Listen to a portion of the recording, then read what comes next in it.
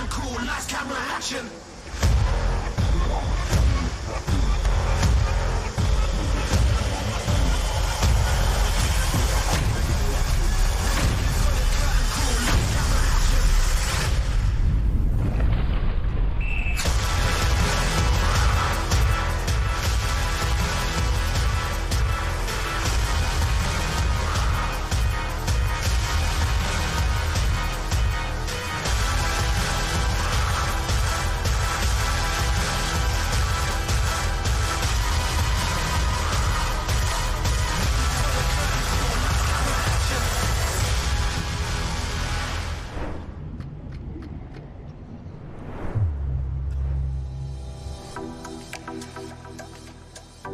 Hello and welcome to the 2024 Lifesaving World Championships on beautiful Kurrawa Beach. And what about this? It's day 2 of the Open Ocean Championships.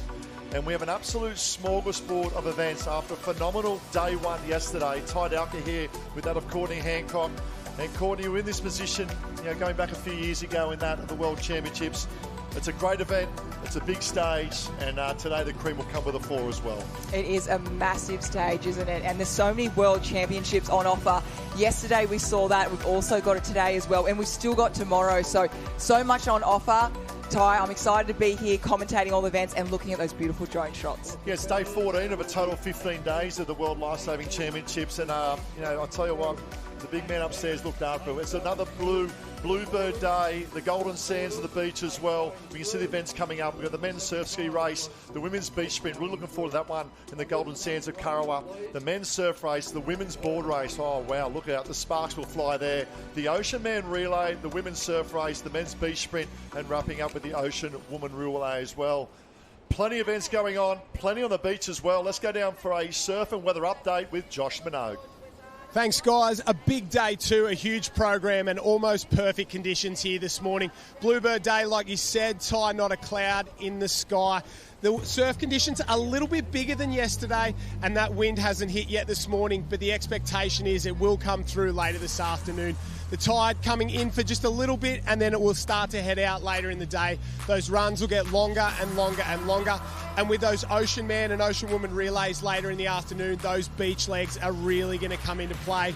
Surf condition-wise, a little bit bigger this morning, maybe 1 to 2 feet out there. And of course, it's that punchy Kurrawa shore break that makes things really, really difficult if you don't time it perfectly.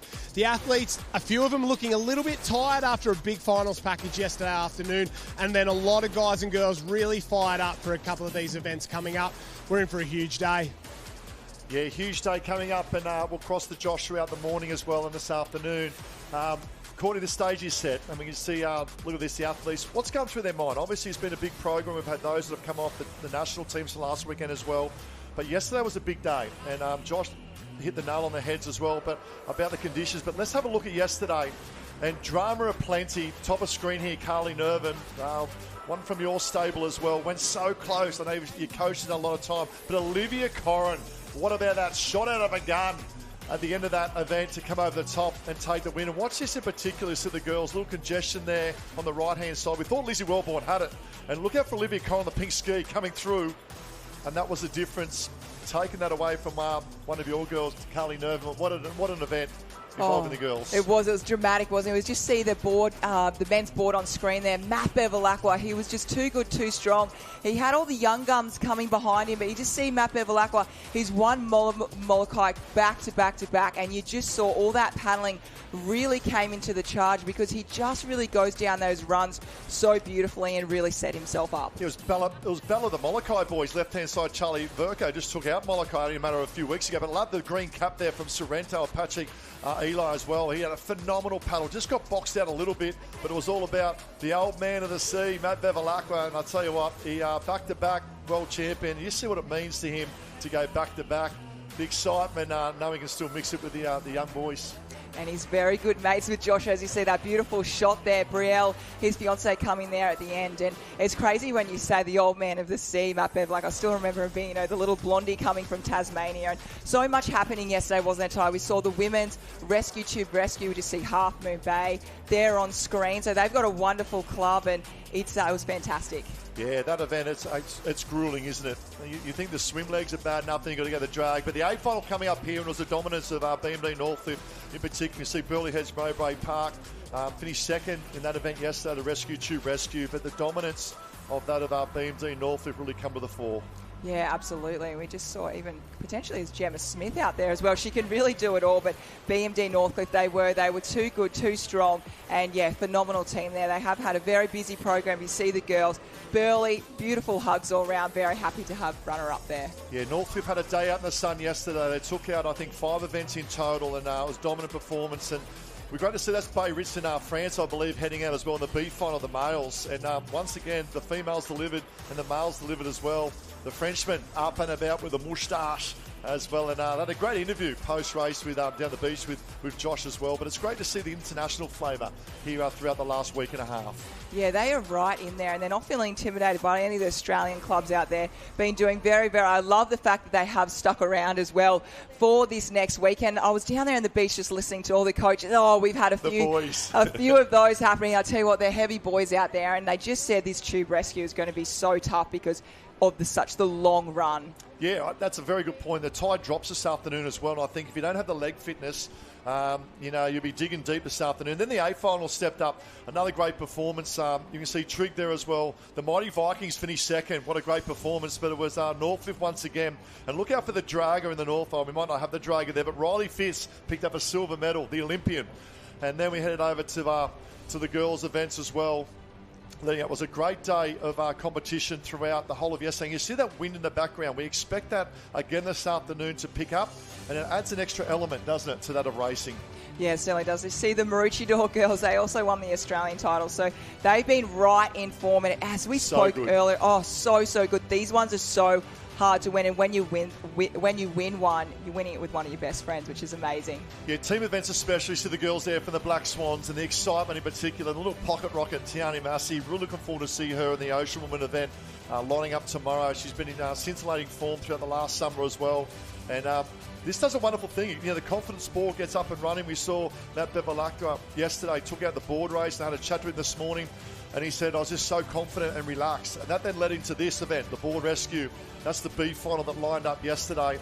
And we'll watch the men go out and about and come back in. But the elements played a huge part yesterday afternoon. They certainly did. It was quite a short event because, as we said, the tide went out, as you can see there. So it really turned into a lot of running. So even though it was short around the water, it was very, very tough on the sand as well. You just see Ollie there from Maroochydore going out. Very, very good board paddler. Yeah, we spoke about the confidence of the confidence ball rolling, and obviously in the B final, then Maroochydore girls won, the Maroochydore boys backed it up. But this is the A final, and it was all sparks. Joe Collins absolutely flew out the blocks, and CJ Brennan from the mighty Vikings at Currumbin, they almost picked up a little bit of a nosedive and a nose stand there, but they were waving front, and you'll see the celebration of the boys coming up. To win it as an individual is great, but to win as a team is something special. Look at the boys getting around each other. Joe Collins, Matt Bevilacqua, take a bow. They're the World Board Rescue Champions 2024. Yeah, they're going to be a hard, tough team for the future, but look how happy they are. And I love this. You did mention that. I love how Bevy, he's been very tactical and smart. We saw him the individual board. He got up and he got running, and he just did the same then. He made Joe get up a little bit earlier instead of catching the whole way in. So he's just aware of that and very, very good surf skills. Impressed with the other handshake there. They went up to the other sand. It was the women's beach relay. And once again, the sparks were flying up at the beach relay. This is the B final, qualifying through yesterday afternoon. And what I love about it as well is there's different coloured caps from right around that of the world. And we just see Tiani Massey there. She went actually for a run as well. So very big program for her. But I tell you what, she doesn't look like a water competitor on the beach. She's very, very quick and looks right at home anchoring that Maroochydore Beach Relay team. And then it led to that of the A finals as well that come up. And it's interesting because of your team structure, only allowed 10 competitors per team. Some need to have those water competitors step up in that of the beach relay as well, because we're looking at overall point score, and then we led to the potential. This might be still the B final running through. We can see at the moment, but it was a great spectacle, and the crowd obviously comes to the sand as well. They're about 7, 8, 9 deep as well. We see Currumbin on the right hand side right now. There's Massey, you spoke about in the yellow singlet for the Black Swans and Maroochydore.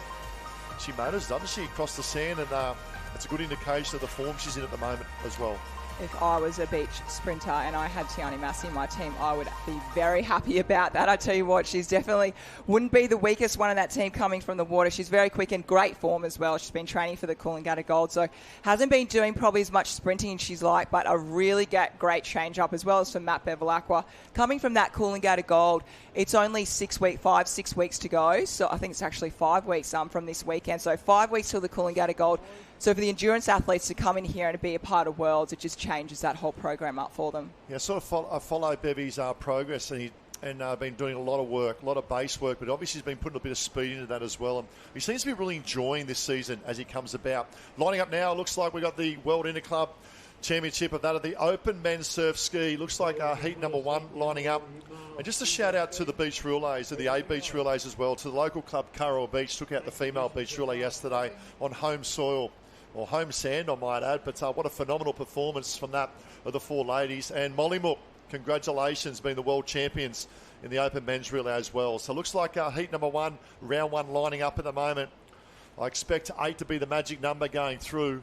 Far left-hand side. Just try and pick up the club caps with this heat number 1. I believe it is heat number 1 lining up. And that's Patrick Eli. Now, he's from Sorrento.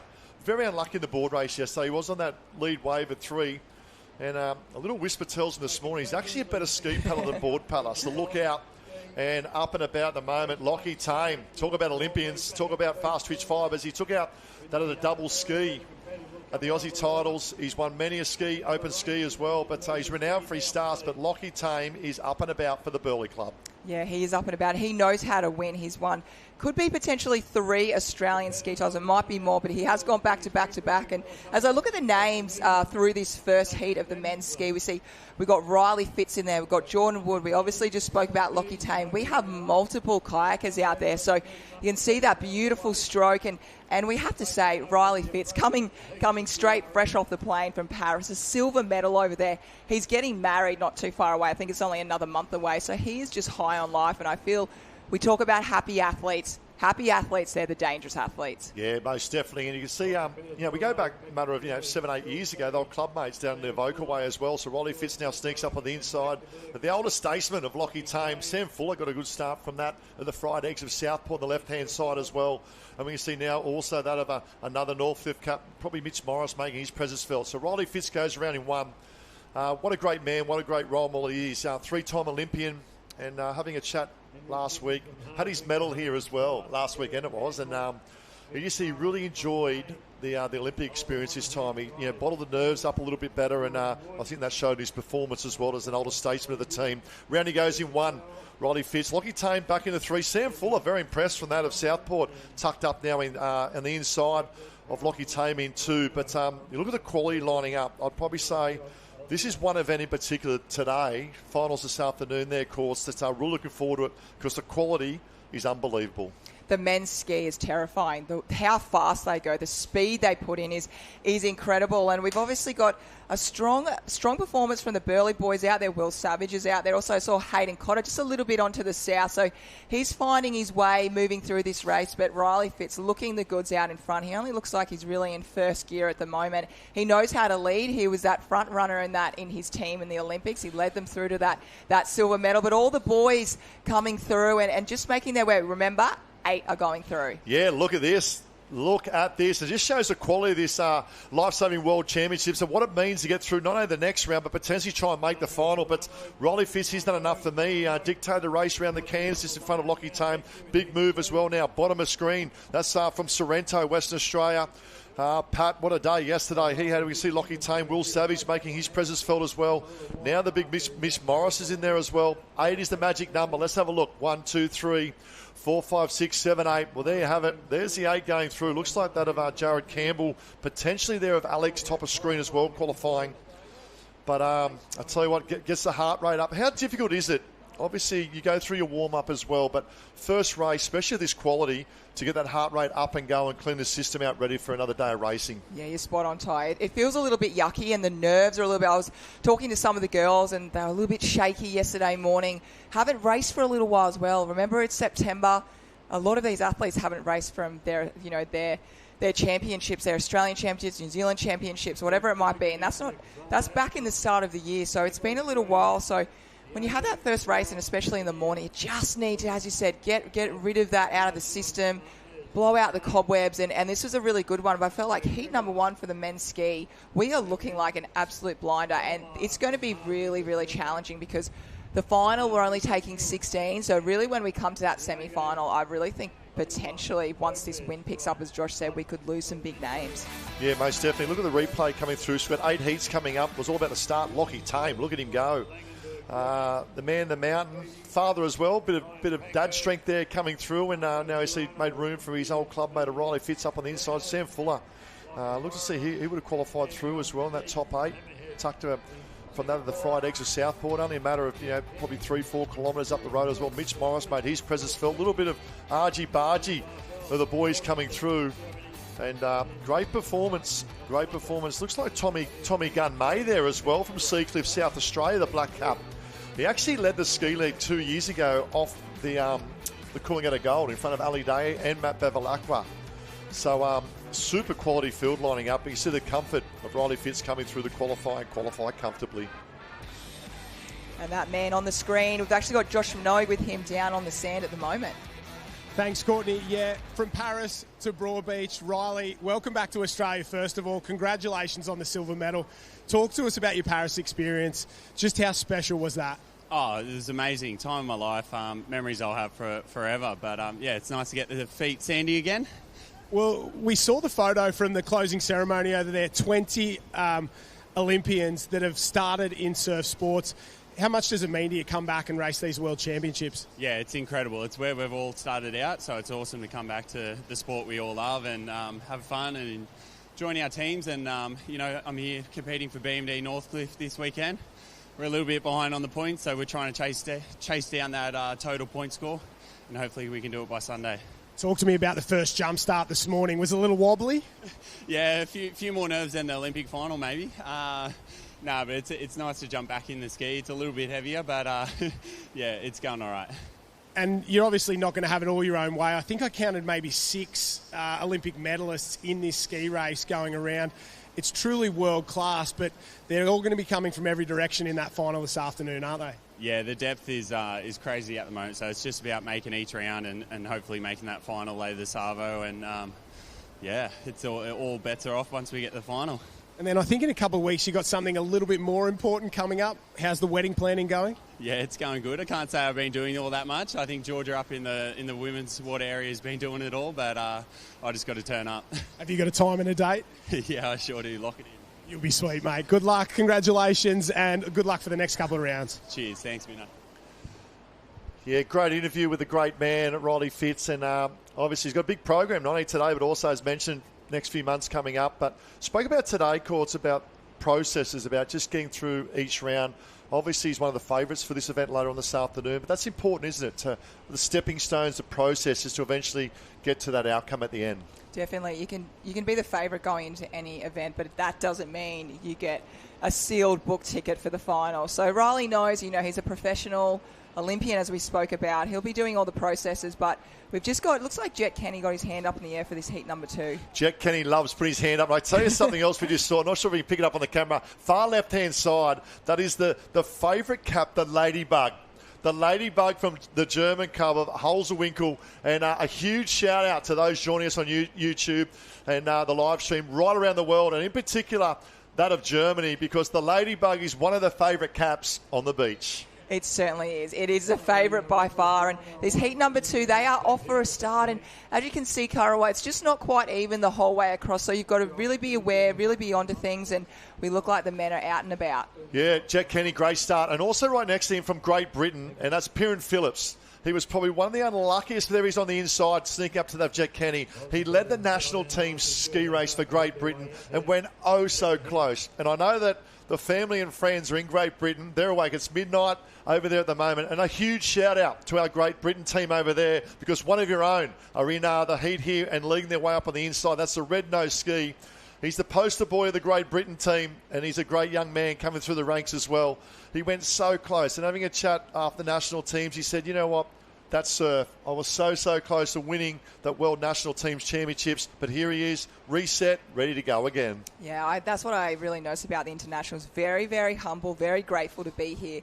Just on his side, pace dropped down a little bit. Jet Kenny, we've also got Lachlan Warner from Avalon Surf Lifesaving Club there, and Max Beattie not too far away as well, just sitting there. They all know that magic number is number 8, so I feel like the paces are potentially a little bit down from that heat number 1. As we can see, the wind, it's really, we've got a northerly at the moment, but it looks like there's a tiny bit of coming off the screen there, that it's got a little bit of a northwest, so it's going to be a tough paddle in. Yeah, I expect exactly as mentioned, a little bit northwest, small, swinging out northeast as well. And you spoke about Max Beattie, a huge shout out to Maxie, and the way he's bounced back the last 2 years, and so close to a podium finish on the board yesterday. And it's great to see him race with a smile on his dial. Talk about smiles on the dial. Look at this Jet Canny. We talk about masters of their trade and families, and entrenched in that of lifesaving. The Kenny name in particular just reads the ocean so well. And this is the tactics we'll see as that wind swings around later on today, and we can see Piran here at the moment. He's starting to go a little bit further north. Now, the advantage of that is it's going to better finish towards the finish line, have a better line. However, he's sacrificing a few of the runs coming off that last can. Yeah, it's a difficult one to do. You saw that in the women's open ski final yesterday. There was tactics taking either way, and we saw the southern side got a bit crunched at the end there on the pole. So it's been smart, it's setting yourself up, but it's also not fighting the runners as well, as we just see a few of not the back markers, but maybe 5, 6 coming in just behind there. That potentially could be maybe Max Beattie, as we just spoke about, coming down there from the Surfers Paradise Club. So top 2, top 3, they look very safe and comfy at the moment. Yeah, well done to the boys. And the shout out, we said that's our top of screen. We spoke about Piran Phillips. He's from Portsmouth Surf Lifesaving Club over there in Great Britain. And you can see the little holes and little opportunities, little rip pull out there as well. So the angle of the waves, and yesterday going back to that of the female ski final, what a race it was with a girl you coached there, Carly Nervin. She was top of screen. I thought the angle of the wave she might have got there, but so close. But Courts, I want to ask you, coaching yesterday, obviously you've been doing a phenomenal job in the commentary with the commentary team over the last week and a half, but to be on the beach coaching one of your athletes yesterday in that ski final, how did you feel? Oh, thank you so much, Ty. Yeah, I was so nervous. It was Carly, she's the reigning champion for the board and Iron Woman World Championships over in Adelaide. That's 6 years ago, and as I'm just speaking with the replay there for the men's, and so it's been a while since she's raced. 6 years. That was her last race that she did. So to come back, only 12 weeks of work, and she asked me to coach her for that, and it's been an amazing 3 months. I want her to keep going, but we'll wait and see. And she set the goal out to win the ski yesterday, and she came oh so close. If you haven't seen it, make sure you watch the replay, because what happened there, it was, we had Olympians in that one. It was a lot happening, and she kind of had the race, but then Olivia Corrin, fantastic skills, came down the south side. You saw Alyssa Ball, you saw Tiani Massey, Gemma Smith as well, got crunched in the pole, and Olivia Corrin actually came from behind and came in faster, which just got her in. But I actually thought it was potentially a tie at first. Lizzie Wellborn was in there as well, as we just looked to the finish. A little bit different to yesterday, but we'll see the tide go out, as Josh said. But it was, very nerve-wracking being a coach. Oh, most definitely. You saw the tide finish in the replay as well. Now, obviously, this is a heat coming through for the males. It was a phenomenal race yesterday, and go and have a look. And I would not have liked to have been in your shoes, I can tell you, because the nerves in particular. and it's great to see. But phenomenal racing. That's heat number 2. And we'll go down the beach for the golden boy, the poster boy of Great Britain, with Josh. The golden boy of Great British paddling there, Piran Phillips. Not the result you wanted for the national teams last week. You led the entire way, got swamped at the end. Looking for redemption here? Yeah, definitely. I think, there's over 150 ski paddlers here. Every single person will want to win, so you won't be here if you're not. So I have to give it my best crack, but standards risen, and I have to go paddle my best race again. Talk to me about what you do back home. How much time do you spend in the surf? How much in on the flat water? All winter is flat water. Got in the K1 probably just over a year ago at Southampton with the canoe club, and been battling that in probably in sub-0 degrees sometimes. So we have the pogies on and a lot of layers. But in the summer, spend all my time in the surf at Portreif. We've got a pretty heavy shore dump, and we've got an awesome club. Big clubhouse, and we run a program very similar to anywhere rest in the world. We train every morning, every evening, so we got it pretty good. And have you got a message for the guys back at home? Yeah, anyone who is still up awake, it's probably midnight now. Hello, thanks for watching, and I'll see you in April. So close in the national teams. Good luck for the Interclub. Hopefully we'll see you in the final. Yeah, cheers, Joshy. Yeah, great job, Piran. Great job, Josh. And a great shout out to all those in Great Britain. I know Emma's been watching very, very closely the journey of our family member there as well. And it's great to see. He speaks very well, doesn't he? He does. He speaks beautifully. And again, just so humble and really grateful to be here. That's really been the tone of what I've seen from all our international competitors, which has been beautiful. But I love how he didn't even get his hair wet. Here we go. This is heat number 1. Roddy Fitz went through. Will Macho Man Savage from that ability Hedge Mowbray Park. Originally a boy from WA. And right next to another WA boy, Sorrento. Pat, well done, mate. Mitchy Morris, Hayden Cotter, Tommy Gunay from South Australia there of Seacliff. And we see a few other competitors that may not have taken part as well. Or finalised coming through. Heat number 3 coming up. There are, as you mentioned, there are 8 in total. We expect 8 go through. They'll then roll to quarterfinals. Once again, 8 is the magic number to semi-finals. And the big show, big dance on 1:30 this afternoon. They'll roll into that of the World Lifesaving Championships finals package for day 2 of the Open Ocean Championships. I love this. I get so excited. I obviously had to go back to my teaching role during the week, and I could not wait to get back on the beach courts for this, because it's the big stage. It's the World Championships. We're showcasing such our great sport of surf sports, right around the world. But not only that, it's also in preparation for 2032 Olympics as well to showcase our sport there. Talk about great athletes. Over there in the black rash shirt, just sort of looks like he's playing in the sand a little bit. It's the current Australian ski champion, Ben Carberry. Obviously, a lot of the Olympic kayakers could not take place in the Aussie Championships going back a few months ago. And the Carbonator, Ben Carberry, didn't probably have the start he wanted back in the Aussies. He's was sitting back in about 10th, but the ability to work the ocean coming home, which is very similar to what we'll have not only this morning but this afternoon. Look out for the man from Burleigh Heads being that of Ben Carberry. Yeah, he's a lovely fella as well. And sorry, I'm drawing a few pictures. Maybe he was drawing the cans, just reminding himself where to go out there. But no, he's a phenomenal person. Comes from down south and Rilla Barracks Point, and a beautiful girlfriend as well. And no, he's a big bear, isn't he? He's soft on the inside. He looks nice and tough. He's also very good at the footy, but he's another big fella out there is Jackson Collins. So he'll be out there as well. We'll see a lot of speed from him at the start. And again, I think the men from watching Heats 1 and number 2, they've just seen how much pace there is right from the start. So it's really important for them to go through their processes and just keep ticking it off all day. Yeah, 2 massive units that have Ben Carberry. He's a carpenter during the week as well. He throws hammers around. He's played, front row in rugby league football a matter of 2 years ago. And then you got Jackson Collins. And I love stories inside of stories. Now, Jacko Collins, phenomenal ski paddler, obviously a part of the K4 Olympic silver medalist as well. He's been on the podium there many a times. But the other thing with Jacko Collins was that he was a phenomenal Australian football AFL league player as well. He was a part of the, I think back in the day, junior development with the Gold Coast Suns. So great to see the diversity in sports. As we see the men's race here starting to line up, Tex Dixon, he'll fly out the blocks, more renowned for his board paddling. But what I also love about this is the different countries. Germany, look at that. 1, 2 from there, Germany, UAE as well. That's Fraser Hallett, a big welcome there. Mixing up another one from Germany there. South Africa, look out for Jonathan Lucas. The South Africans took out, obviously, that are the junior male and the senior male in the national teams last week. And what a performance for that of the nation of South Africa. So good. Nick Franklin there from that of the Williamstown Surf Lifesaving. Another Germany as well. Lagenberg and Majberg there as Vogler lining up.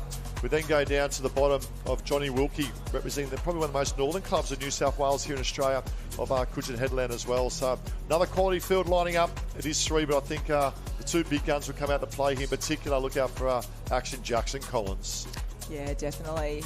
Boys are just taking their time at the moment, just relaxing as much as they can. It's a big, big day. A lot of, as we spoke about these men, some of them up to day 14 of racing. So it's been a big, a lot of food, I'm sure, that have been devoured over this last 2 weeks. So we'll just have a look into it. We're just trying to get a little bit more information. We might even try and get Josh in a second. There's actually been a protest on the course. So we'll wait and see if we can find Josh on the sand. He's, I'm sure at the moment, be gathering some information for us. So you're allowed to put a protest in. So we'll just grab Josh Minogue. He's right down in there, and he'll be able to tell us what the update is. Yeah, thanks, Court. Just a couple of sort of issues there with the course. Athletes not loving it, coaches not loving it. You're supposed to protest before the start of the event. So if we've run some heats with this course, we may have to rerun those first couple of heats in there. I don't know exactly what's happening down there, not privy to that conversation, but there is the competitors' liaison, the chief judge, the chief referee, all having a chat about that one. We will maybe see adjustment of cans, and hopefully we won't have to rerun those first two heats. But you're supposed to protest the course before the event begins. If they've left it just a little bit too late, there might be a little bit of dramas here. But we saw exactly the same situation with the board rescues and the rescue tube rescues yesterday afternoon. One end dramatically easier on the run out and dramatically shorter on the run home in terms of those finals in the afternoon. So there was protests, multiple protests, and then it started to get interesting because coaches didn't want the earlier races to be rerun, so they chose not to protest. Coaches wanted those races to be rerun, so they did protest. So a bit of gamesmanship going on down here amongst the coaches, team managers, athletes. We're trying to get the most fair course we can, but sometimes in surf sports, as we know, it's just not possible to be completely fair. You've got to deal with the conditions put in front of you, and especially in the early rounds, sometimes you may have to overcome a course that's not perfect. Yeah, couldn't agree more, and it would be a surf sports car without a drama, because it just shows what it means so much, especially here at the World Championships. And just look at these conditions here. Curra, and you know this as well, Courts, it's a very open beach, and unfortunately it's not like a swimming pool where all the lanes are the same. So it's totally a part of the elements of nature. And if you have a look, you see the little holes and pockets where the finish line there of the skis at the moment. If you go a little bit further north, you see there's a deeper, darker area which shows pretty much good sign of where your rip pocket is, the deeper water, and the waves always break in the shallow part of the ocean. So the athletes, they know what lane they're starting in, they'll know the conditions, but as Josh mentioned, if there's a concern, it's got to be named prior race, not post when you may have missed out. Yeah, absolutely. No, Josh was spot on everything. He described that perfectly then. Surf sports, it isn't like a pool. It's not always going to be perfect, and sometimes you may just be in that alley where it might be the hole, you're not on the bank, but you just have to make the most of where you are. Be tactical, be smart, run that extra 10 metres. Like, it's all about making the most of the alley of where you are, and also being really positive about where you're standing on the line as well. You know, there's no point getting there and going, okay, I've got the worst position on the line, you know, and kind of, you know, feeling sorry for yourself with that. You've really got to get yourself up and go, okay, I'm not in the best position. I'm going to run behind an extra 10 metres. I'm going to run super fast. I'm really fit running. It's all really, I believe, with mindset with that kind of thing. And also with waves, we saw Shannon Eckstein do it every single time he raced. He would make the waves and swell work for him. So that's what you have to do. And I guess there's a little bit of mindset with that in that. But as Josh said it perfectly.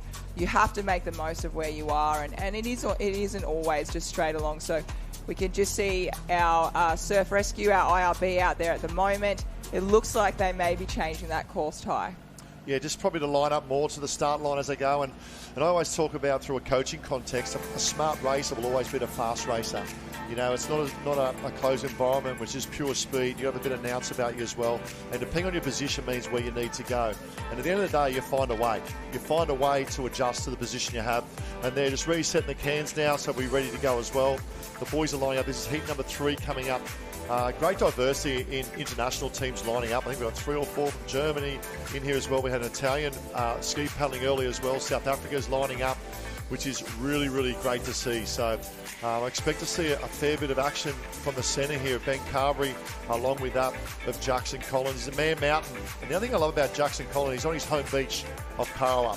And that, in terms of home ground advantage, you talk about, you know, in terms of any football discipline we talk about in games, there's a slight advantage to having an event on your home ground, isn't it? On your home turf, your home sand, and your home water. You not only get a little bit of extra confidence there, but you also are at this beach every single afternoon. You know the holes, you know the pockets. You feel comfy. You hear all the time. You know, because some beaches along the coastline, they have a rip and it never goes away. It's in the same spot all the time, no matter if it's flat, medium-sized swell, big swell. So he'll know all those little pockets and those little moments to get out there. So definitely watch out for him. He's definitely going to be a tough one to beat, not only because he's fantastic ski paddler and always up the front, but also that home advantage. is just something special about it, isn't it? Yeah, and also to me, it's about comfort. You're being confident in the environment. You can control a certain amount of things, and some you can't in terms of the environment you're going to get. But he's getting comfortable in that.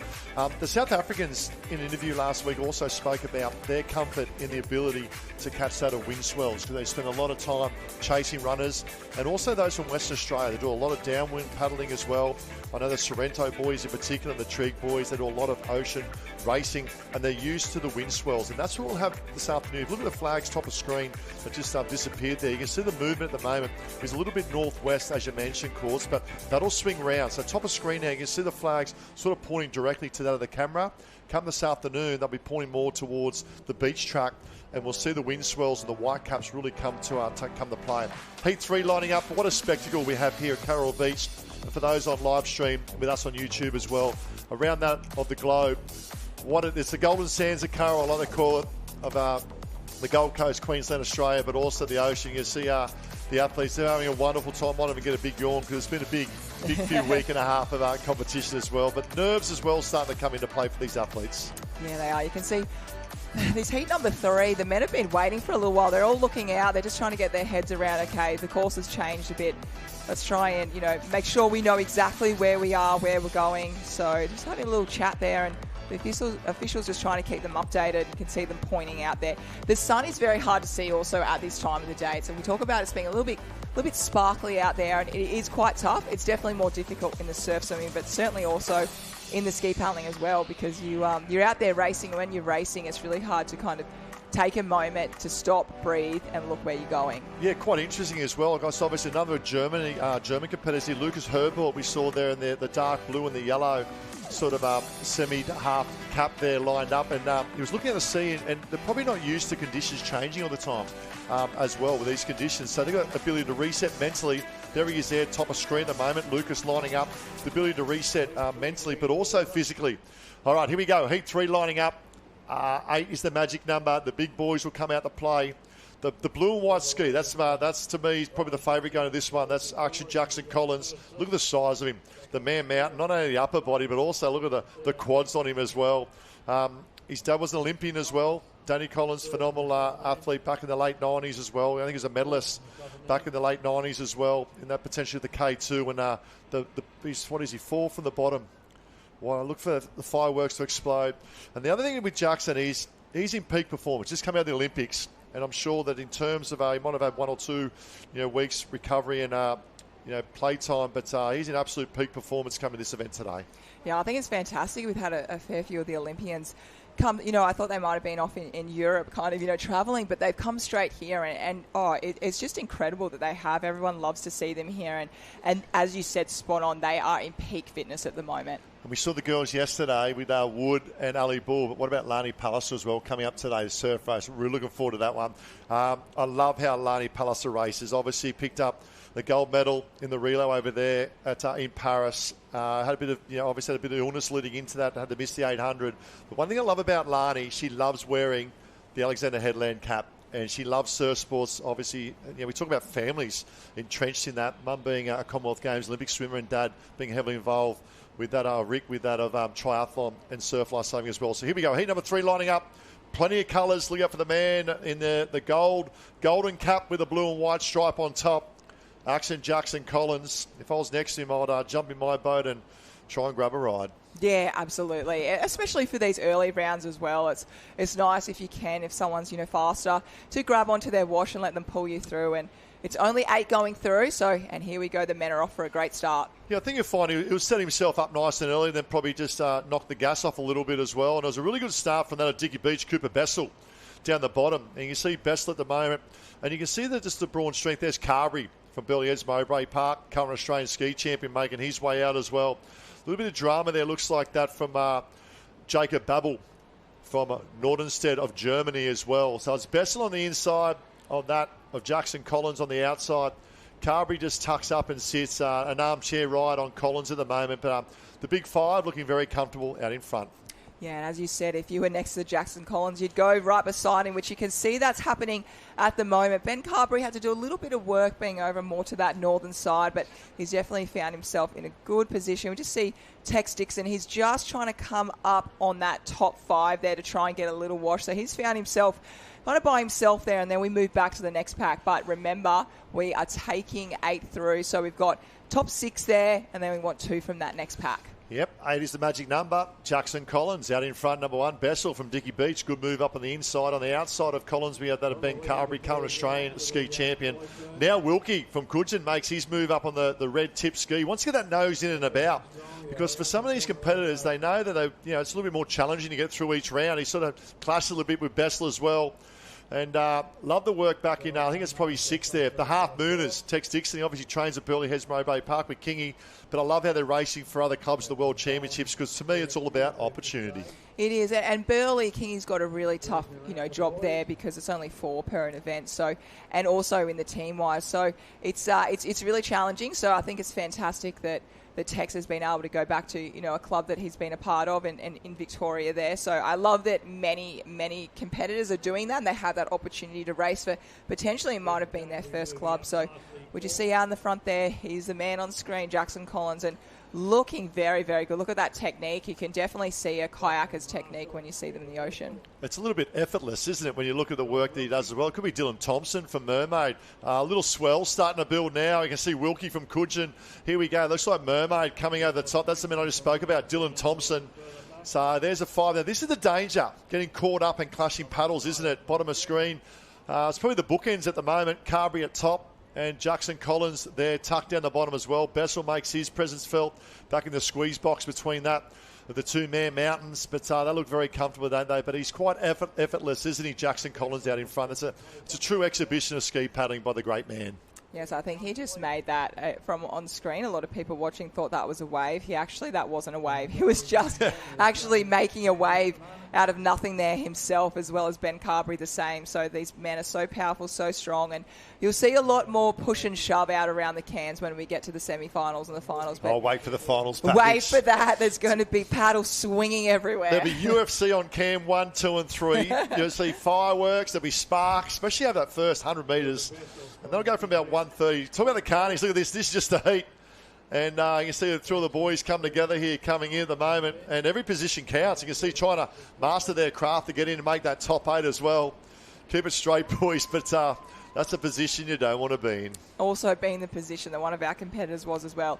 He was on the inside of his ski. So every time a wave comes over, he was on the inside getting hit there as he's got himself over there, straddling it. Oh, he's just popped off the side there. But it's so tricky. There's so much water movement. Even though the waves don't look big, they are very, very strong as we see the replay for the start. Yeah, we'll pick the replay, and it's bums in seats and boats. Boats are a blast at the moment, and I couldn't agree more. It's the angle of the ocean you can see, and it's not a clean swell. Normally we look at 11 or 12 second period swell, which gives us a nice clean line swell. Now we do have a slight change in direction in swell a little bit later on today, where it does become more east and more direct, but then you've got the northeast wind cutting across as well. So there's going to be a lot to play throughout this morning heats and qualifying, but also later on this afternoon in the finals package, because a little bit of luck and knowing when to run with the swell, and like you spoke about, work in unison with the swell, is going to pay huge dividends this afternoon. You see Ben Carberry there coming back. He's had a big off-season. He's building into the professional series coming up. Had a great last couple of series as well. Had a few little niggly injuries, lower leg injuries as well, but it's great to see the carbonated back. Very impressed with Bessel from Dicky Beach. Good paddle there for the boy from up on the Sunshine Coast. And we can see heat number 4 starting to get organised and starting to line up as well. Huge program, ski races this morning, surf races, ocean man relay and ocean woman relay. Obviously the gender relay, swimboard ski and runners involved with that as well. That's a great event. And that'll wrap up this afternoon, the finals package as well. The female board race. They're tough to win, aren't they? We saw the female ski race yesterday. Look out for that of the female board race. That of today. But down the beach, I think I see a Viking, a logo of a Viking cap with Josh Minogue. Not the Currumbin Vikings, it's the Dubai Vikings. I'm here with Vergus. Congratulations, mate. You've got yourself through to the second round. Tell us about that one out there. It was different than what I'm used to. I'm used to flat waters and not really waves. We've been out here for about 3 weeks now, so getting used to it has been very different, but it's easier than what it has been for a couple of days because it has been quite big, but the flat water I was able to actually move the boat. So. Tell us about the surf sports program and sort of the movement there in Dubai. The Vikings group, Munna's in charge there. He's really sort of captured the imagination of a lot of athletes, hasn't he? He definitely has. He's been a massive impact into my life. I've been with him for two and a half years now, and just every day working with him has been a dream come true, really. And does it seem like it's growing there? Obviously, a big expat community from around the world. Is surf sports getting bigger? Yeah, definitely. So we've got Vikings. We also have Paddlers Hub, which focus mainly on skis, but for the actual surf lifesaving, it's growing, it's getting bigger. I think he's got nearly over 500, 600 kids there now, so it's growing bigger and bigger, so it's nice. And how'd you feel lining up against the Australian champion, Benny Carberry, in there? Yeah, it was different, definitely different. And I just knew to have fun, enjoy myself, and wherever I placed, that didn't really matter. It's just having fun. Well, congratulations and good luck for the next round. Thank you very much. Yeah, great job, Josh, and Fraser as well from that of the UAE in terms of the mighty Vikings. And what about the hundreds of competitors that train? They do a wonderful job, and the heat over there would be quite difficult to train in as well. And I know they're big with their ocean swimming over in that area of the world as well. And for those on YouTube and live show, big shout out and Munna's now doing a wonderful job over there in terms of the UAE and Dubai. And you never know, we could have a World Championships somewhere down the track many years or years in the future. It'd be great to have a World Championships over there, wouldn't it? That was just fantastic and so impressive with how many, what they're really building there. So I can definitely see another 2 years when Worlds is in Morocco. I can see them really, really building and learning, and I just love how passionate they are. But as we move on to heat number 4, you see there in the middle, Matt Bevilacqua. He would love to do, he'd love to do the triple, wouldn't he? The board, ski, and the Ironman. That would be impressive. Oh, I tell you what, he's in good form too. Obviously preparing for the Coolangatta Gold and looking to go head-to-head up against the great man of Ali Day, going for 10. It's a phenomenal feat, and 2 great humans as well. So here we go. Germany, top of screen. France from Bay Ritz as well, off to a good start. Big move by Jay Nurskine. Look at him we talk about one Viking of the UAE. This is the Crumman Vikings from just down the road as well.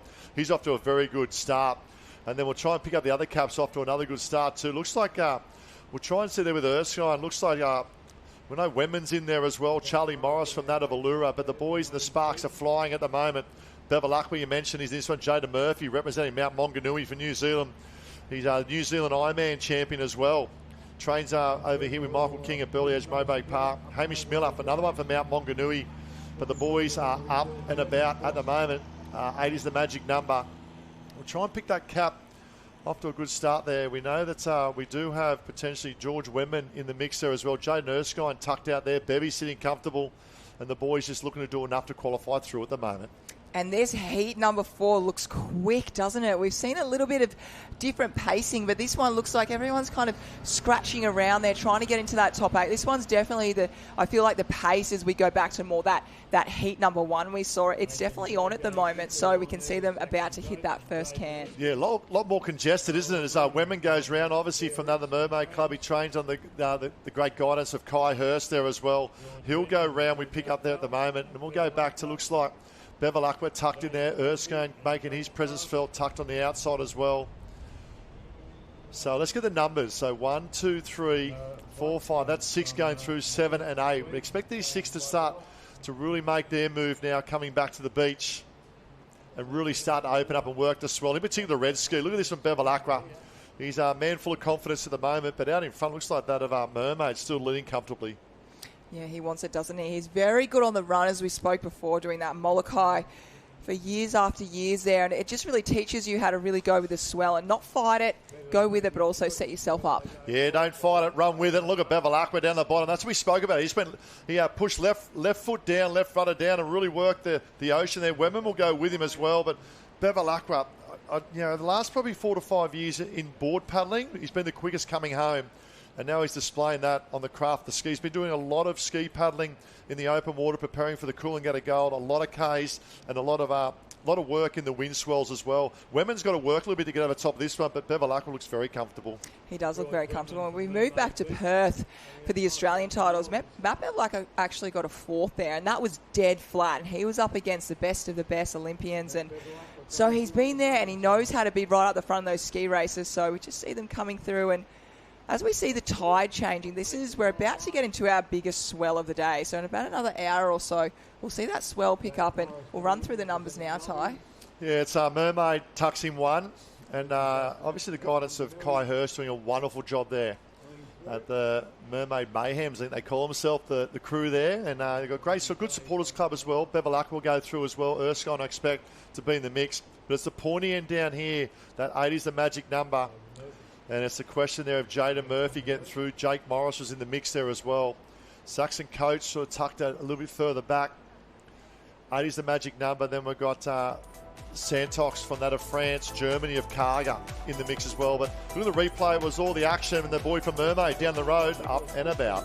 Yeah, he was off for a very quick start, wasn't he? He really made sure he's off and about. He didn't want to muck around the start and get hit by too many waves, because we've seen that before, and they are punchy and they are strong. But yeah, the pace was definitely up for this heat. But the likes of Bevy, he'll be really happy about that, because it gets them started, gets them sorted for the day, and all these men in this heat, number 4 it was, they will be ready for that quarterfinal coming up. Now, for those picking us up on YouTube around the world as well, the benefit of going around that top 1, 2 or 3. Now, with these conditions, going around in 1, 2 and 3, you're going to give yourself the first opportunity to pick up swell. It's pretty crucial throughout the whole today, whether it be heat, quarters, semis, and the big show, the big dance, the final this afternoon, to get around that top 1, 2 and 3.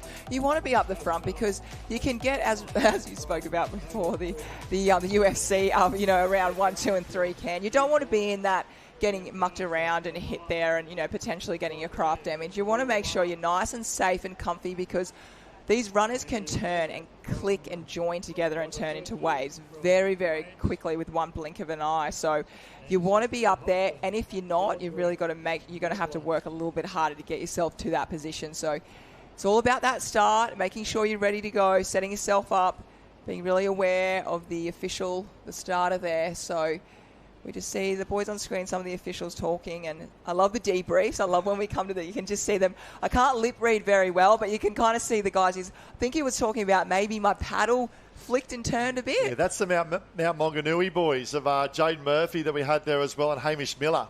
And representing, I know Jaden trains over here in Australia, but it's so great to see going back. He grew up in Mount Maunganui and put the cap on there, and you can see the boys lining up as heat number 5 lining up. And look out for this man in particular. We just saw on the line there. I'm really looking forward to seeing his form, Fletcher Armstrong. Let's go back now to that. This is Jackson Collins. This was, I believe, semi-final number 2. Collins, Bessel, Carberry, Wilkie, Dixon, Thompson. Larvin there as well from Glenelg in South Australia. Great performance.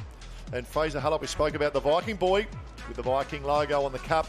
And that's the Viking cap of the UAE over there. He's qualified through as well, which is great to see, isn't it?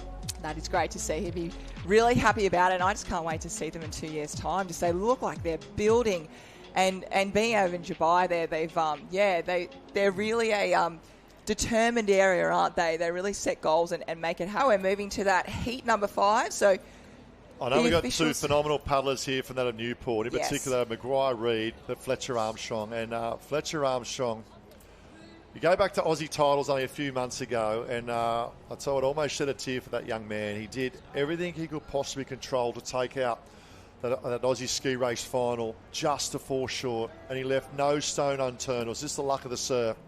And he was devastated, and rightly so as well. And unfortunately, that surf.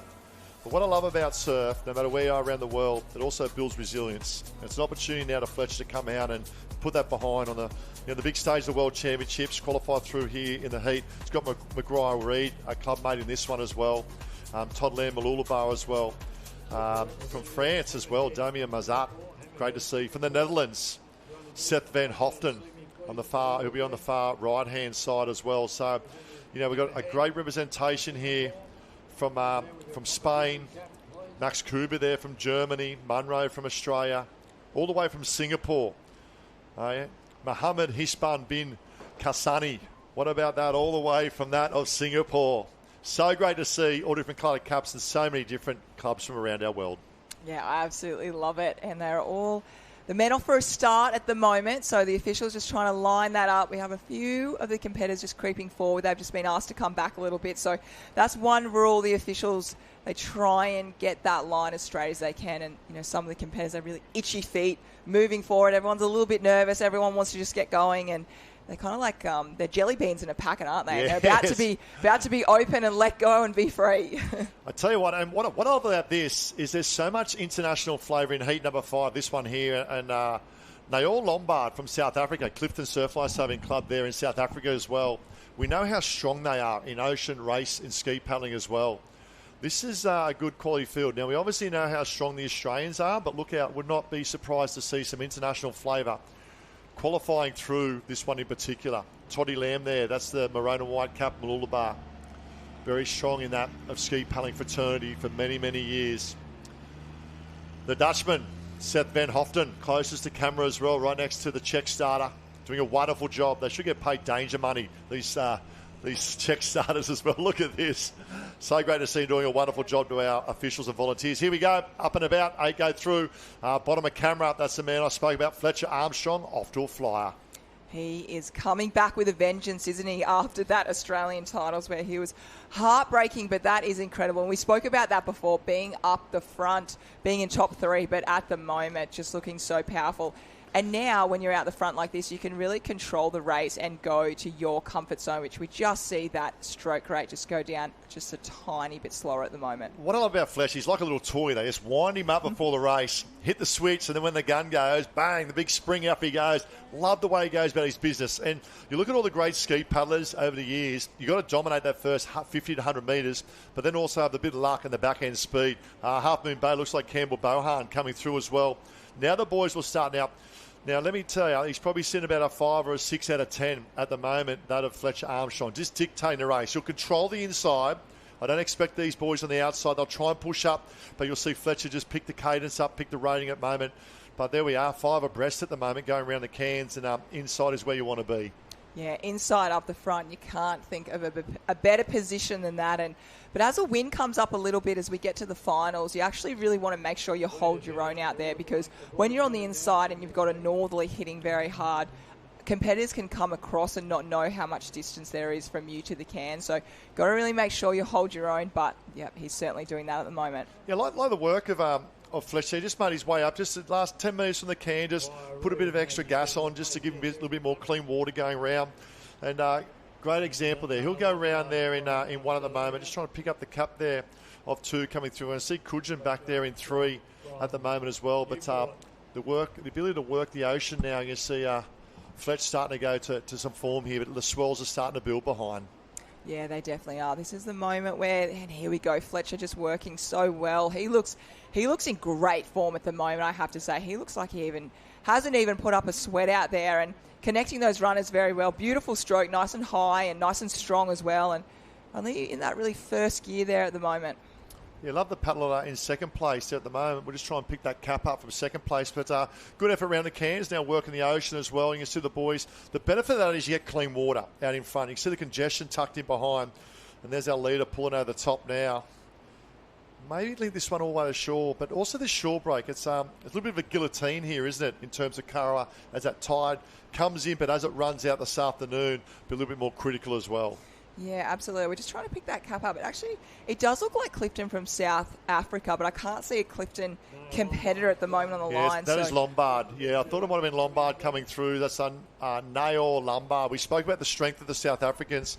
We just saw with the sunlight, it was hard to pick up. There was more of a white and green on there, but it is him coming through from Clifton's Surf Lifesaving Club in South Africa.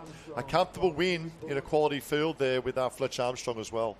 Yeah, that was really quality, and that was also the pace I felt was really high again for that, as we can just see the final numbers crunching in there, everyone wanting to get their spot and not miss out in that first round. But Clifton have been so powerful and so strong, not only in the water but the beach as well. I was going to say the beach as well. And Josh, get a chance to have a chat. Would love to have a chat to the South African from Clifton Beach, because they've got one of the best support crews over here. We saw that in the celebrations on the beach.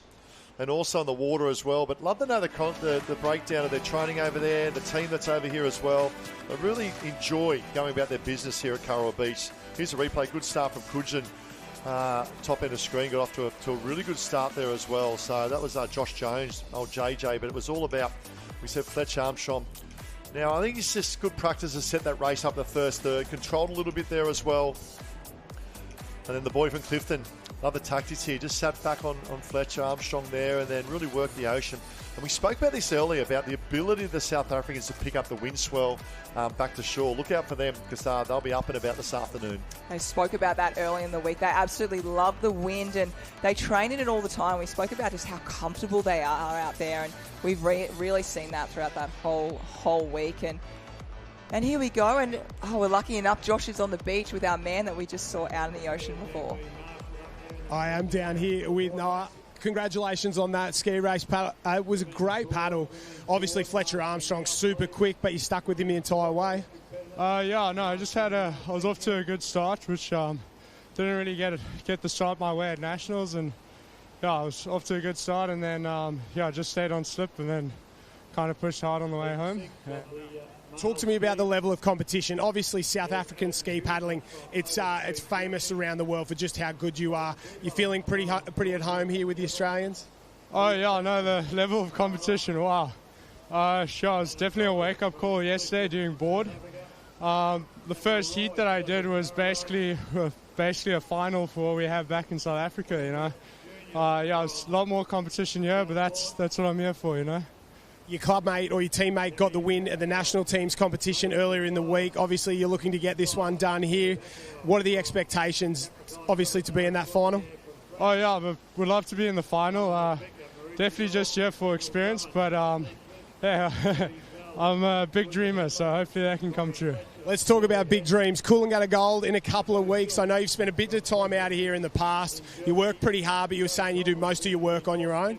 For the Coolangatta Gold especially. A lot of this training, all the shorter stuff I've done for the past 2 weeks or so was with my team at Clifton. They've been really helping me, but Coolangatta Gold, that's all by myself really. Just putting long hours on the ski, you know, in the winter as well. It's so hard to get up in the morning when it's like 4 degrees and pouring with the rain, but still got to get it done. And hopefully Coolangatta Gold is going to be a good one this year. You said you got big dreams. What's the goals? I'd really be happy with a top 5 for Cootie Gold. Yeah, I think that's the one. Why not? You heard it here first. Good luck not only today for the next couple of weeks, Noel Lombard from the Clifton Beach crew in South Africa. Yeah, I love that. I wrote down a few little points here, and Josh mentioned as well. He said, I'm a big dreamer. And, you've got to dare to dream to be successful in life. And I love that bit a bit. And the other bit he spoke about is the 4 degrees in the morning. We live on the Gold Coast. We're lucky if it gets into single figures. But he said, I've got to get it done. And I love that focus. And, mate, all the very best to Noel Lombard, because I tell you what, your head's in the right place there, buddy. I'm a big dreamer. That actually gave me goosebumps on my arms there. Noah spoke fantastic, and he's got every great opportunity to make that final. And a big dreamer, that's what you really need in life. You've got to take it back to being a kid, don't you? And that's how you created goals. You started off by dreaming something and thinking to yourself, okay, I really want to do that. How can I get there? Yeah, most definitely. I've got a great little saying: if you aim for the stars, you're not going to come up with a handful of mud. So dream big. And we just panned out the camera as well. We saw, I think, the IRBs in the background distance as well. We will be going across at 10:30, I believe, or there approximately. The IRBs will be getting up and about in a moment. So heat number 6, this is heat 5 of the ski finishing off at the moment. There's Big Harry. He's been round as an official for many, many years. Harry, he loves it. Australian representative officials. And the officials are from all around the world as well. They certainly are, aren't they? It's fantastic. We have so many officials out there, and they're all volunteered, giving their time to be here, and it's been a big 2 weeks for them as well. They've really been giving it their all and making sure they're looking after the athletes and getting it fair, and it's just been fantastic. And we are actually up to heat number 6 at the moment. So we've got 8 heats coming up. So this one, a few little names that pop out to me is Jackson Borg. We see there. He is, and actually Corey Fletcher is there as well. Sam Roy, he's very quick as well. But look at that. Sam DeJordan is at the end there. He is one of our commentators, one of the team, one of the family. So lovely to see him out there having a really good dig. Yeah, that's him on the far right-hand side. We should have mic'd him up actually and put a little headset on him. There he is. He was in the booth commentating, doing a wonderful job yesterday with Christy Munro and now lining up. And I love the club caps lined up next to him as well because that's an Italian. That's Giaconia from that of Sal's owner in Italy. And next to him is, tell you what, he's a great man for the Newport Club, Jackson Borg. He's an Ironman specialist but can paddle the ski very, very well. And right next to him, what about these Borgies in between an Italian and German sandwich? I love it. And then Joey Collins. You want to see some fireworks? Joey Collins, the mix there, yellow ski there of Corey Fletcher. He took out the national team's board race. An absolute rocket on the board, but also took out the summer surfboard and ski last year as well. So we know he can paddle the ski in particular. So in very, very good form. Joey Collins, another one from Germany there is Schultz. Fletcher, we spoke about Bell from Coogin. Seacliff, South Australia. They produce some phenomenal ski paddlers down there. Drummond, Richardor. Mac Vicar there. Another one from France. We then go that to Sam Roy. Sam Roy, Service Paradise. You trained a bit with Sam back in the day as well. He's a good young ski paddler coming through, starting to mature in age as well, but had some good form last couple of seasons. Yeah, he's been fantastic. He's really set the men up in the Taplin relays and individually did so well. Look at it on the north side. Look at that double up tie. That looks like it's going to be a big punch as we see potentially that could have been Sam Roy getting hit by that very hard. Yeah, you took the words right. The punch come to my mind as well. So look at this punch coming through and it's advantage right-hand side. And I'd like to see in particular probably Sam Jordan. Did he have a good start or did he get collected as well? Because it might have been more the centre that had the advantage going out at the moment. We'll pick him up as they go. But I'd probably say leading out at the moment, I can see Borgie up there in the mix, and it is Sam Jordan. We spoke about that right-hand side. Advantage yesterday as well. That is the blue with the yellow of the Redhead Club of the Hunter Branch down there. And it's also the home of the Australian Ironman champion. A big shout-out to that of Dan Collins and Jess Collins if you're listening as well. It'll be great. But Sam Jordan won. Jackson Borg tucked on the outside in 2. Looks like Joey Collins in 3. Yeah, look at this. They're all like Indian file, but off to the side there. But Sam, yeah, amazing start. He made the most of it, as we spoke about. Kurrawa, any beach in the world, it can't always be, fair side by side. So Sam Roy he'll have to really do some work. But Sam there out in front at the moment, looking really good. He looks really comfortable as well. He hasn't had to pick the speed up, but one comment I wanted to actually mention with you, Ty, is what I love. So we see Joe Collins out here in the men's open ski. We wouldn't usually see that at the Australian titles because the way the program is with the world titles, we saw yesterday the men's have the board, women's have the ski, and today we have swim and ski for the men, and then we do the ocean man and ocean woman tomorrow. So it really gives the ocean men and ocean women, it gives them an opportunity to go into these individual races, which at the Australian titles or even Summer of Surf, they might not have that opportunity with a really big program. Yeah, couldn't agree more. And the other thing too is he's representing Northcliffe and they're leading the point score at the moment on 153 points, looking to go back-to-back champions to that of 113 of Newport and 102 of Maroochydore. So obviously he's trying to potentially make that final. Points go from 16 down to 1. So in positions, 20 points max, then 18, then 16, 14, and then 13 to 1. So if you can make a final, you're going to get points. And we spoke about that of Sam Jordan as well. What I love about him, he does a lot of stuff in ocean ski racing as well. So the ability to pick up the ocean. Like this man, Jackson Borg. Love how he goes about his way. He's a past, obviously, New South Wales Ironman champion as well. But he's a great man, isn't he? He's a good man to talk to and loves racing, loves his club, and he's a great club man, that of Jackson Borg, finishing heat number 5. He is. He's truly got a heart of gold. Everyone loves him. You see he's got the cap off straight away, but not only is he a professional ocean man, phenomenal on the ski and all the craft events, but he also works and also studies as well. So he's got a jam-packed week, and he gets it done.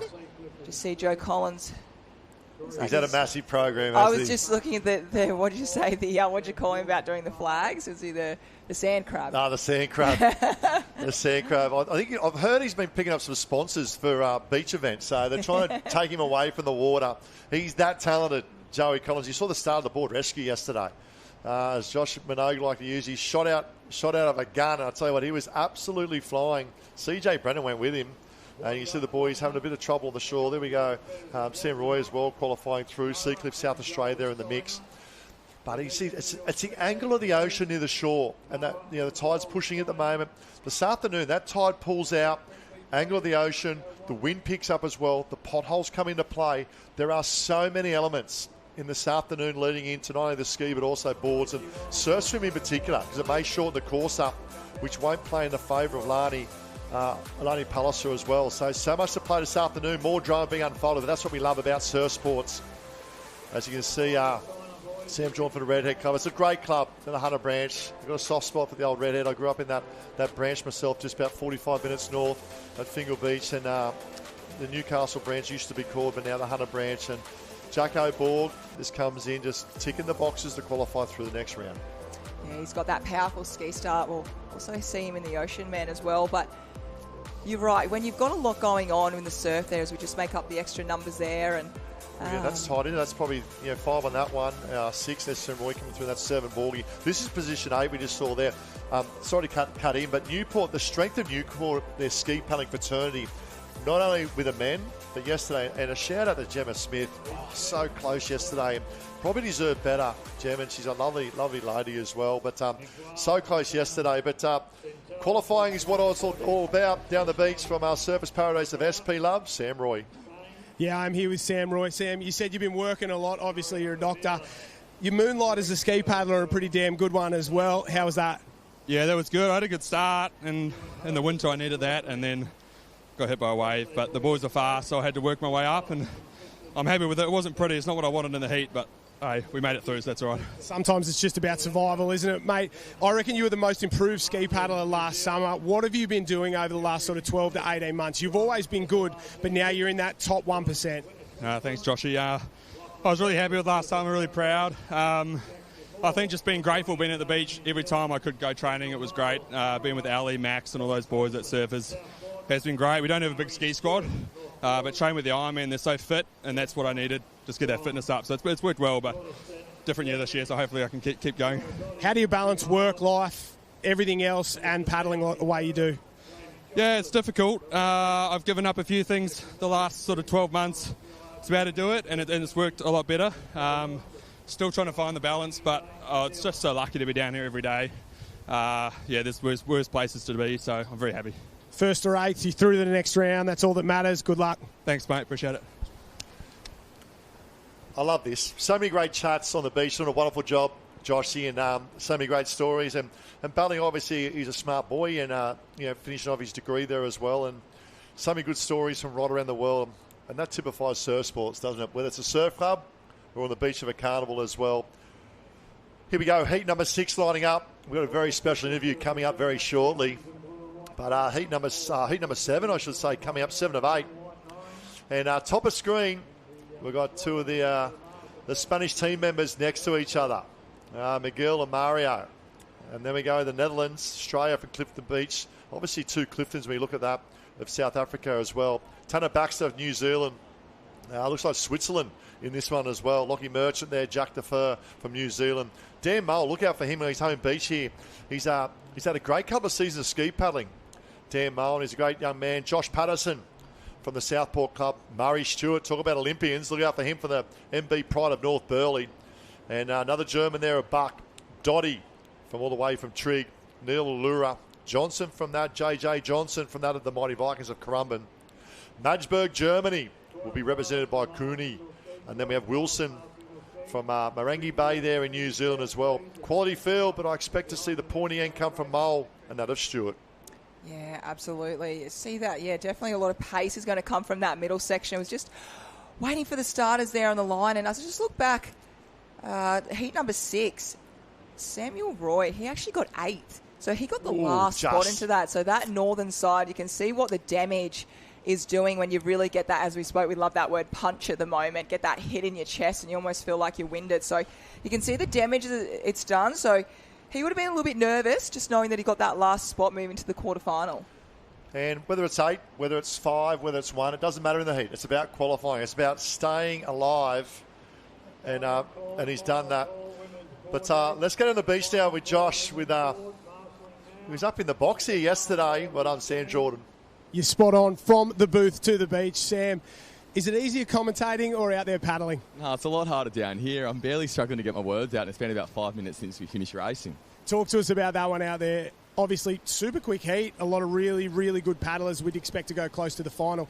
You had to fight a little bit for it. You know, it's funny, like, you have a look at the heat draw and you see the athletes that are in it, and you're right, there are a few good paddlers, but then you look at every heat, and there's great paddlers in every heat. The standard's really high here at the World Championship, so although there's, 8 heats, 8 first-round races, you need to be on from the very start, so I was pretty lucky to sneak around one at the start there and then get to shut things down a little bit. So I like it. You obviously watched the guys and girls go around yesterday. Did you take a little bit of that into your own game plan? Well, it's funny you say that. We spoke a lot yesterday about needing to make sure you do your work cutting back early, and I did that in that heat, but I probably was actually surprised by how much you needed to do that. Look, I think there's a very good chance I might find myself behind in the next round, and maybe that's when you roll the dice to chase it early. But yeah, I think it's really important to set yourself up on that finishing flag and give yourself that momentum on the way. Quarterfinal 4, what's the plan? Rest for now. Try and get some energy back in the system. I'm so lucky to have the Collins family here. I think Pete's going to do my sunblock when I go back up. Sandy's brought some Powerades down for me, so. Commentator, super paddler, congratulations. Good luck for the next round. We love having you at the beach, but we love it even more when you're out in the water, mate. We hope to see you in the final. Thank you very much, Joshy. Yeah, great job, Sam, Josh, and I love that. What about the support crew he's got? The Collins family supporting as we have now heat number 7. And we spoke about this man in front. He's an Olympian. He's a medalist, gold medalist in particular, Murray Stewart from of North Burleigh. And we saw Jackson Collins, I think, in Heat 2 earlier, and Murray Stewart looks very similar. Just, they're masters of their trade, aren't they? Looking very comfortable out in front.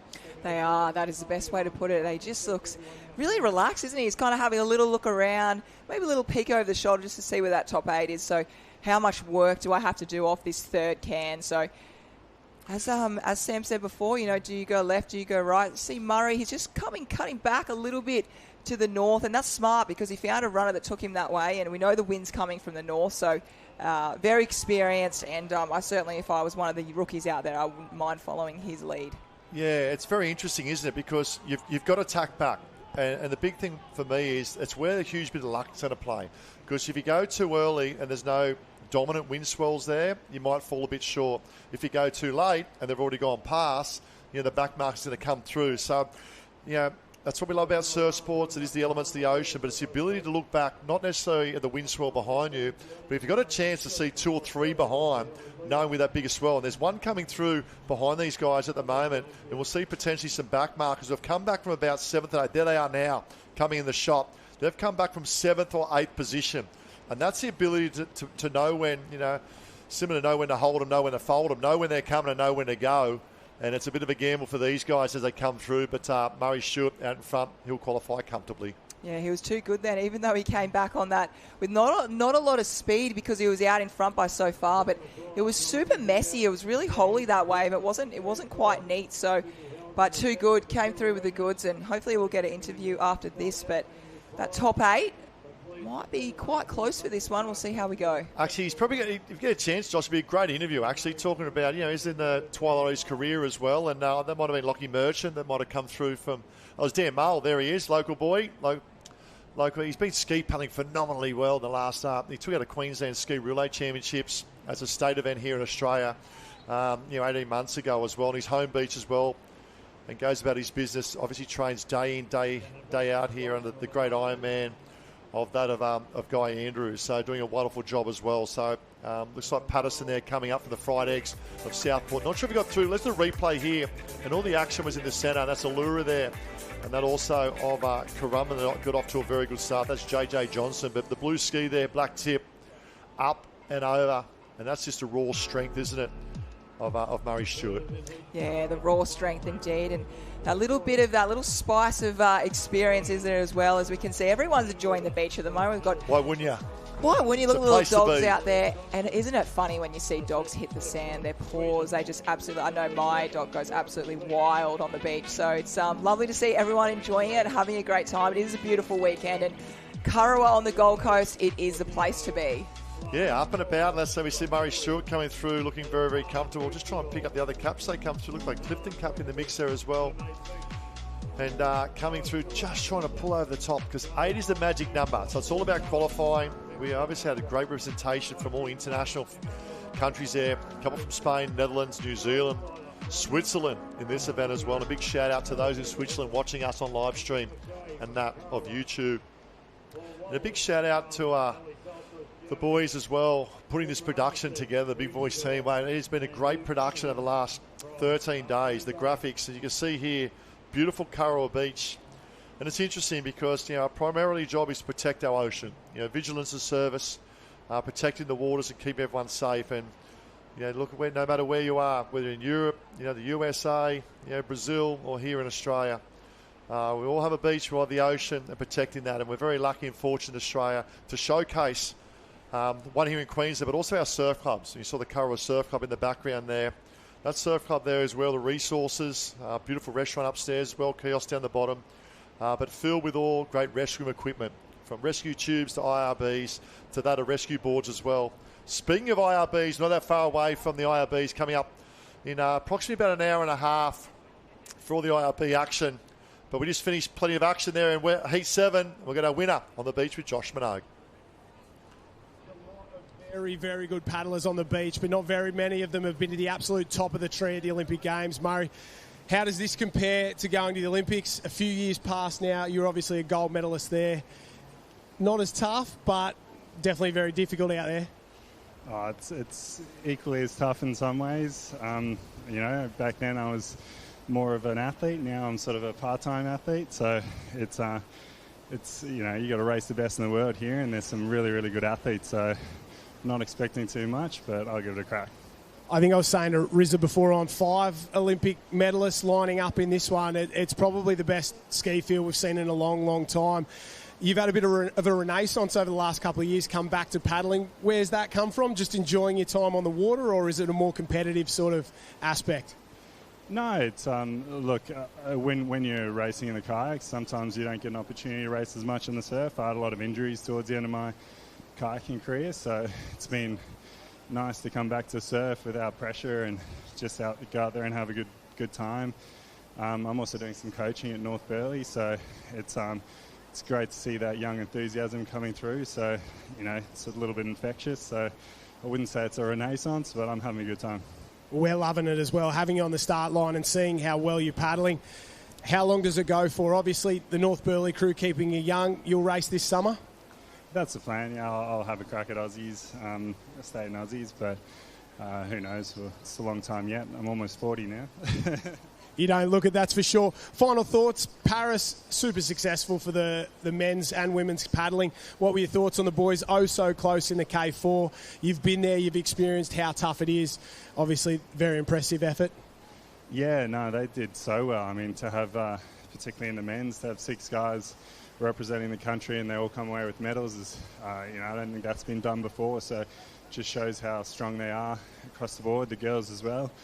Probably didn't get the medals that they wanted, but still really good, strong representation. So, I was a little bit disappointed for the boys, but, it's not every day you get a silver medal at the Olympics or a bronze medal for the K2. So, I was really pleased for them as well.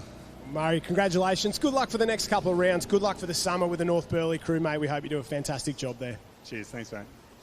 He sure does, Murray Stewart. And what about that part-time athlete? I tell you what, he does well for a part-time athlete, doing a wonderful job coaching there with Jez O'Connor and the crew. And I love that. You spoke about having a good time. And you always race better when you're more relaxed. And that's a true indication here at the moment. We can see out in front, it looks like Brooksy.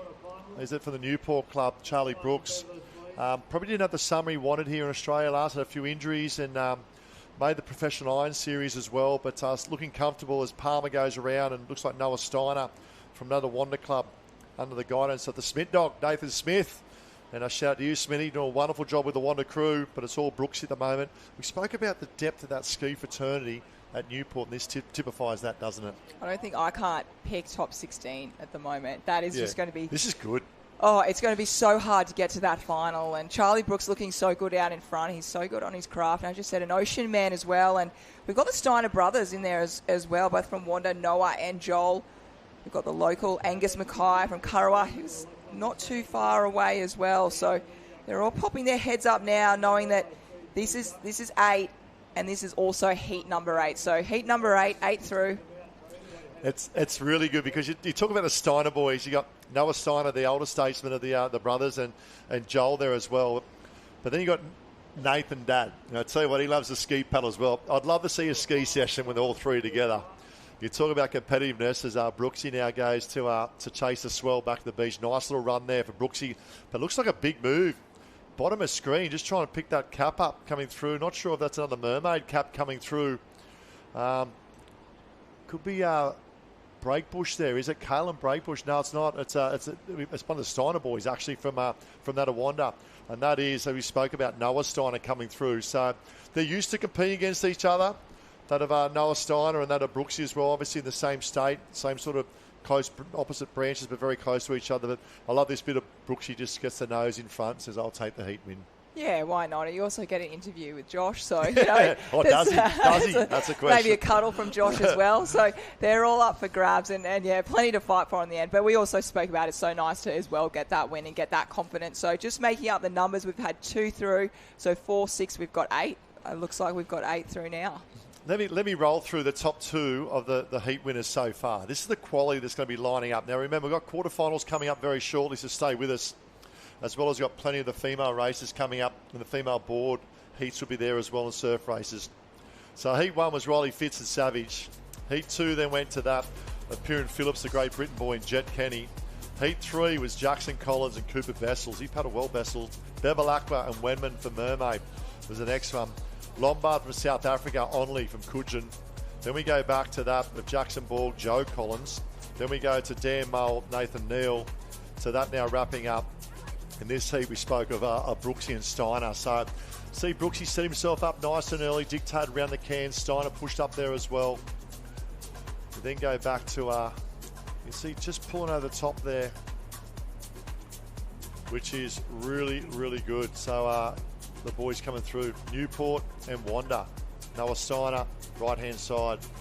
Smile come on the dials as well. They're enjoying the World Championships, but they're enjoying the heats. I'm sure the smiles might dissipate a little bit. It's more serious towards the pointy end of the day. Yeah, absolutely. That's certainly right. And we'll go down onto the beach because we've got our man Josh Minogue down there. Thanks, Courtney. I'm down here on the beach. Bailey Williams, well done. You're through to the second round of the ski race. You have to be happy with that. Yeah, it's a bit of a shock to the system. It's been a long, long time out for myself. But, yeah, happy to be here and stoked to get through that first one and get rid of the nerves. Big Bear, this is just, I guess, the entree, the main course, the Coolangatta Gold coming up later in the year. You're raising money for a charity and sort of trying to get behind this charity and getting yourself to the gold. It's been a big journey, hasn't it? Yeah, mate, it has. It's I had a good mate of mine that took his own life and it inspired me to do something special, and I've partnered with Gotcha for Life. They're an amazing charity out of Sydney. There's 13 men every day that take their own life in this country, and 2 women's. There's 65,000 suicide attempts a year, and we're not doing enough to help each other. And I just wanted to get on board and raise as much awareness and start as many conversations as I possibly can. So yeah, it's been a pretty special journey. So almost there, 32 days to go. You're not counting at all. How's the training been? The deep, dark winter. It's not bad on the Sunshine Coast, but it's definitely not easy, is it? No, we haven't got as tough as guys in Sydney, but it has been a long slog for myself. I started a bit over $1 and, yeah, there was some long, heavy run sets up Alex Hill, but I think they're starting to get a little bit easier, but I'm looking forward to seeing the end of it, put it that way. For those at home, how can they get on? Can they support, follow the journey? Yeah, so just jump on to gotchaforlife.com.au and find out everything that they're doing, and they're doing a fantastic job. You can donate on their website, or if you need to talk to someone, you know, they've got plenty of lines open 24 hours a day. So, yeah, if you need to chat to someone, please start that conversation and start that call.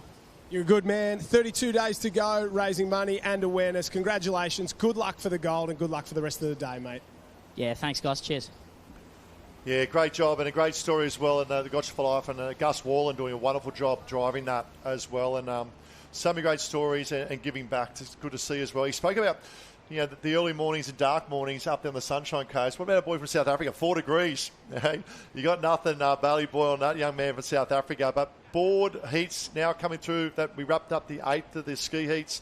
Ski quarterfinals will come up a little bit later on. But now we're over to that of the female board qualifying rounds, and it's about doing enough and coming in that top 8. It certainly is, yeah. The Open Men's Ski quarterfinals, they are locked and loaded to go again.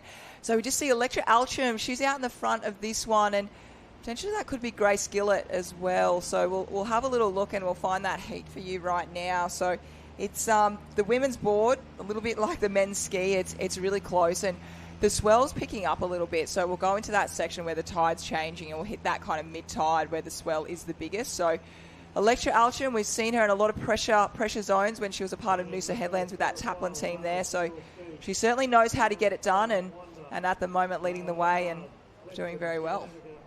It looks like heat number 3 for the girls here at the moment. So we'll look at the amount of heats. I think we're going to roll for the girls in particular. They're going to have 8 heats as well. So we'll take 8 going through to the quarterfinal. What have we got there at the moment? I think we've got about approximately probably 7 or 8 that are broken away in that mix at the moment coming through. So it does look like that of Electra Outram of another Sunshine Beach under the guidance of Wes Berg doing a wonderful job up there. And a lot of young boys and girls coming through the ranks there as well, which is great to see. So we'll just pick them up as they go. But it's all about qualifying at the moment. I think I saw a Service Paradise Cup.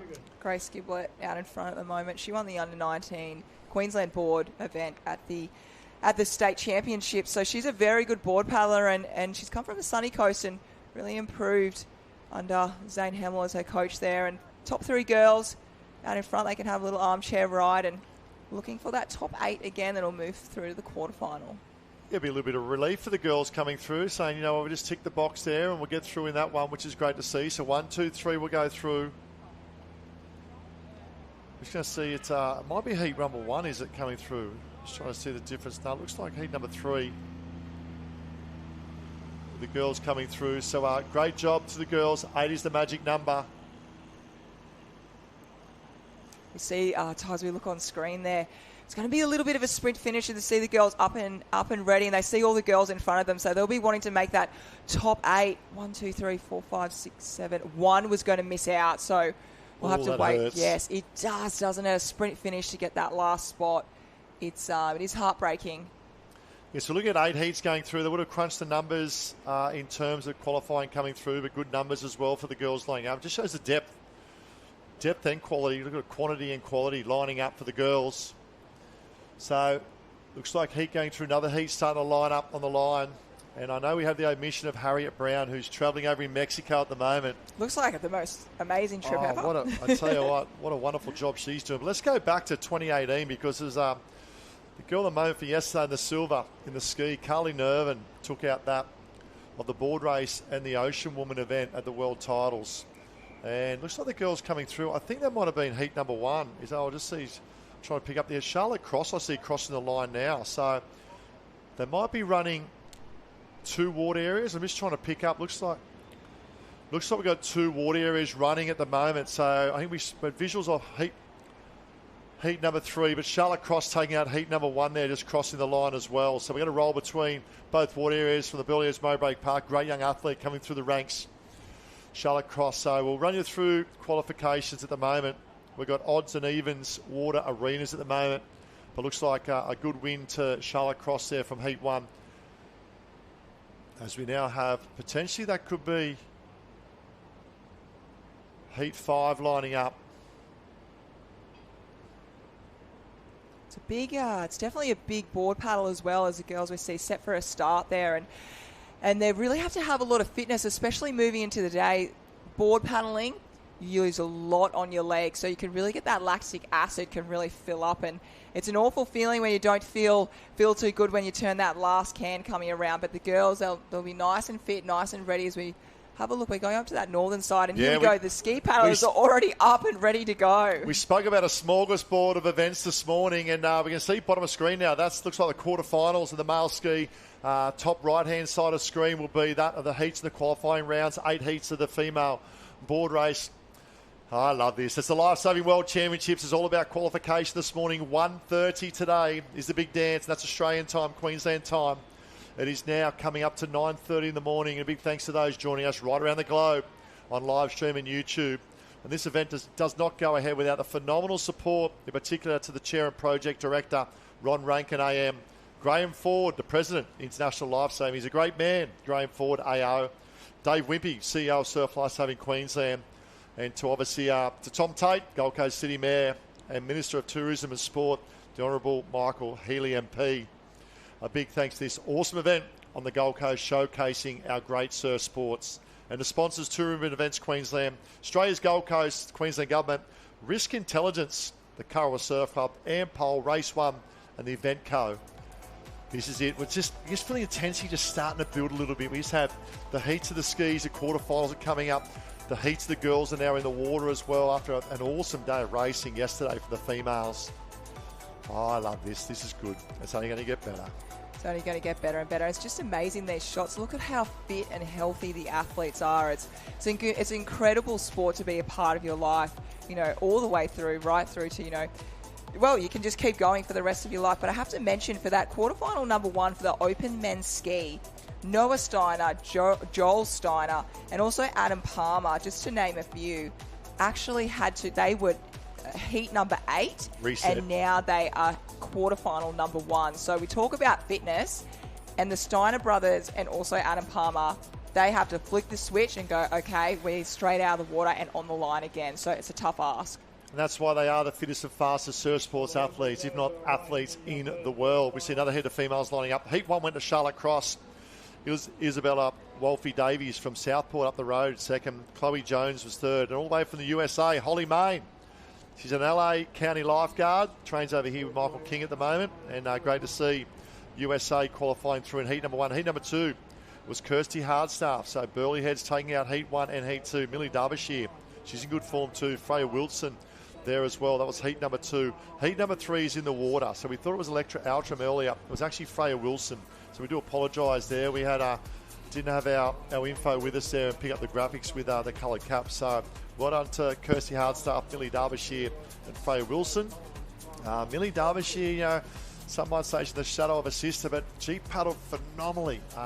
Phenomenal last season in those age ranks as well. So it looks like heat number 3 now lining up. Quarterfinals of the males are up and about as well. And we can see the handlers running around, getting the girls organised. The international flavours in this one lining up. And this looks like heat number 3 now. There we have it. We can see in particular Grace Gilbert we spoke about and Electra Outram. That's the famous Surfers Paradise blue cap with a gold star. And look out for the red, yellow and black stripes as well of Electra Outram. She was in scintillating form last season as well in the Professional Iron Series. Went through the trial. 80 is the magic number. Heat 3 here, Courts, of the female board. Yeah, absolutely. Yeah, sorry about that from both of us here. We're trying to pick up pick up what water area we're on, but we've got Brianna Newson, Half Moon Bay. She's representing.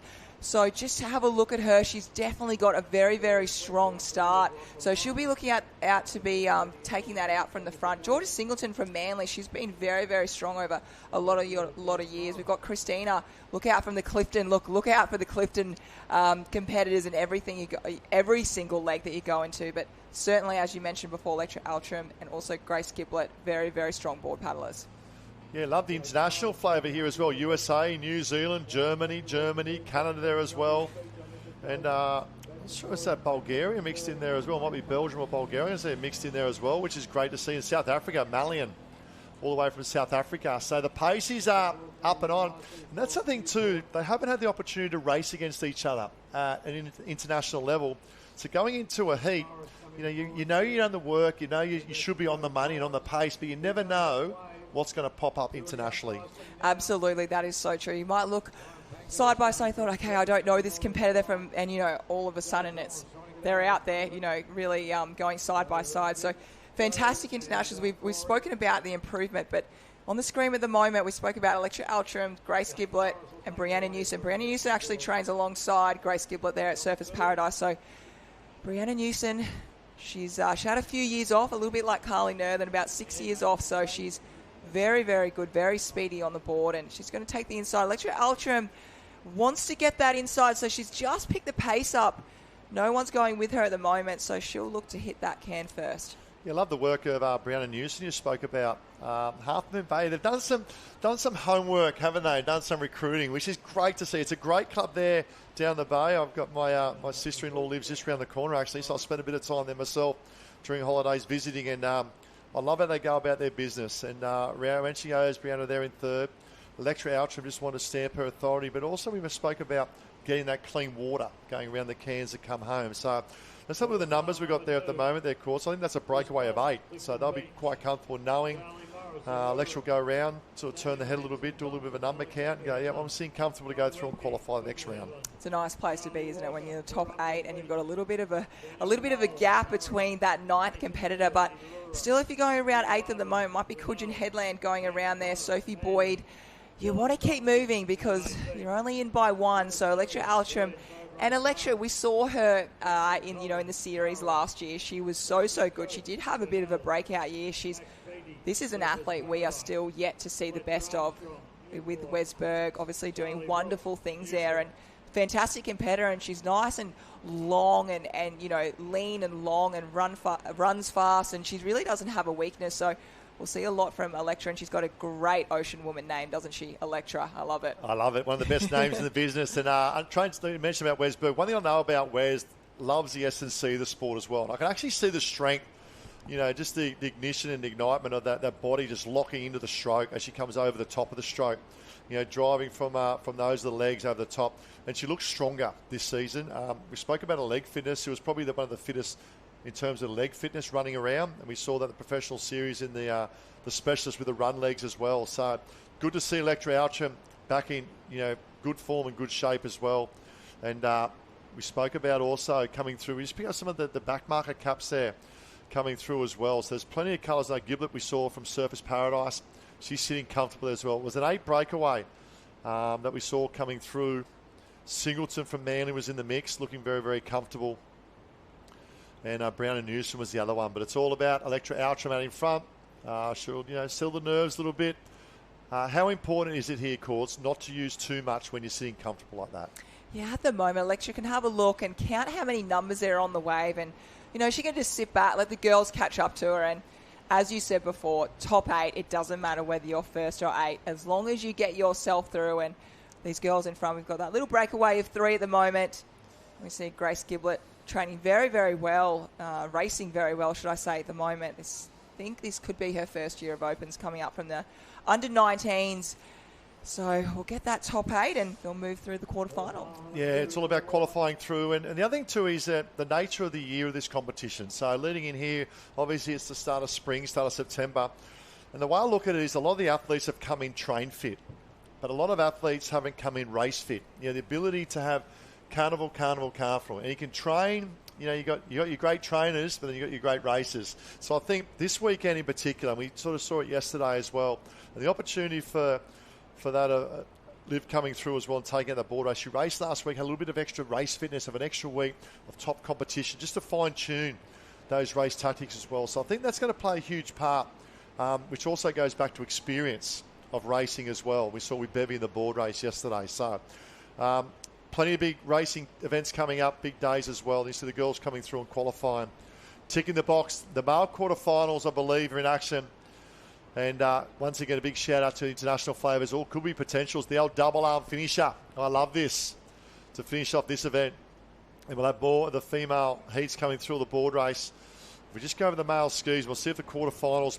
Okay, Jake Morris took out quarterfinal 1. Jackson Borg, Joe Collins, Mitch Morris, Corey Fletcher, Luke Chapman, Noah Steiner and Lachlan Warrener. They've gone through in that of quarterfinal 1 at the ski. Quarterfinal 2 is in the water as we speak. What a lineup that was already. I don't know how they can cut that back to 16 for that final. So it's going to be very, very tough as we just see the end of heat number 3 for the women's board on screen at the moment. So they're making their way through, getting through that heat, and then making it through to that quarterfinal. So as well, the same with the men out there in the ski. We'll be looking to that 16 for that final. So it's going to be very, very tight. Very, very tight indeed. And coming up, we'll either have heat number 4 or heat number 5. I'll get that for you in the moment. So it's all happening here, all before 10 o'clock in the morning. The officials doing a very good job. So we'll, I think we've almost, not too far away, may have an interview with Josh Minogue on the beach. So we'll head down there right now. Thank you, Josh. Thanks, Courts. I'm here with Lily Finady. Lily, a little different cap than we're used to seeing you in. Obviously, Sydney originally, now on the Gold Coast, but you're racing for Sussex County in Delaware in the US. Talk to me a bit about how that's come about. Yeah, a few of the Northcliffe girls organised to join Sussex County, and World is all about making new friends, meeting people from across the world, and I've joined a new team, got new teammates, and it's been an awesome experience, and that's what it's all about. Yeah, obviously with that cap of 10 athletes, very tough to make some of these clubs teams and an opportunity to race. We've seen a lot of the guys and girls sort of bouncing around. How's the experience been so far? It seems like you guys are having a blast. Yeah, it's been a great weekend, great weather, and racing's awesome. And first weekend back racing, it's off the off-season. It's been so good. So with the new team as well, and still under the tent with the Northcliffe girls as well, and we're all getting around it. So. Have the girls from Sussex County and Delaware been teaching you a little bit about the lifeguard culture over there in the US? Yeah, 100%, teaching us the American accents as well. And they're all beachies as well, so they've been getting around us in the rescue tube, and we did well in that. Yeah, it's been awesome. Can you give... Mastered it yet? Well, we'll leave that one by. Good luck for the rest of the rounds and good luck for the rest of the summer. Can you give us a go, US? Go USA!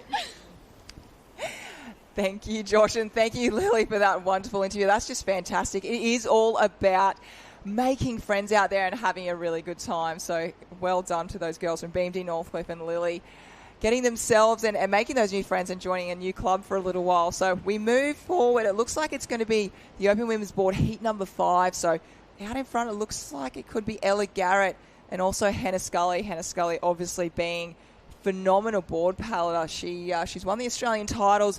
We've seen her win that before, so they're going around the Cairns at the moment. And be careful of Ella Garrett. She is a fantastic competitor. I love seeing her at the interstate championships where she had that sprint finish with one of the boys in the Taplin relay there, and she was incredible finishing off that. So very, very strong. So we'll look at the girls just coming around at the moment. So does look to be Hannah Scully just on her belly at the moment. We mainly see Hannah up on her knees, but she'll be making sure that she really just conserves that energy. And Ty, with being on your belly, that's where you can serve a little bit more.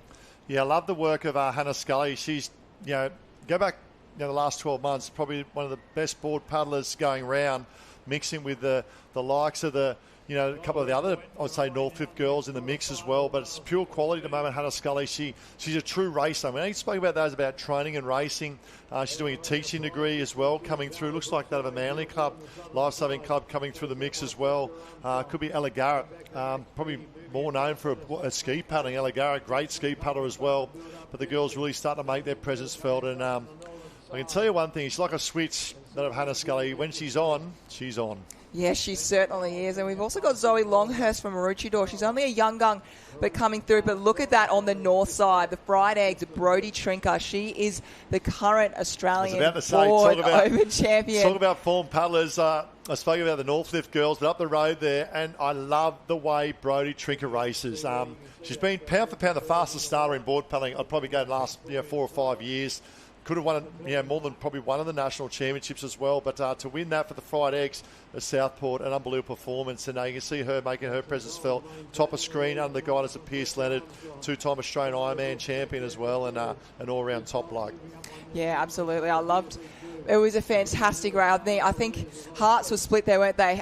Obviously, Harriet Brown having her last race ever there up against Brody Trinker. And Brody Trinker, it was her maiden victory. And as you said, Ty, spot on. I think, we've seen her over the many, many years, 4 or 5 years. She could have won multiple board races, but never quite clutched on to that gold. So for her to win that Australian title is very well deserved. Beautiful girl as well. Yeah, and family heavily entrenched in surf life. So I know a mum of this branch of Lifesaving where this event's being held is the admin officer as well. So Brody Trinker, well done.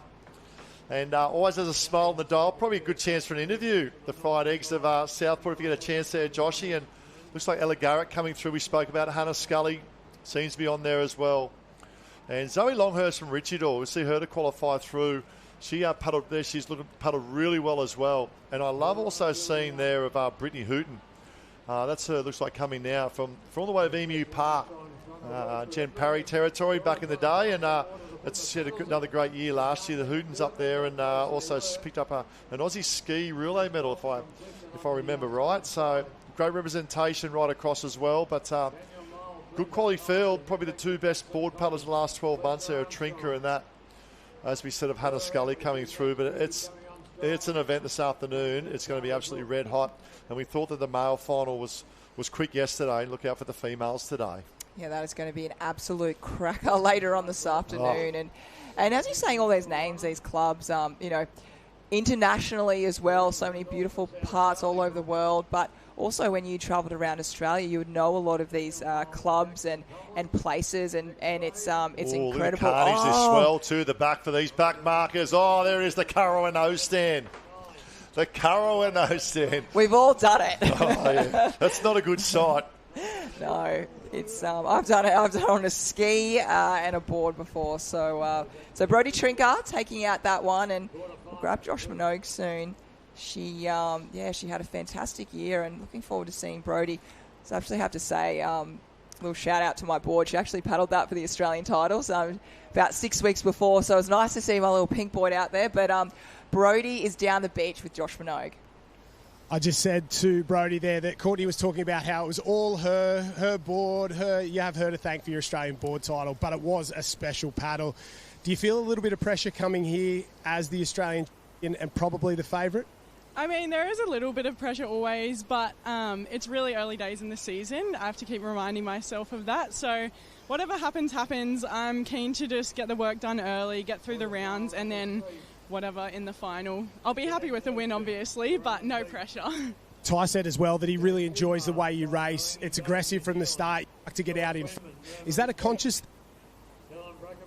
I think my mind just goes into like flight mode or fight mode. Fight mode probably more likely. But so I always just prefer to have a good start. It's probably a mental thing as well. But yeah, definitely like trying to get out the front from the start is a game plan.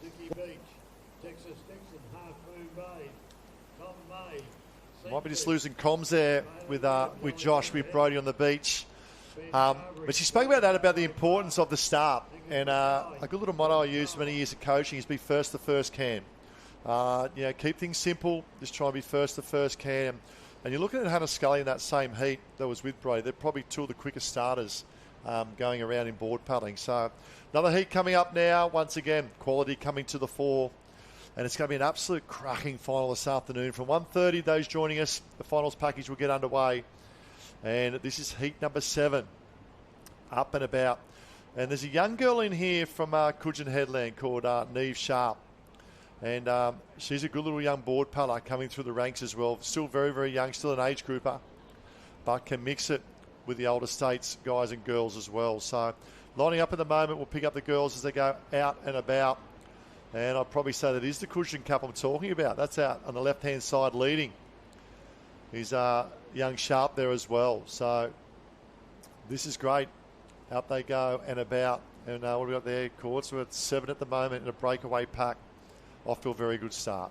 Great place to be in. Yes, I've seen Sharp doing very well at the moment. They've got under Scott McCartney there. Got a great spot in Coogin Headlands. And we actually see Ella's sister, it is Tilla Garrett, out there as well. So they're going side by side and got a good little gap at the moment. Looks like Chelsea Gents, training partner of Brody as well. She really gets around the team events, and another great one. But this is the first time we've seen all morning just really, really spread out. And I think you can tell by the tempo of the ladies out in front. So this is 1 and 2 at the moment. Looks like a nice little Sunday paddle out at the moment for the girls. I know they're just going to cruise through comfortably, which is a big advantage because we saw how quick they're going to turn around for the quarterfinals, and the tempo will pick up. Chelsea Gents, Courtney Bryant might be tucked in behind there as well. Chelsea Gents in 3rd place. What about when you see a club mate like Brody Trinker? Obviously, it's only a heat, but you see a club mate the race before perform well. It adds a little bit of extra boost to your performance coming up, doesn't it? It certainly does, absolutely. And Pierce Leonard doing wonderful things there. And Brody Trinker should be a great inspiration for the girls there at the Fried Eggs. Isabella Wolf-Davies also, she took just behind Charlotte Cross in that heat number 1. So we'll have, looking like at the moment, once we round this up, we're looking like we'll have 3 of the Southport girls going through to that quarterfinal. So great board paddlers from that Good board club. relay team if they had it. Yes. I think she'll make good school. Brody Trinker, I think, will make a good school teacher as well. So there you go, bros. But out front at the moment, it's the Sky Blue Caps as one of the main Lifesaving Club. And that are the Sky Blue and the White. Knees sharp there at the moment. So doing a good job. Lie down majority of the way. So quite interesting, isn't it, when you look at, it's all about conditions for my liking. Your prone lie-down paddlers. You saw Kai Taylor in the board final yesterday lead out as well. So in these conditions as they stand, I think it's hard to say. It draws much debate in terms of you kneel up to your prone, but I think these conditions, from the experience I've seen over the years, it's probably a 50-50 in terms of which way to go. Or would you go knees all the way? Well, I'm probably 3/4 knees, 1/4 on my belly. I like to reset, and I do enjoy going my belly, maybe being predominantly a swimmer. But we see out in front of the girls, I'll just quickly run through. They've actually, heat number 8's done. Lizzie Wellborn, she is going to be tough to beat. Morgan Trinker, another Southport in as well, the sister of Brody, Georgia Miller. Charlize Menefee, Carly Nerthen in 5th there, Piper Harrison, Fenella Gibbs from Noosa, and April O'Gorman from US Sussex County. So she actually might be one of the Northcliffe competitors, but that is our top 8 from heat number 8 as we move back to heat number 7 on screen. And I think I saw the old girl to see who coaches here at the Curraway Club, Miranda Goodwin as well, which is great to see. Obviously, she's a coach with the youth and doing a bit of a seniors, does the nipper coaching at the Curraway Club. And just like yourself, Courts, it's great to see the young ones see their coaches coming through and competing as well, which is great to see. That's coming up very shortly. Yeah, it's a quality. What's that heat number? I might pick it up. Coming up, just say coming up. Number 7's just been done, and they've just finished. We've actually in the other ward area. So it was Lizzie Wellborn who took out that ward area ahead of Morgan Trinker, Georgia Miller, G in 3rd. Charlize Menefee there in 4th. Carly Nerthen, there you go. Miss Cars, you could have watched it in 5th. Piper Harrison, Fenella Gibbs-Beale, April O'Gorman, and Miranda finishing 9th and just missing out the local coach of Currawa to go through. So I think that wraps up now the 8 heats of the female board. They'll go to quarterfinals. The quarterfinals of the male ski. We spoke about quarterfinal 1. But, there's plenty more action coming up, plenty more action on the beach, plenty more events. But it's just about qualifying through, isn't it? It's about staying alive, conserving energy, but also how important is it to refuel in terms of food, but also hydration.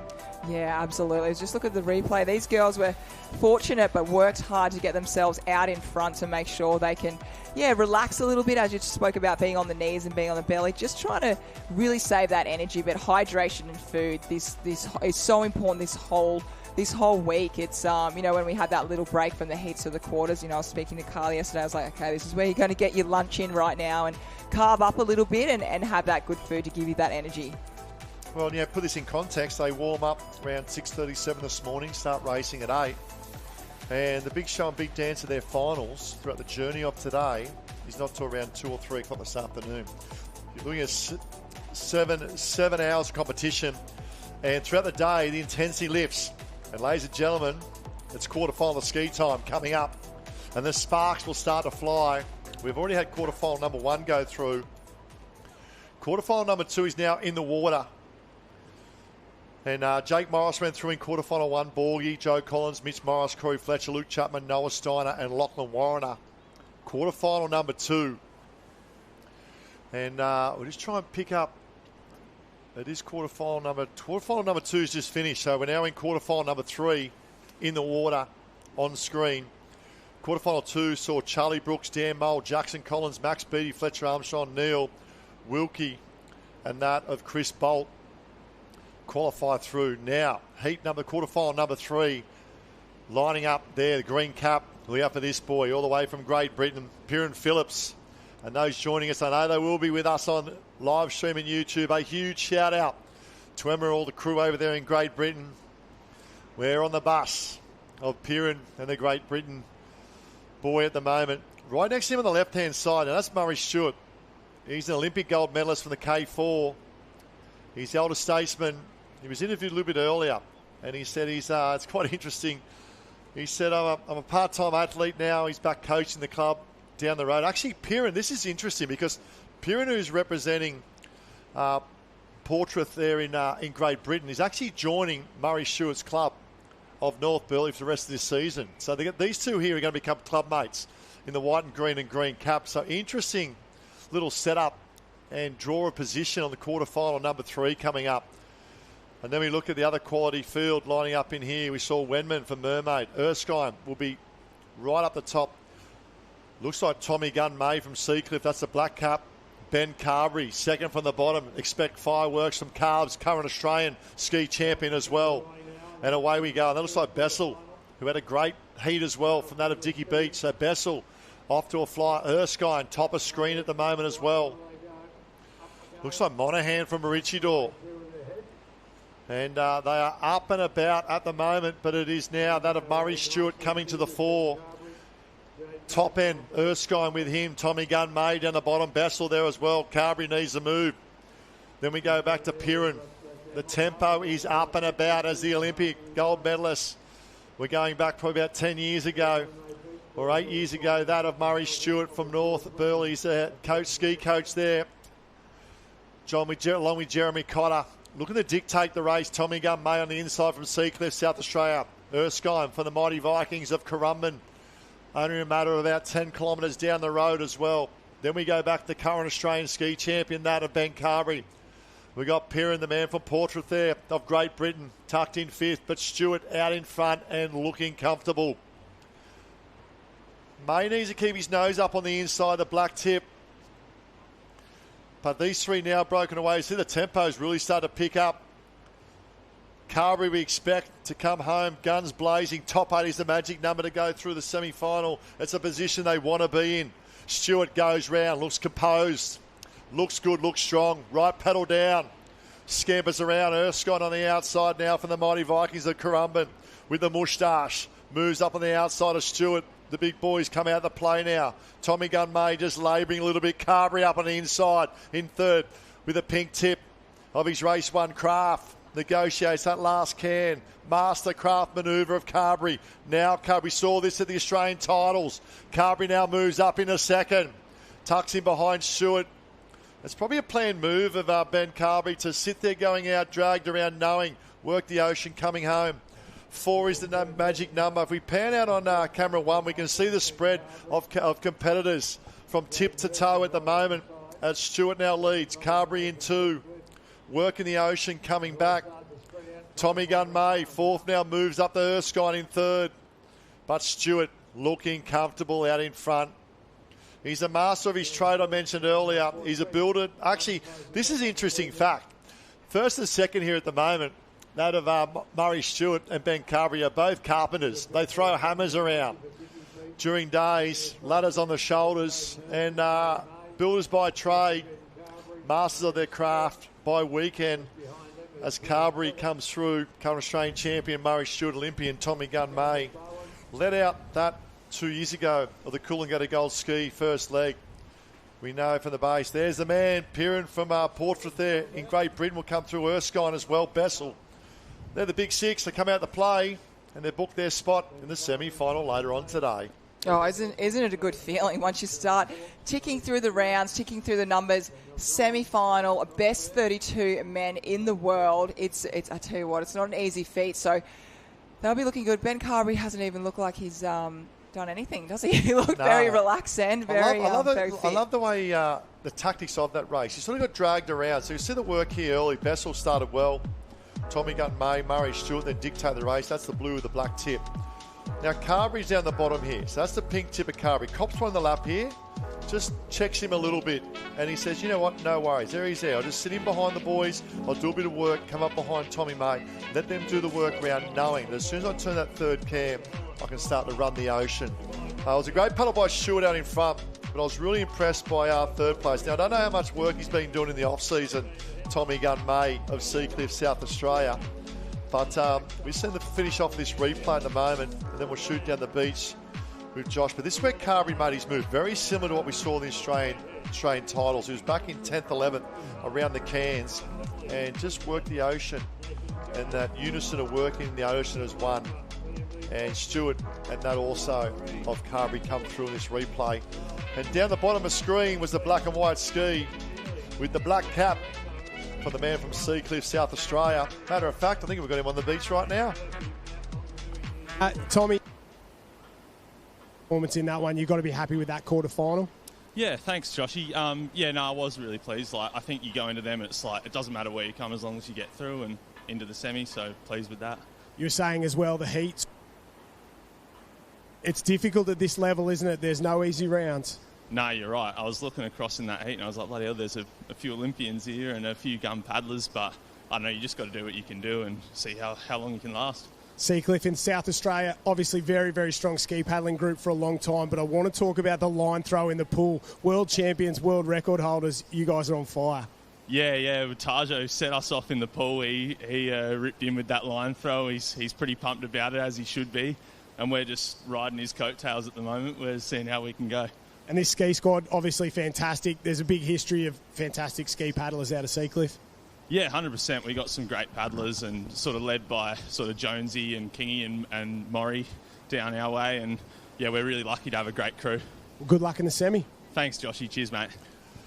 Well done, Tommy Gunay and Josh. And for those that don't know, that black cover Seacliff, South Australia, it sits pretty much right down the bottom of Australia. So if you go to the middle, dead smack bottom middle of Australia, just outside of that Adelaide, a big shout out to the Seacliff crew.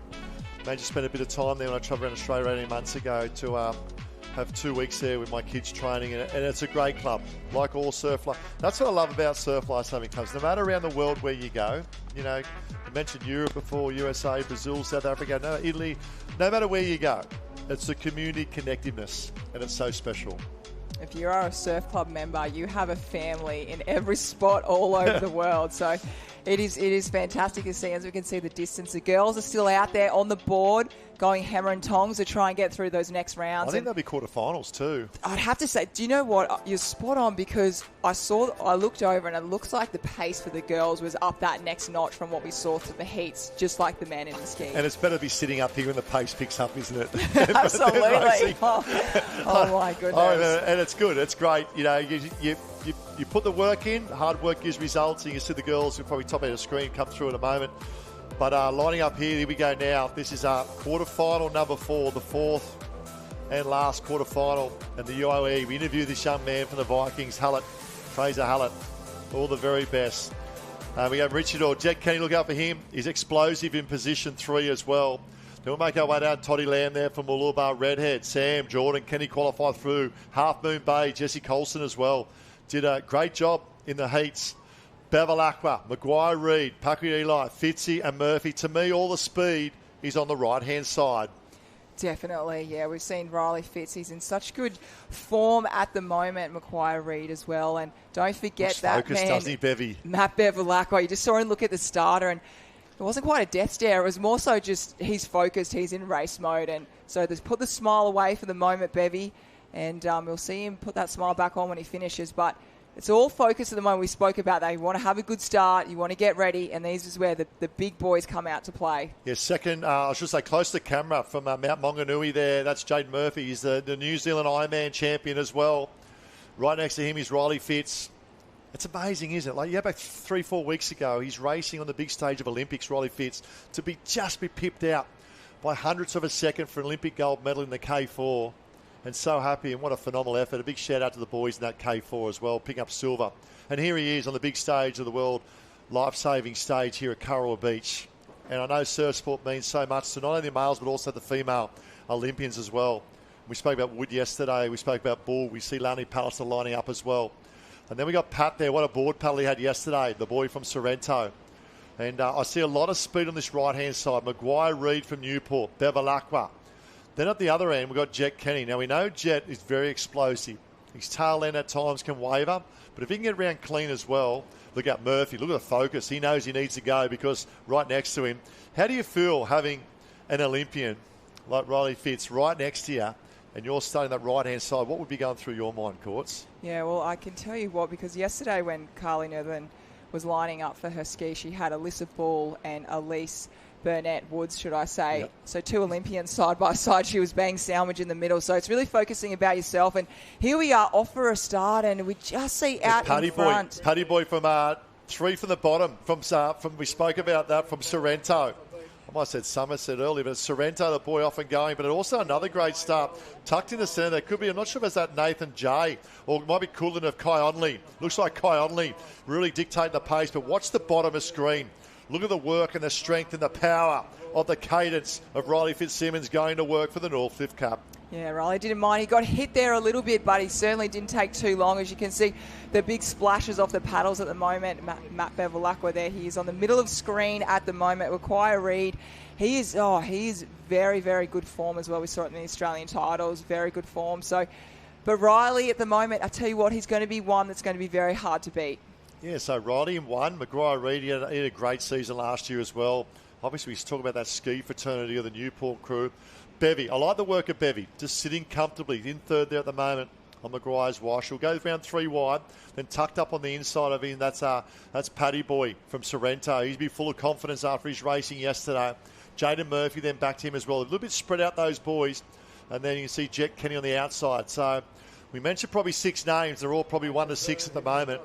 They'll go round. Congestion now for the red zone of 7, 8, and 9 at the moment going around that first cam.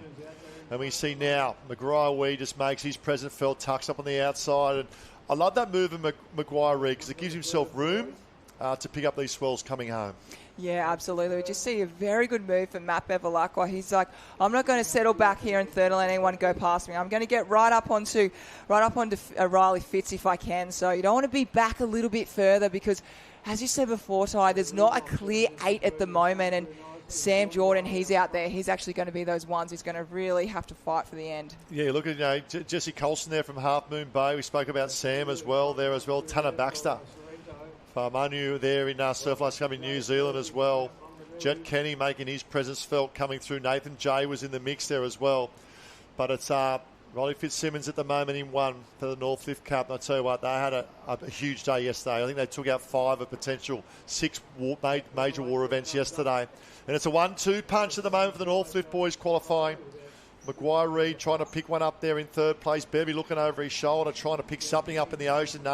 He's just bogged down a little bit, Bevilacqua. He'll be comfortable to still qualify through in the top 8, but come a semi-final and final, that craft's got to be running and running fast if you want to get through that top 8 to qualify for the final. Definitely. Bevy would have a bigger program than most of the other men on screen at the moment and in this race doing the Ocean Man and the board as well yesterday taking the win, but nicely top 3 coming in. Here we go, 1, 2, 3 courts. Let's go, 4, 5, 6, 7 leaves, 1 spot and 1 spot only. Will we have one on the next wave or will we have a couple coming through? Riley Fitz, this is what we talk about. Congestion. I can tell you something, ladies and gentlemen, 5 does not go into 1. And we'll leave that with the judges. Obviously you can see the flags and the drones probably just set off skew. Sam Jordan may be in trouble qualifying through. Hopefully he gets through for the commentary team. We're on his bus. But it's the luck of the ocean coming home as well. And we just saw you can get a nice little runner, and then if you lose that little bit of boat speed, just get caught in a little bit of a rut. And we saw Bevy just lose a little bit due to that wind swell, but then he managed to pick the next one up as well. So there's Sam Jordan there in that of the Redhead Cup. But all the speed. Look at this second from the bottom. Up and over. Probably gave a little bit away to that of to the Flying Coudjin. And then Riley goes round, dictated the race. Kai Onley was the start of the Coudjin boy of Kai Onley. And we spoke about the danger back in 7, 8, 9, didn't we? And that typified that in the finish as well. So I guess to call this coming home course, we'll see if we can pick up these minor places. Yeah, speaking about that group there from 5, 6, 7, 8, Bevy was in that 3rd position and he just thought, I'm not hanging around. I don't want to be a part of that and being that big program. Doesn't want to do a sprint finish. But Riley Fitz, he looked comfy right from the get-go. Didn't have one of his faster starts. He got a little bit hit on that southern side, but he really came through and he just made it look so easy. There's your 7. I'll tell you something. Let's have a list of 8 congestion. I'll probably say top of screen, unofficial on the Dow cam. The Dow later. But I will say something. If we go back 6 years ago, Riley Fitzsimmons won the World Championship. So they're in the back of the mind as well. But he's got plenty of competition. There's a boy over in Western Australia with a green cap who's up and about after a phenomenal board paddle yesterday. Josh Minogue down with Pat. Talking about the board final yesterday, Pat LA, mate, you came so close. You were in it up to your eyeballs in the final stages, but you turned around and there was, 8 on that next wave. How do you overcome the disappointment to move into this one today? I think, well, obviously I was really disappointed yesterday. Sort of didn't go my way, but I had a good chat to Charlie, who was also in it and didn't really get anything out of it. He said it's no point being mad at waves, you know. Just got to look at the paddle, be happy with that paddle, and then the ocean will always sort itself out. So, bit of disappointment, but that's all good.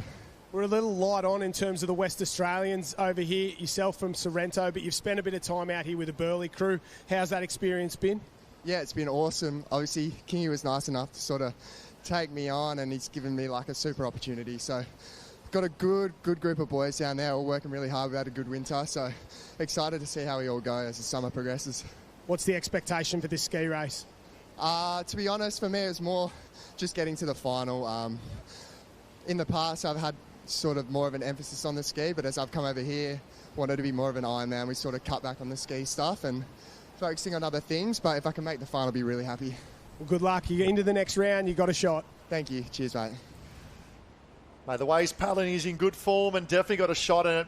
I love the diversity of him. Spoke about transferring that to a bit of an iron set as well. So good to see. Now the smiles and the dials of the boys down here, they could be potentially going straight to semi-finals. There's Axon Jackson Collins, you can see lining up there with Borgie and Piran there. The poster boy, Great Britain, Jaden Erskine there as well. So I think the boys are hanging around, got the arm swings going on. They want to maintain, obviously, that blood flow, a little bit of warmth as well, don't they? Because if they're going to semi-final, there's no downtime in between races. Absolutely, and every athlete's a little bit different. Some need a bit more of a warm-up, and other athletes don't need as much as well. So you've got to kind of learn what works for you. So in that last quarterfinal, we saw 2 of those athletes will be going to semi-final number 1, and the other 6 will be going to semi-final number 2. So 6 of the athletes from that top 8 we saw will get a little bit more rest, but 2 of them will have to move forward to that first semi-final. So there isn't too much recovery. It's going to be a tough one. I'm looking through the names at the moment, and it is going to be on tie. I really feel like these athletes from the start, they've got to treat it like a final. Most definitely. Sometimes it's hard to get through the semi-final. Obviously, they want to make that final, but it's that next step. So, quarterfinal number 4, here we go. Riley Fitzsimmons went 3-1. Bevilacqua, Maguire, Reed, we spoke about. Paddy there for Sorrento. Jet Kenny, Nathan J leads 2 spots. Jade Murphy, Mount Maunganui boy, and Zal Outram. Wow, what about that? Picking up the 8th spot, and it's all about qualifying. Kai Onley, he led early, and from Burnie, Brad Rubach from Burnie just falling short in 10, along with that with Sam Jordan as well. So, shout out to those guys being eliminated in the quarterfinals, and the semi-finals are not far away whatsoever. I think we're lining up for those. The girls' quarterfinals on the board in action as well. Dan Mull, front and centre on camera at the moment. His home beach, that's the Karawa Cup. That's the host cup of this beautiful Golden Sands and blue water of that of Karawa. The ski boys will be getting ready, and the sparks will fly. And talk about sparks to fly, I believe we may have the female semi-finals coming up very shortly, but do not go anywhere on YouTube and that of live stream. It is day 2 of the Open Ocean Championships of the Lifesaving World Championships. Bit of a tongue twister, that one, but so great to have you here with us. We're having a great day. Surf sports at its pinnacle and cream of.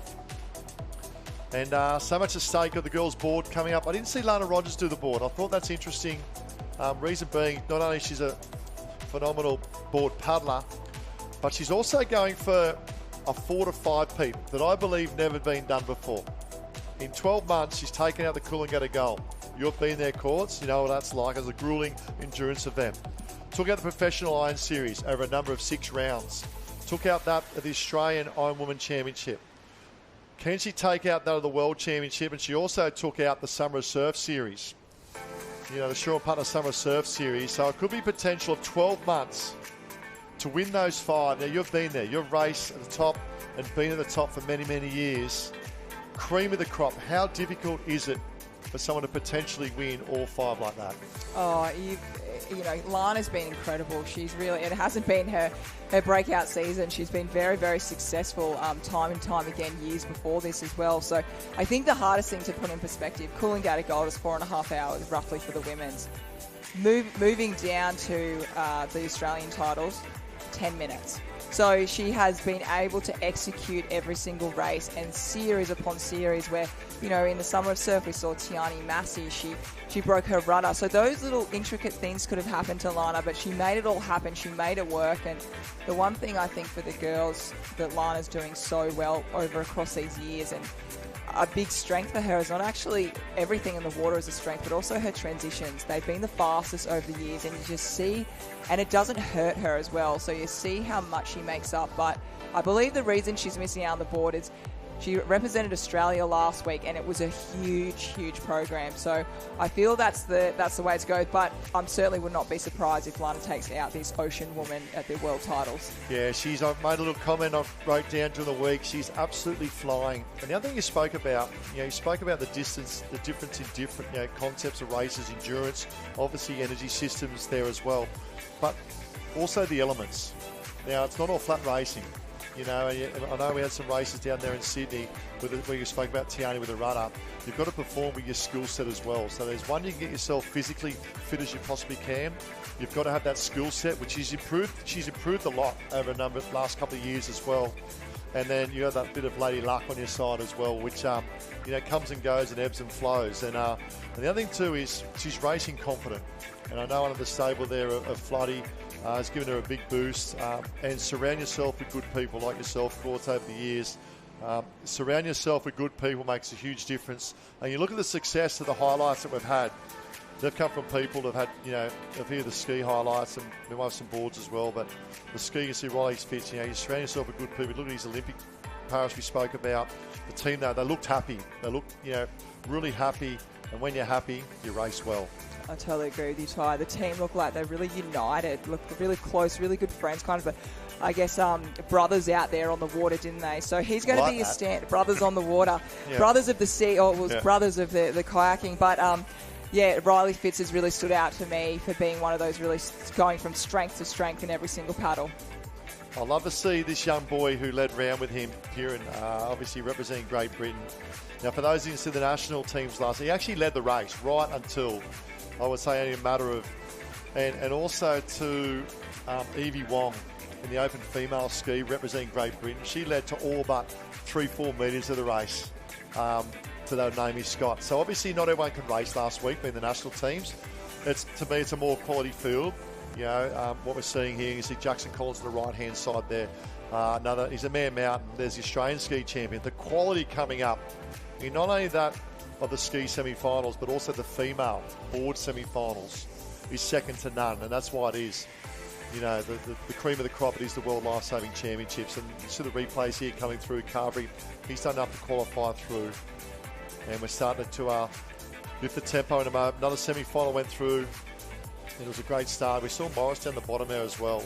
Mermaid coming through. I think we had a little latecomer in this one coming through. But this is a heat earlier. That's Fletcher Armstrong off to a good start. It's difficult, isn't it? Paddling. Give us some context for those who've never paddled a craft like this in terms of the surf conditions we have today as well, and the wind, crosswind. To learn to paddle the ski is even difficult in the flat water, and that's where usually everyone begins. And it can be frustrating. You fall off 1,000 times and you get so many bruises, but the experience that you feel when you actually get down a wave and you hold it for the first time is incredible. And it's incredibly difficult, and that's why you see the pros, still to this day, they might slow off to the side in a wave because they're very tippy, they're very skinny, and they're so the faster they are, the more tippier it goes. So you can see these craft when they come down a big wave. That's why they try to go sideways and get quite tippy. But, that's what gives that pace. And very difficult to learn. Takes a long, long time. That's why you see some of the under-17s. They're still out there learning and doing some of their first their first paddling. But we go back live, and Ty will go through. So quarterfinal, Gemma Smith-Welsh, and we're off and racing. Electra Outram's been a standout. Lizzie Wellborn's been a massive standout. Carly Nervin won the last quarter. So here we are, the women's semi-final. Yeah, semi-final, and the girls are up and about, and it's super critical. We'll talk about the first 50 or so metres. We'll just try and pick up that at the moment. Whether that's Trinker. Looks like potentially Trinker off to an absolute flyer, is it, in semi-final number 1. I expect Olivia Corrin to be in the mix as well. She's paddling very, very well. But it's the left end. It's Georgia Singleton tucked in there as well. But the left side probably advantage. We saw in the heats and quarterfinals there, of course, it was more the right-hand side. I expect to see Lily O'Sullivan in the mix. That might be actually Lily now coming to fore. It is Lily O'Sullivan. What a great young athlete she is. We go back to, she's represented Australia through the junior youth teams as well. Now mixing it up in the opens, and she's back. Probably didn't have the summer she wanted last year. Had a few little niggly injuries going through Lily O. But towards the tail end of the summer, she looked really fit. And you can see the dominance and the rating of Lily O'Sullivan at the moment. And she's a great story. Come right through the Nipper ranks there of the Coogin Club, Northern New South Wales. Made the move and followed up of King, Michael King. And one thing I love about Lily, she's confident. She's back with confidence and looking very, very good. What about this semi-final num for the women's board? We have Lily O'Sullivan out in front. She's very, very good starter. I know she's a swimmer as well, but she flies on the board. Lizzie Wellborn on that bright yellow we all know so well on the inside. She had to work a little bit harder. Got a little bit more hit at the start, but Lana Rogers, she is out there, and she's in second place. So she slipped through. We missed her in one of those heats. She was in the opposite to one we were commentating. So she's had to work very hard to catch up to Lily here. And look at that, not too far away, we have Olivia Corrin and also Morgan Trinker not too far behind. So we are really scooping up that 8 very quickly. Yeah, 8's the magic number. Lily O'Sullivan looks, she looks composed and relaxed. Round she goes in the nice clean water. Lizzie Wellborn, to me, is the danger. The way she's been board paddling, Lizzie Wellborn. We talk about the 2 yellow boards in the last sort of 2 seasons of Lizzie Wellborn and also business partner Harriet Brown, who's a past world champion. Harriet's retired. There's only 1 yellow board we'll see present at the moment. That's Lizzie Wellborn in 2. Lana Rogers, that is a very good sign coming off a huge program. And Olivia Corrin as well, side by side. Liv Corrin took out the national teams championship world title last week. She'll be full of confidence as well. Also a past Australian board champion as well. She won the year before that of Morgan Trinker. So Brody Trinker, I should say. So it's Lily O'Sullivan in 1 at the moment. Lizzie Wellborn. Love the rating and the cadence of Lizzie Wellborn in 2nd. Yeah, she's been incredible. Definitely one of the favourites, and she's just got to make sure she gets herself through this. And Lizzie, I love how she does it the whole way on her knees. You'll hardly ever see her on her belly, but a couple of girls that I just saw that are back a bit that really need to work is Gemma Smith-Welsh. She won the quarterfinal. Millie Derbyshire, she's been in very good form. And also Dominic Stitt. So those are the girls that are kind of setting just off that 8 or just in that 8 at the moment. So a lot of work. And also Tiani Massey, she hasn't popped her head in. I can now see she's in 6th place at the moment. Yeah, I'm not sure if we can pan out on the camera there, camera 1, but you can see at the moment there's a spread of our girls starting to make the move because 8 is the magic number. Olivia Corrin, there we have it. 1, 2 in front. O'Sullivan, Lizzie Wellborn, Lana Rogers just labouring a little bit back and forth. Olivia Corrin now. Morgan Trinker comes up in the 5th. Tiani Massey, the pocket rocket from the Black Swans, up now into 6. Swell building. Dominique Stick comes through maybe in 7th. Oh, huge battle here for 7, 8 and 9. Semi-final, the skis up in action as well. Oh, Lana Rogers fights back like a true champion onto the lead wave. O'Sullivan from Burleigh. Wellborn from Newport, and that of Lana Rogers from the Northcliffe Club will go through and qualify in 1, 2 and 3, but all the action is back to 4th to 8th. Well deserved for Lily and Lizzie as well. They work hard, and Lana Rogers works so hard. She is on fire at the moment. This is the best I've seen her board paddling. Liv Corrin and Tiani Massey, they had to work extra hard there to get down on that wave, but they're certainly on and about at the moment, and they will get through. So that's top 6. Ty, we need 2 from this 3rd wave, which will be on screen. There's a wave coming through the 6, and I'll tell you what, we've got 2 spots left, and 7 doesn't go into 2. Neve Sharp, top of screen, up and away. Maybe that's Singleton, Georgia Singleton. Big move as well coming through from Millie Derbyshire. Probably I'd say Sharp and Derbyshire maybe getting through very, very tight. Unofficial, but what about that? The tempo is up, the speed is on, and the sparks were flying. Oh, that was like a board final. I had to remind myself then that we were watching a semi-final. But Lily O'Sullivan, if she can have one of those starts in the final and get away, look at that lead. You'd rarely ever see that in a board semi or final ever. We spoke earlier about being first to first can. I see three parts of a board race. It's obviously that first third and getting out, and you've got to be at the pointy end. Then it's controlling that middle section and course management through that middle section. And then coming home, this is where it's going to be won and lost this afternoon. The ability, and we see here with Lizzie Wellborn, the ability to work your craft and be in unison with the ocean is going to pay dividends with a little bit of lady luck on the side of the ocean. So many processes that make up this event this afternoon. And you see, look like semi-final number 2 is at the top end of the screen as well. It is action aplenty. Semi-finals everywhere. Female board semi-finals. The ski semi-finals are in action as well at the moment. And you want to make that final. It means so much to make a World Championship final. You give an arm and a leg for all these athletes to be there. Absolutely. Well, you put yourself into top 16 in the world to get that World Championship, and it's incredible. We haven't got official results at the moment, but semi-final has been run and done at the moment, so I'll quickly run through. We've got Annalise Kibble took that out with Brody Trinker, Electra Outram, Grace Harris from Alexandra Surf Lifesaving Club, Hannah Scully, our past Australian title winner. Emma Woods has been on fire. Georgia Miller, always good. And Carly Nerthen will round up the 8. So Carly's made another final. So they are going to join the girls from semi-final number 1. How good. Quality field. And that's it, 16 of the best. They'll line up from 1:30 this afternoon, our finals package. And a big welcome. This is day 2 of the Opens Ocean Championships, and it looks like we have semi-final number 2 of the ski race lining up. Semi-final number 1, looks like they've just finished. I'm just trying to pick up their places. I can see the Great Britain boy, Piran. I think he may have qualified, has he? Just look at the numbers coming through. I can see the craft already up the beach as well. This is very interesting. So semi-final number 1 has just finished. The IRBs are in action. We're crossing to the IRBs very shortly. There's action aplenty here on the Golden Sands of Kurrawa Beach of the Gold Coast, Queensland, Australia. And a big welcome to the viewers. And I'd love to say this is what it's like here every day. But what about the weather we've had? Bluebird days, and you see all the way, we talk about the Gold Coast, it stretches approximately, in the Golden Sands here, you probably say 20 to 30 kilometres of surf hubs. Right down the tip there. And that's where they hold the World Surf League at Snapper Rocks, right down in the background there, that pointy end where you see the land meets the sea. It's the smallest board of high-profile sporting events right around the world. And this is another one here as the IRBs are lining up.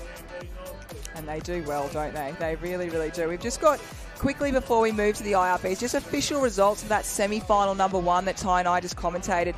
It was Lizzie Wellborn on the yellow in first, Lily O'Sullivan with that strong start in second, Lana Rogers flying about there.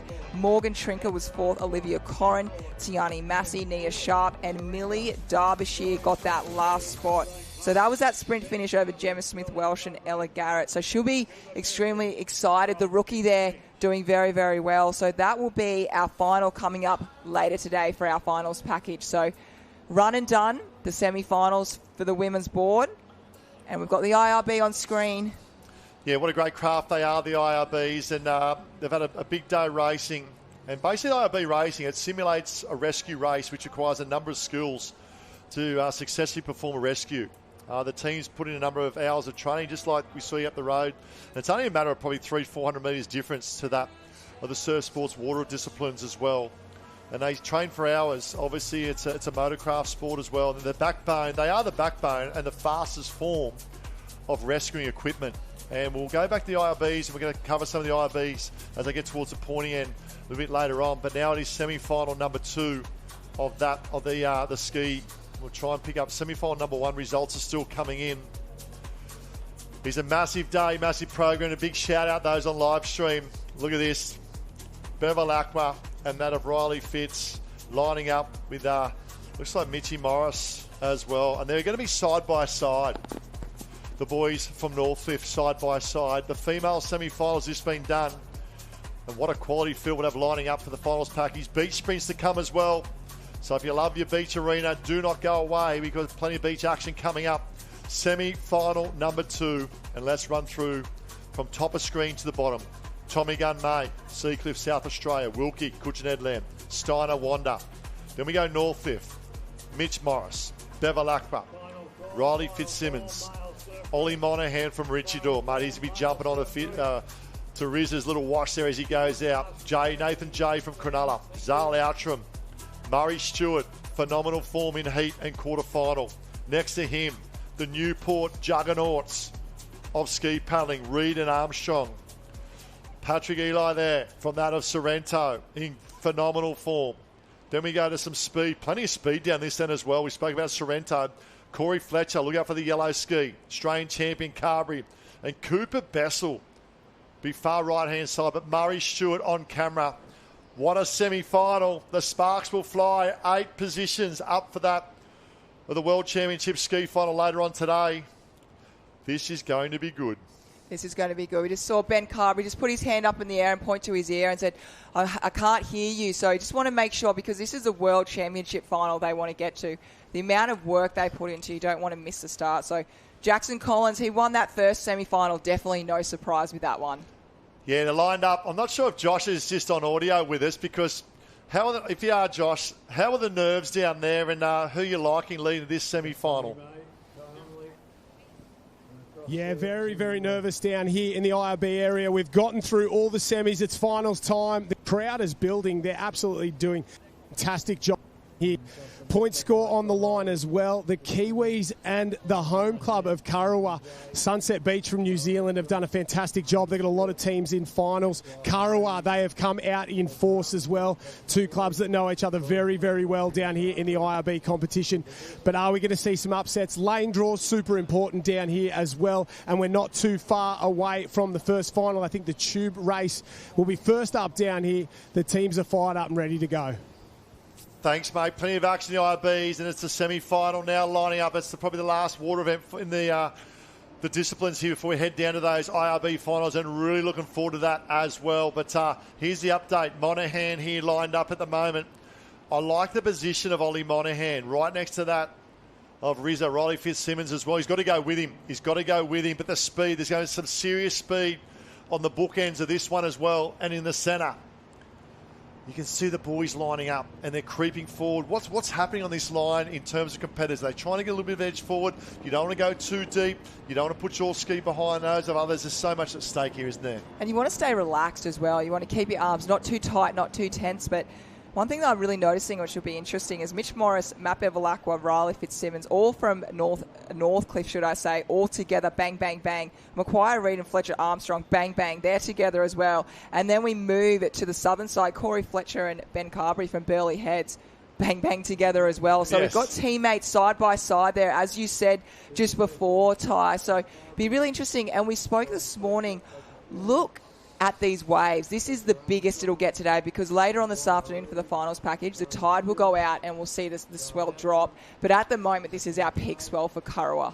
Yeah, this is good, really good. Steining, you see lined up as well, and you dead smack on. The shore break of Kurrawa, it does play its part, as we've pretty much just gone, I'd probably say, just born that of high tide. So this is the highest tide we can see at the moment. You can see where the sand goes from the lighter to the dark. Here we go. 16 lined up. 8 will go through. 8 is the magic number. 3 from the bottom. That's the yellow ski, Corey Fletcher. Renowned starter. He's good over the first 1500. Tommy Gunn May, position run. He's on the top end, the far left-hand side. This is looking really good. They know how critical this first 50 to 100 metres are. Bums in seats, blades will be flying. Bevilacqua sneaking forward. Riley Fitz there as well. They'll be potentially called back here in a moment. We'll be surprised to see some hands. Here we go. Starters' hands. Being called back into position. Just edging forward. Outram there from the Sunshine Beach. He's done well to make the semi-final, taking nothing away from the young man. Here's a quality field lining up.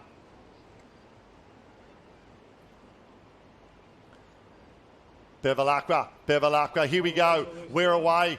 bottom here at the moment. Bassel, Carberry, good start. Probably got the better end. Better end down the bottom at the moment. A little ramp as well. Bassel, Carberry, the Australian ski champion, goes to the front. Oh, he was so strong. The men got held up for a while there, so they would have been feeling a little bit tense. Ben Carberry, the power that he has is just incredible. Corey Fletcher not too far away as well. Maguire Reid and Fletcher Armstrong as well right in there. Yeah, well, Fletcher Armstrong led that Australian title for pretty much 99% of the trip, and then Carberry come through. Now it's Carberry in one. I love the work of Fletcher. His clubmate to that of Carberry. Carberry's doing all the work and dragging him along at the moment. The top end had a lot of trouble. They got checked by 1, 2, 3 waves, but it's Carberry will go round in one.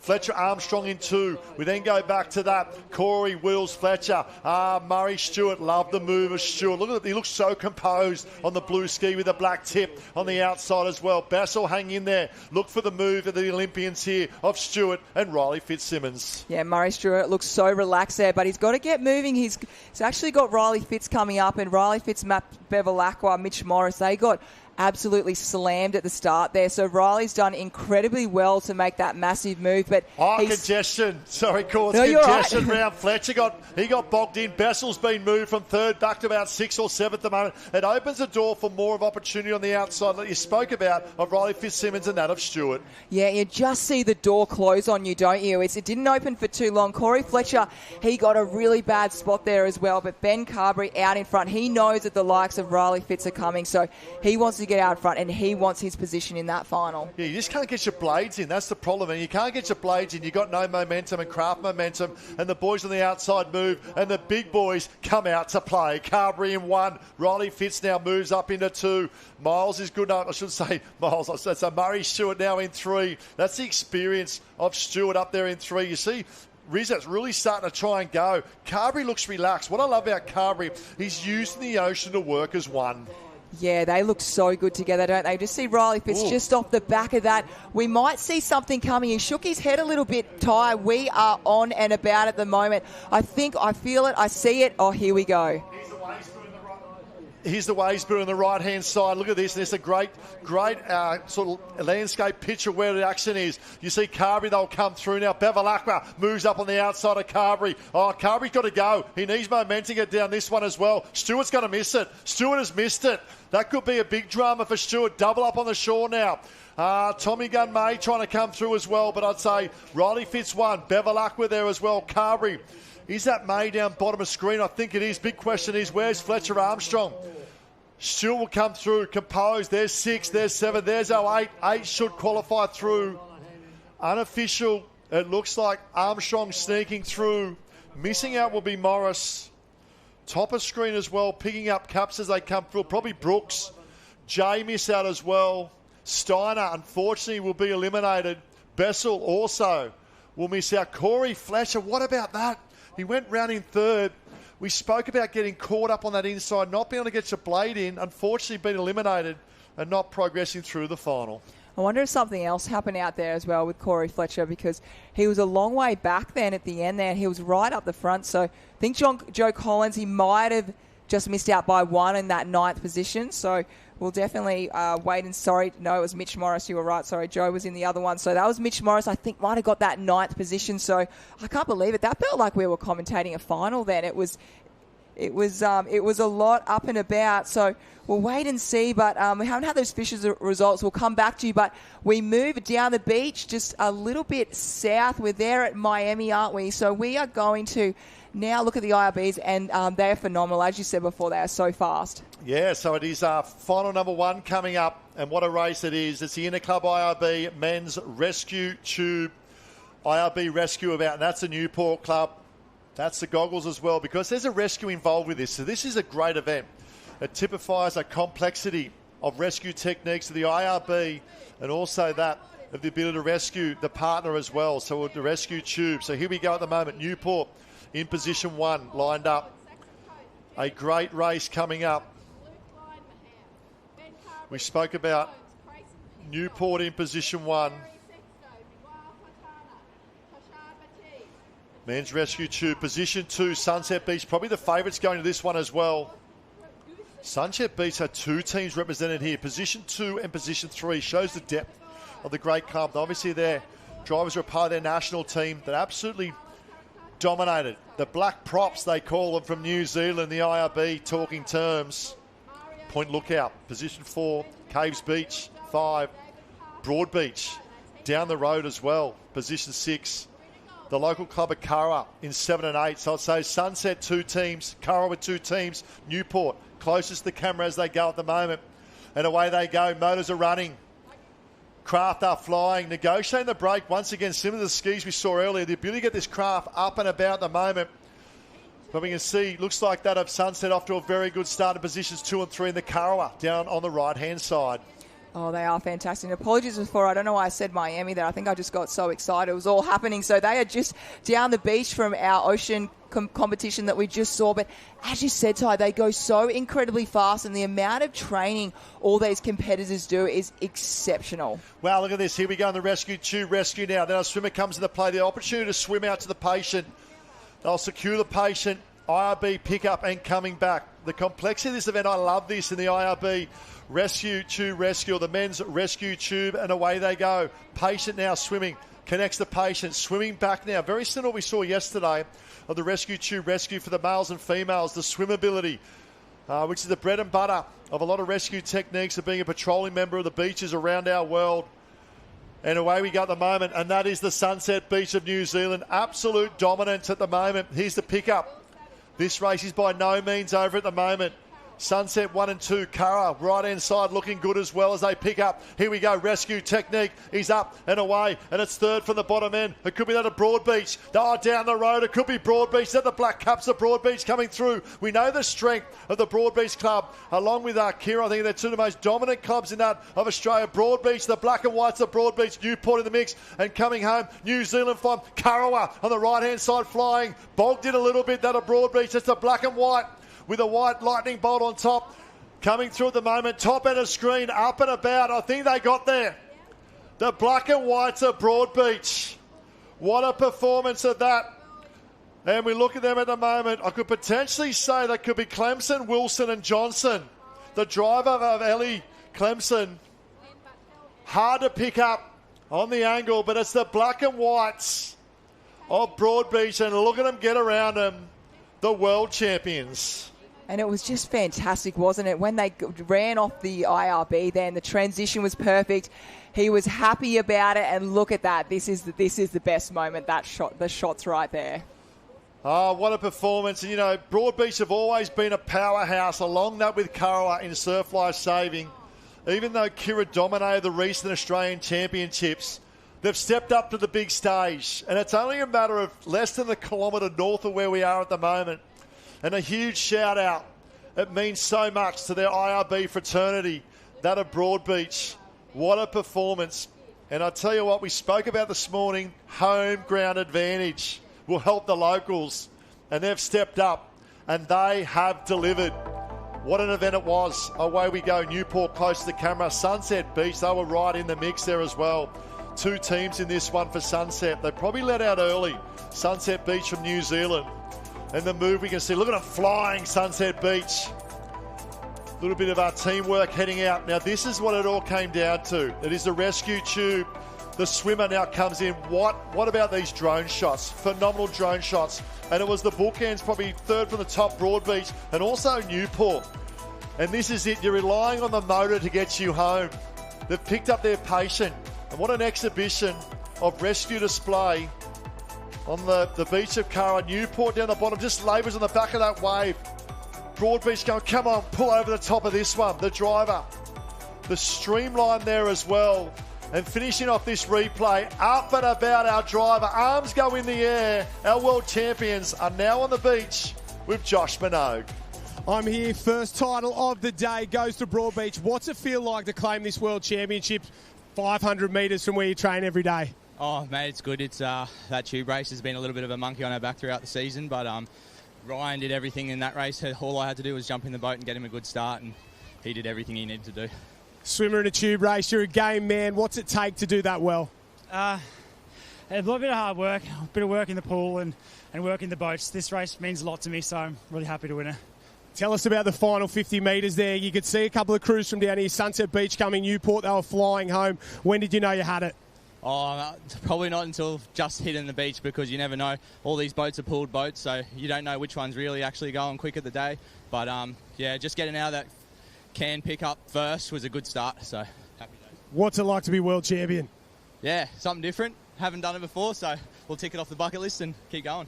Broadbeach boys are on fire. The ladies are up next. The celebrations have started at Broadbeach. They're the world champions of the tube race. I tell you what, world champions and celebrate. Get around, and well done, Broadbeach. So they've Clemson, Wilson and Johnson. And he mentioned also their courses about the craft. They actually draw craft. So they've been supplied by that of the Lifesaving World Championship Committee, and that's the craft that they race with.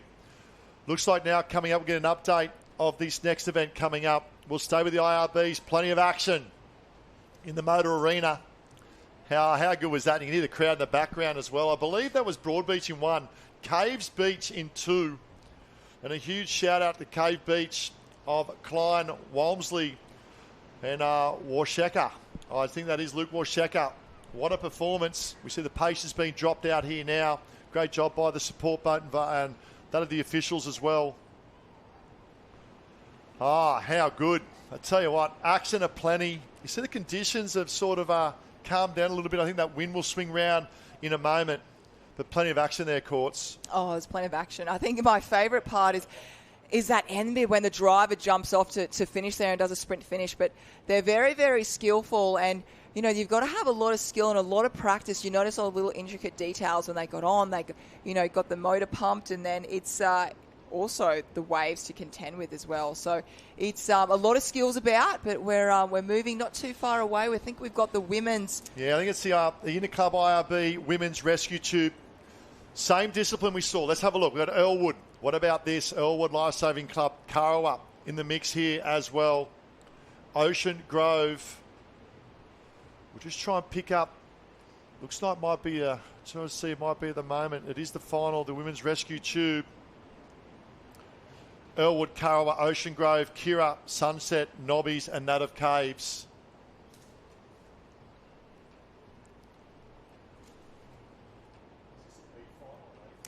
Yeah, the girls, they're looking, as you can see, very focused at the moment.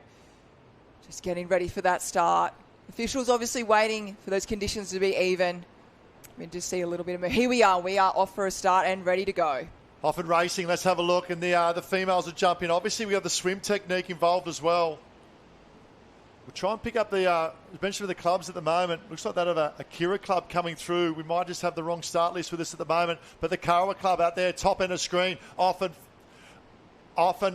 flying at the moment. So it looks like Karawa up and about at the moment. It is the Rescue Tube final coming up for the women at the moment. We'll just pick them up.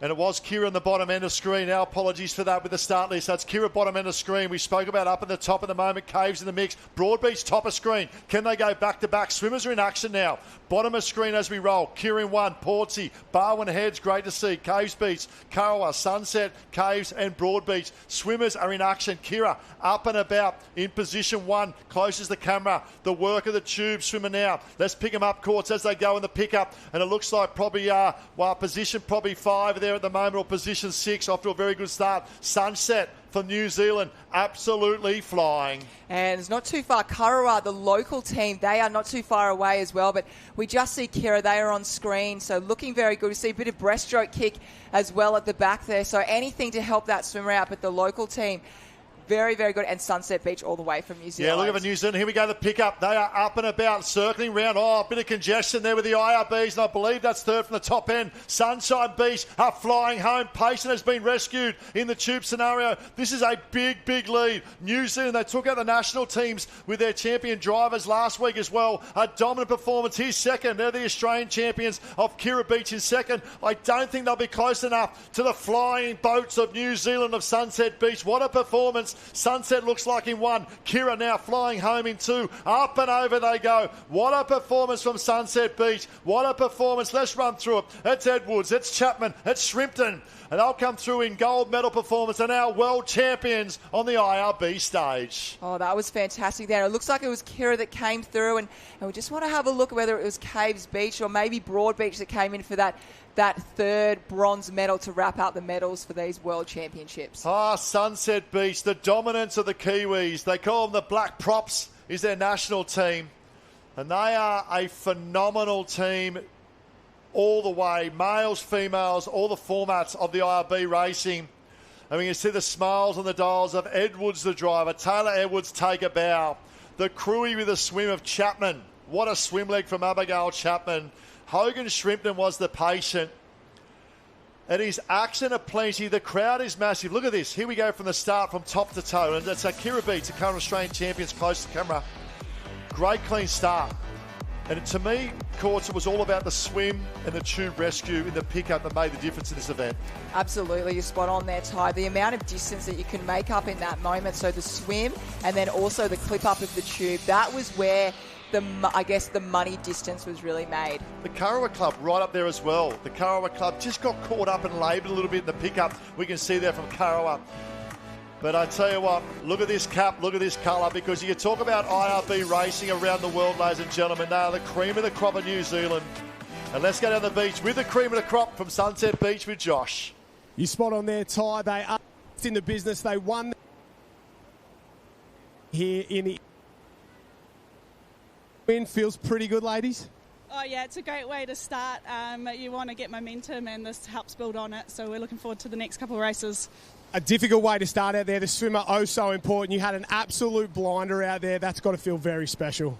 Yeah, definitely. I mean, the conditions have flattened off a little bit, which has been really nice. So, yeah, stoked to get that one and back up the national. So, yeah, real happy. What about the Interclub title? Obviously, you guys have come here with high expectations. It's looking good so far, but super competitive. Oh, yeah, it is very competitive, but we do feel like we've got some momentum going, so we're just trying to keep it going right to the end so that hopefully we can be on the top of the podium. And world champions, not a bad little ring to it. Yeah, no, really happy, really stoked. Congratulations, ladies. What a performance. Gold medalist at the World Championships. Thank you. Thank you. What about that? Congratulations to that of the New Zealand club, Sunset Beach. And what a club cup as well. And they're up and about. Big crowd building down here as well. As I believe we've got the mass rescue, I think it's lining up at the moment. We'll get an update as they go.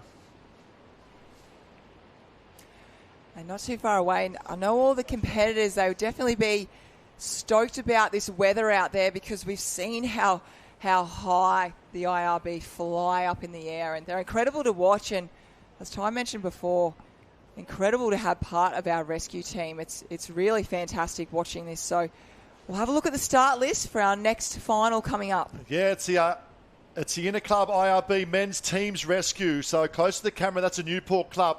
Then we go to Miami, very similar in club caps to that of Newport. Broadbeach, I'll tell you what, they'll be full of confidence. The black with the white stripes of Broadbeach, 3 from the bottom. We then go to Blackrock Lifesaving Club from New South Wales. Caves Beach, New South Wales as well, Australia. Kira Surf Lifesaving Club. They took out the Australian Championships as a team overall. Miami from just down the road to Miami in here as well. And the Kiwis top of screen, the Sunset Beach Juggernauts with the motors. I love when they talk about national teams and the names of their teams. The Black Props, I love it. Obviously, that's their national teams racing last week. You see in the background, beautiful Burleigh Headland and Burleigh Beach. Oh, I call that home. What a great place it is and great spectacle. We're lined up here. This is good. Let's go back to semi-final. It was Newport in 1, semi-final 1, Sunset Beach 2, Caves in 3. They were semi-finalists as the Patients now go out. In semi-final 2 was Miami, Kira and Blackrock. Broadbeach was 4th. Now you've got to remember, it is IRB racing and anything can happen. Yeah, that is very true, Ty. We saw that, just the way the little, it's not quite as sure at the moment. We know that Kira has that very punchy first wave. So you're noticing a lot of the competitors are making sure they get all the little details right, all the little skill factor, as we just see our Patients getting dropped off there on screen at the moment. Yeah, 2 Patients in pickup here as we go as well. It is the IRB men's teams rescue. So we'll pick them up as they go at the moment. A little bit different in terms of last one included that of a swim with a rescue tube. This one's now a pure double pickup. IRB's in action. And it is a pool of IRBs. They draw the IRB. You just want to hope which they are. They get scrutinised. They do a wonderful job, the officials, scrutinising all the craft day in, day out, priming them up. So there is, in terms of equality and equity right across and fairness for all. Helmets in action. It is the A final. We can see Caves there as well. Lining up. Newport will be closest, left-hand side. There's the Newport cap. Look at the crowd as well there, because this shows, we talk about it's the fastest rescue craft that we have. We could probably put choppers in there too, I suppose. But the rescue craft really come in their force since probably I'd probably say the 80s. In IRBs, I got to race in the 90s in IRB racing. Oh, my God, I tell you what, it's come a long way since then. And it's a professional sport in its own right. Hours and hours of training. And we spoke about the fitness, the ability to swim, rescue tube, pick up patients, strength and conditioning. They've got it all. Lined up. Bottom of camera at the moment. Newport, Miami 2. 2 teams from Miami, Broadbeach, Blackrock, Caves, Kira, Miami and Sunset. I expect big action from the local club, or nearest club, the camera I should say, Newport. Newport and New Zealand took out Semi 1. Miami and Kira, Semi 2. It's fast and furious, isn't it? It certainly is, and not also are they racing for World Championships. These are the competitors that you want on your patrol every weekend. So they are going to be most definitely. They are going to be the quick. Can you imagine how quick they're going to be jumping on there and doing this scenario? I'll rephrase that. If I need to be rescued, these are the craft and the personnel that want rescuing me. Here we go. The gunny's set. The drivers are ready. They're up on the line. All right, brings the leg speed across the Sam. Bottom of camera, Newport. Probably one of the favourites going into this one as well. Here we go, good clean start. Motor up, motor running, great start. Phenomenal start from the bookends of New Zealand, Miami at the top end, and that of Newport as well. Now making their presence felt coming through. Kira, that's the blue and yellow cap. I'd probably say Kira and Miami, top of screen at the moment. Miami right at the top. Kira just tucked inside as well, down to Newport. Oh, what a great spectacle we have with these drone shots as well. There we have Broadbeach right inside, Miami as well. All right, here we go. Round we go. Checkpoint number 1, out to pick up patient. And it is that patient pickups. Oh, it's clean. It is as smooth as a 3-egg custard from that of Kira. They'll now race their way back to the beach. Kira in 1 and down the bottom, still not out of it at the moment, is Newport. Yeah, they are in. They are very, very fast. We just unfortunately had Miami. They were the ones that actually missed their patient and had to come round and start again. Off we go. Top of screen at the moment. Just getting bogged down the back. Over the top they go. Oh, Kira, straight over the top. They are all in this. Up to their eyeballs. Sunset Beach, top of screen. Miami, back to Kira as well. Around we go. Stage 2.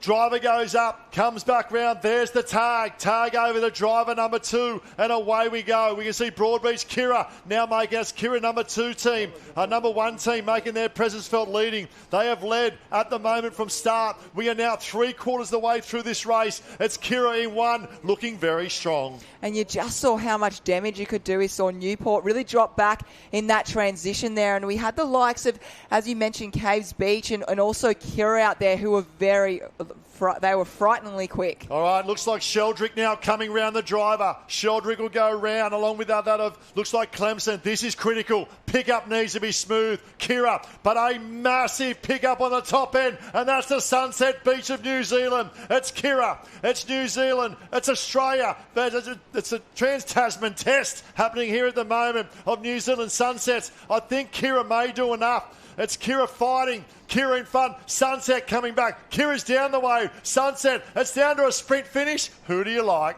Oh, this is amazing. Sunset, they have been on fire all day. They just popped down. This is going to come back to that sprint finish. Here we go. Up and running. Oh, stumble. I think it might be Sunset. New Zealand unofficial. Or is it Kira?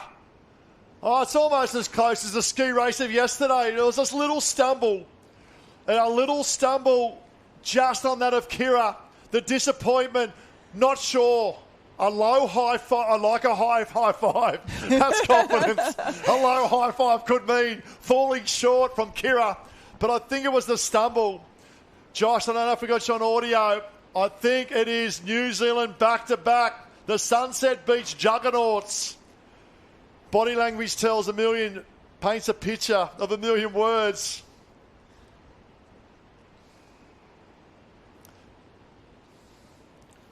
Few people saying they think it was Sunset who got the job done, but we're going to the judges at the moment. Sunset are celebrating. Kira, I think they got it as well, but who knows? Well, we've got the replay here looking out, and I tell you what, for 90% of this event, that being the men's team's rescue, and they set up with 2 drivers, 2 patients, 2 crew. What a race, what an event. Love the drone shots. The spectacle of IRB racing on the big stage of World Championships. They were all there. Kira missed the pickup early. That's Kira 2. This is Kira 1 in the front. Now they look set, they looked home. But it was the second pickup of the Sunset Beach New Zealand teams coming over. Their second pickup was phenomenal. Out they go, second leg, top of screen pickup. It's still Kira in. Kira enter first, but New Zealand almost come out, and it's pure boat speed here, Courts, for the finish. It was, everyone. You can see how low they were, and here it was tight. This was that last finish. Over they come. What could be potentially a sniper here, just picking up right there of Kira. A little stumble, and has opened the door to become, I potentially believe, the world champions. I'm working off body language, but down the beach, hope we got an update with Josh Minogue. I'm here with the Sunset Beach boys. Like to be world champions. Oh, it's unreal. We've put in so much effort. These boys come join us, and they just smashed it. They set us up good, and we just continued with it. Just huge team effort. Just shows strength of the club. Unreal. How did you guys feel in the final stages? Obviously yourselves, Kira, super tight there. Must have been heart in the throat stuff. It was so close, but Shane absolutely executed that last leg so well. And we're so stoked. They got the mixed teams at the Worlds Comp, and so stoked to take out the male teams now. Fantastic performance, and obviously back-to-back for the club, and now world champions. It feels pretty good. It feels awesome. We've had massive support from all our people coming along, parents, mums, dads, friends, family. It's just awesome to have them all behind us, cheering us on. It's the Sunset Beach invasion down here. They're coated in gold because they can't stop. Congratulations, boys. You are now the world champions. Cheers, man. Yeah, great job, Sunset Beach. And they're the top club in New Zealand. And Taylor and Abigail, they were the New Zealand team. The Black Props that won the national event. I wouldn't say won, they actually dominated the national events last week. And it's all about community, it's all about culture, and it's all about team. And a huge congratulations, Sunset Beach, going back-to-back in the last 2 events here as we now line up for that of the Interclub IRB Women's Teams Rescue World Championship Final. Kira will start closest to camera on the left-hand side, Miami. Sunset Beach up and about again. Point Lookout, great to see. I should say Point Lonsdale, my apology. Great to see Point Lonsdale there as well. Kiama Downs, Elwood Lifesaving Club. We then roll our way down from that of Kiama Downs to Elwood to Karawa. This is it. It's the big stage. It's the big moment. It is the Interclub IRB Women's Team Rescue Final. 8 teams will go in and will crown our world champion. As the patients get dropped off, it is a double up. Double drivers, double patients, double crews. Oh, how good is this IRB racing? It is fast, it is furious. It is motor propelled as well, but the skill sets of the drivers, patients and crews are second to none on the big stage of the World Championships. As a patient, love the board shorts of the patients getting dropped off and the backflip. There's a 7.6 and an 8.2. Minimal splash. Well done. Looks like probably that of Kiama. Lying out there at the moment. Close to the camera. That is the cap of Kiama. From down the south coast of New South Wales. For those around the world, we're looking about probably 5-6 hours south of Sydney. And away we go. 2 drivers, 2 crews, 2 patients. Oh, double start there for Kira. For that, I should say, if Kira might have given away a little bit of advantage as we pan out now. Look at this. All the action at the moment looks like in 3 and 4. That's Sunset Beach and Points Londale. off to a great start. Swell building for the right-hand side as well. But now we look at that of Miami in position 2. It's position 2 Miami and position 3 of Sunset Beach looking to be leading as they go out. Around they go. Corner marker. Check marker. Round they go. Pick up Patient now. Patient pick up number 1. Needs to be smooth. And it is that of the Miami Beach Club. Up and about. Miami's just down the road, a matter of a kilometre or 2 now, and Sunset Beach making their presence felt. They're also in 3. Looking as we go at the moment, it's the Kiwi Club of Sunset Beach. They're up and about. Next to them, Point Lonsdale, Surf Lifesaving Club as well. Position 3, that is the New Zealand Sunset Beach. Down they come, over the swell. Now it's time to change over crew, change over driver. Smiles are on the dials. Up and about, big move now, massive move from Miami. Miami, round we go. Driver 1 tags the driver 2. Boat turns around. Change of crew. Patients are waiting out the back as well. It is a go. Motors are on. Motors are running. Advantage Miami at the moment. I'd say advantage Miami, but it looks like New Zealand. New Zealand have had a better transition. It's New Zealand now flying in that of Sunset Beach and Miami. Oh, it's a battle of 2 at the moment. It's the green caps in front with the yellow stripes of Sunset Beach leading this. In that of the women team rescue for the IRB World Championship. But Miami are not going away anywhere. Pick up. Round they go. Checkpoint turn. Round they go, girls. Now second patient pick up. New Zealand still the advantage. Oh, just caught up a little bit. That the team of Miami. It looks like green. It looks like yellow. Can they go back to back to back? It's a Sunset Beach of New Zealand in front. What a performance on Sunset. We had Edwards drive first with Chapman and Mead as a patient. Now Coughlin, Hussein and De La Tour in the boat at the moment. What a performance of Coughlin. Sam Coughlin pulls over the top of this one. Oh, New Zealand Sunset Beach. I tell you what, build an IRB statue in the hometown in your surf club because you've taken out another World Championship. Wow, what a performance. Unofficial on the calculator, I would say it is that of Sunset in 1, Miami 2, Kira potentially sneaking home in 3. All the action, all the drama of IRB racing, and a huge shout out to the top 8 teams of the IRB women's team's rescue. Oh, they started strong, Miami in position 2, but it was the technique and the skill set of the Kiwis of Sunset Beach. Take an absolute bow. All ladies involved. We're talking about 6 members of this team. We started with Taylor Edwards, Chapman and Mead. That's them coming back to the beach. The streamline of the craft. Maximising the boat speed back to the beach. Transition, change of driver. Coughlin jumps in. Hussein, I think that is, and De La Tour also in as the patient sits out the back. But I should say it's Coughlin and Andrews in crew. Look at the work of Andrews at the front of boat. Michaela Andrews allowing the manoeuvrability of the craft. A massive pickup of De La Tour, but then it is all about the driving skills now of Coughlin. Right-hand side. What a performance coming in. And it was in position 1, Sunset. And I believe we're down the beach with the winning team of Sunset again, Josh. Back to back to back world champions. Yeah, so for the Sun at the moment, they can't be.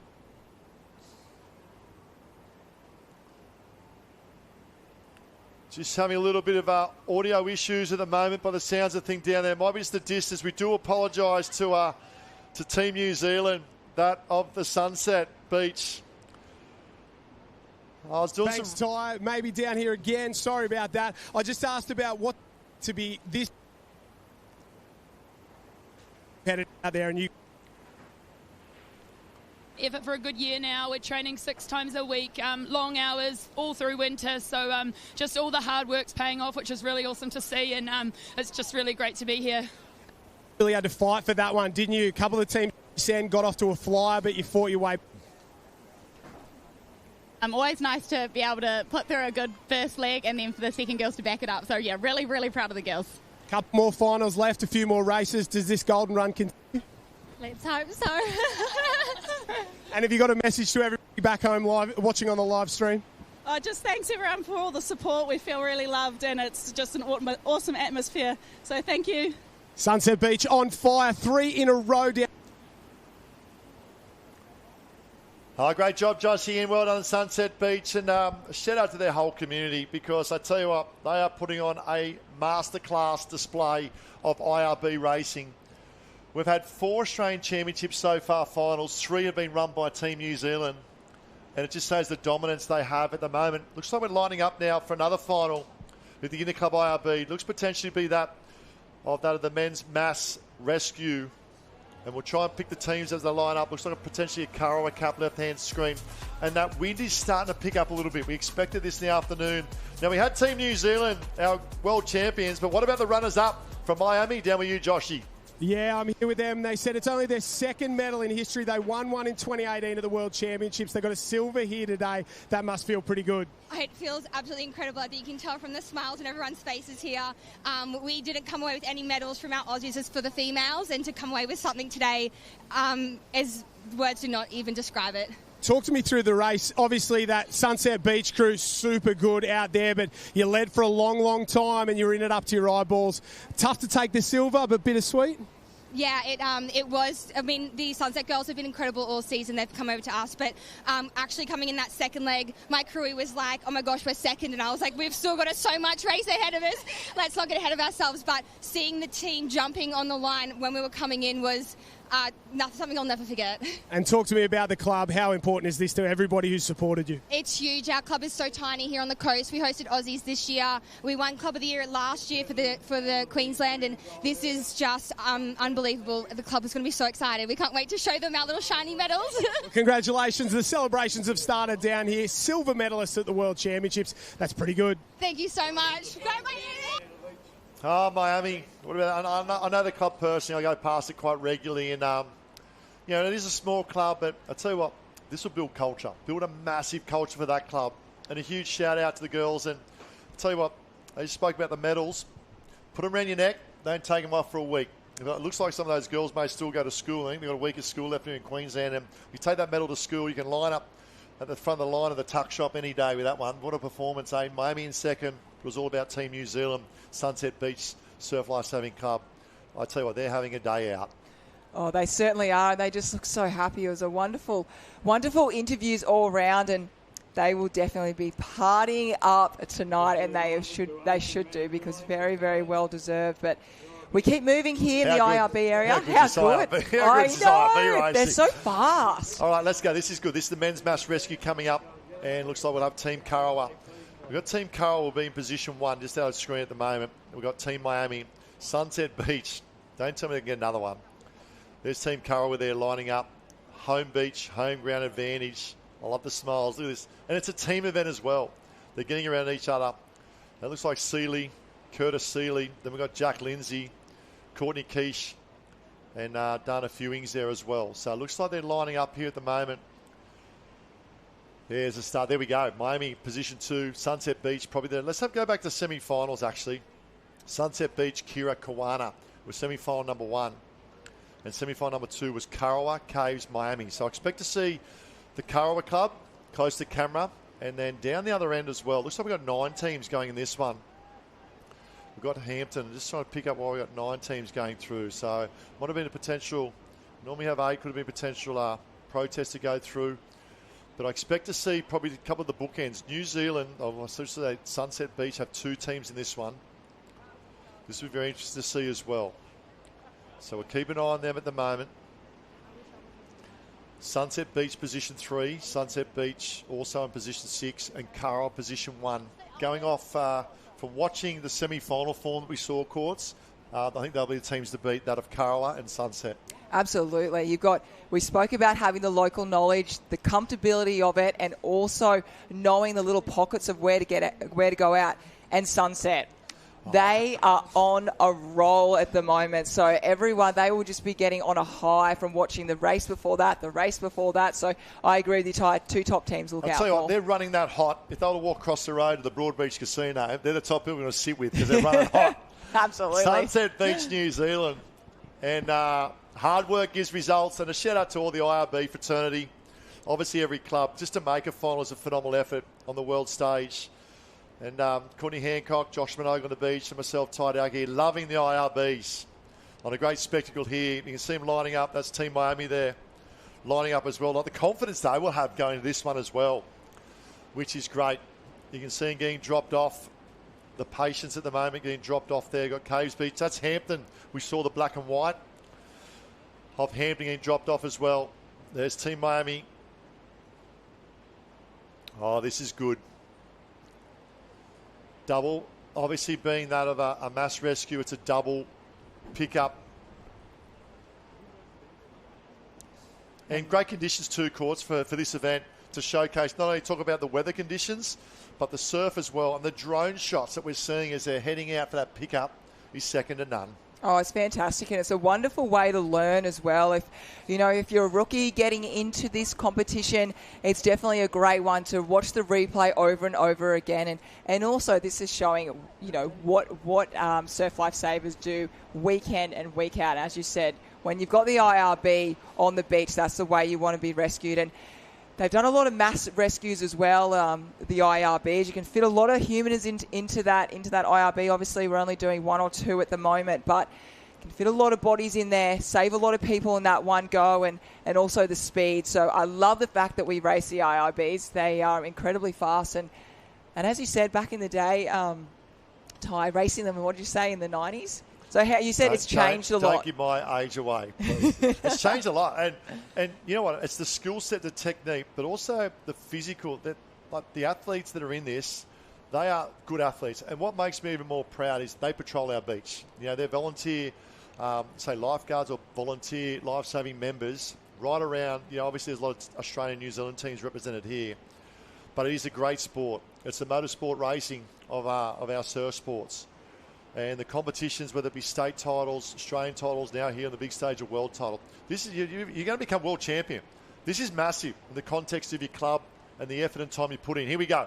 Mass rescue. Mass men rescue. Look out. Look out with the Curra closes. They need a good start. They need to get in and get it mowed in. Great start, Team Curra. That's the homeboys of Curra up and about. And look out in position 3 as well and position 6 as they make their move. But it's position 4 at the moment, Kira.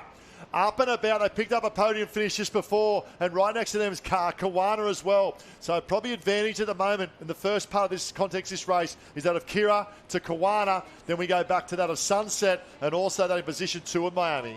Yeah, we were talking about the local team before we started. Curra just got hit by an extra wave and no other team got hit. So we're just talking about how much those little waves can really come into the end of this race. There we go. Mass rescue number 1. Back to the beach we go. Patient pickup number 1. Now the move starts to be made. Position 4, Kira. They took out the Australian teams, overall teams challenge as well. We know the depth in the team of Curra. Look at that of Sunset Beach looking around the crewy. He's looking around sizing up numbers where we're at. I'll give you a hot tip. Don't look, just go. And it's now that of Curra out in 1. Good start, I should say. Kira in 1. Kawana in the mix. Up and over for that of Kawana. Oh, I tell you what an exit. Around we go. Halfway now. Advantage Kira. Kawana in 2. Good move down the bottom there. Looks like Caves Beach or Hampton.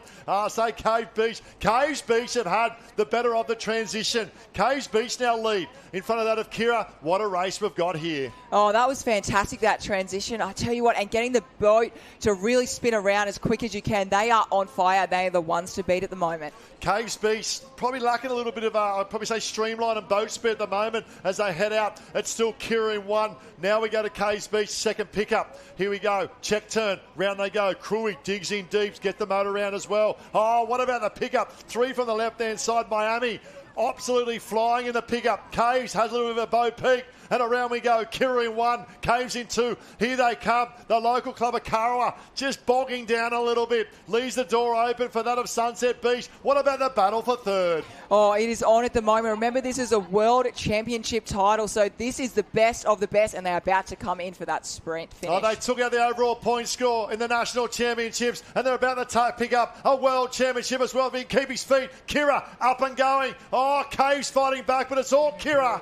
What a moment for the team of Kira in that of the mass rescue. A phenomenal effort from that of Kira coming through. We'll get an update in a moment, but it looks like potentially the team of Kira there of Domaraki, Nation, McAuliffe and Dutton will pick him up at the moment. Karawa, wow, the block's good in position 1. There was the pickup and the return home. We can see Kira, 4 from the bottom was Kira.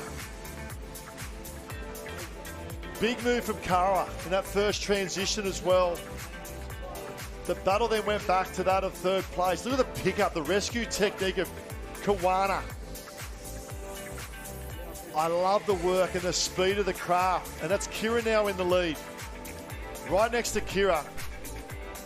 Tucked in there right next to Kira as they went in. Was that a Kawana? You can see Sunset Beach there as well. Miami and top end Hampton. Around they go. Back in the boat for our driver. Oh, what a performance. And that of Kira. Domaraki, Nation, McAuliffe and Dutton. This is it. Oh, what a pickup from Team Kira. The one-arm drag. Pickup. Locks into position. That could have been Dutton as a second pickup. And now we come down. Brave effort on the outside of Caves Beach.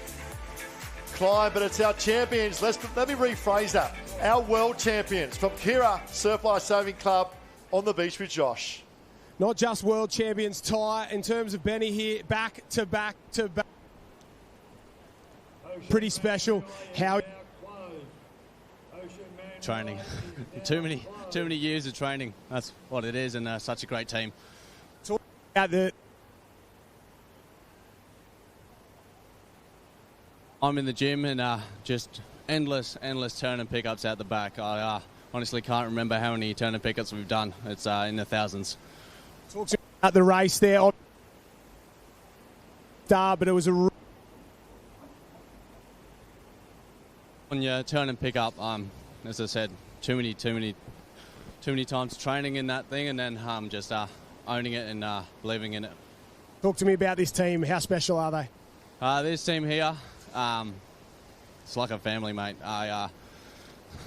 Most of us have done this every weekend for way too many years, up to I think 14 years or 13 years or something just with us, and then we got the new one here coming into the team, so yeah. And now you're world champions together. Congratulations. Thanks, mate. Thank you. Great job, Kira. And the cream of the crop as a club in Australia. What a performance. And that's what come down there was the turn and pick up, the smoothness of getting entry and exit. And the one arm, I love that one arm patient pickup. We'll probably, I'm not sure we've got plenty of action coming up. More action. It's finals day of the World Championships of the IRBs. And coming up now is the Interclub IRB Women's Mass Rescue. How good. Wow. How good. Look at the start list lining up. It is the A final. Probably have North Cronulla down there near Sydney for those who are viewing us. A big welcome and hello to those right around the globe of our beautiful world. And that's the men's results. Kirin 1, Caves Beach. And Caves Beach to that of Karawa in 3rd. Miami, Kawana, Sunset, Miami. Wrapping up. It is now the ladies' turn in the Women's Mass Rescue. And this will be good. Semi-final was taken out by Sunset Beach. Karawa and Miami was semi-final number 1. North Cronulla is on the left-hand side. Karawa and Barwon Heads, great to see. A great place, Barwon Heads, obviously down there near Torquay in Melbourne.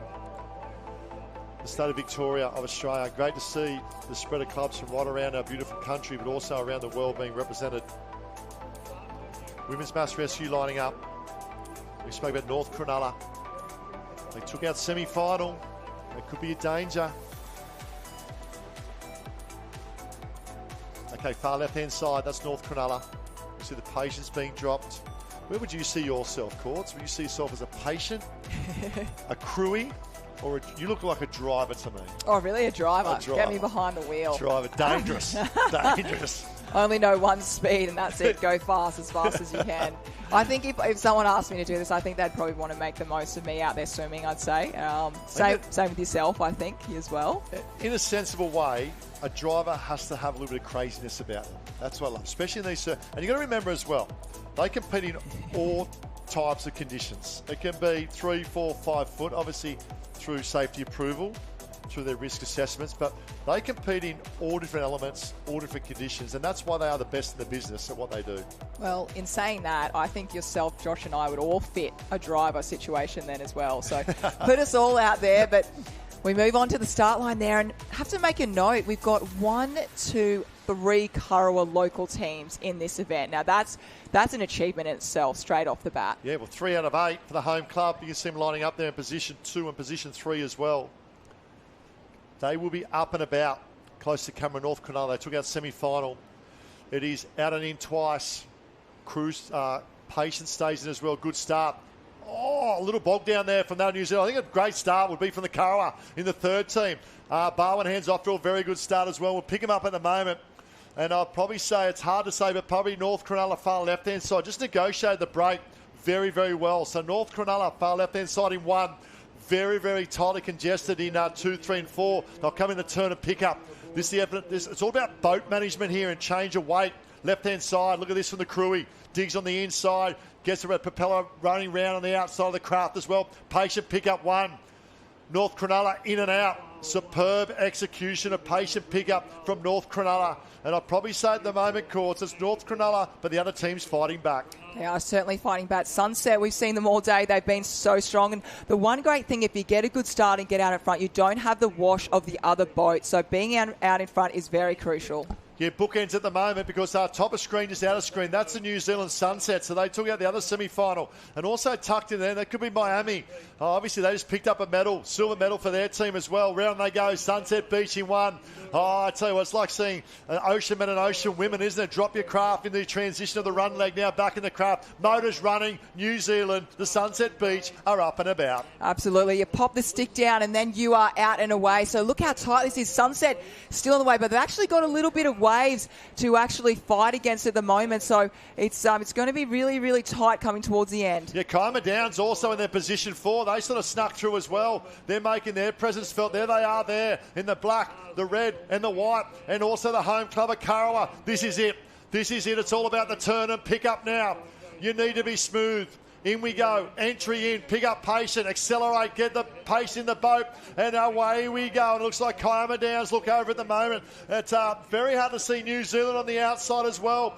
Potentially, I could say that of Miami fighting back. It's New Zealand right-hand side. Oh, what a battle we got. We got that. I could say Sunset Beach right-hand side, Miami then second there as well. Kiama Downs making their presence felt. Flying home star. Could be that of Kurrawa. Oh, North Cronulla on the inside. Here we go. It all comes down the run leg.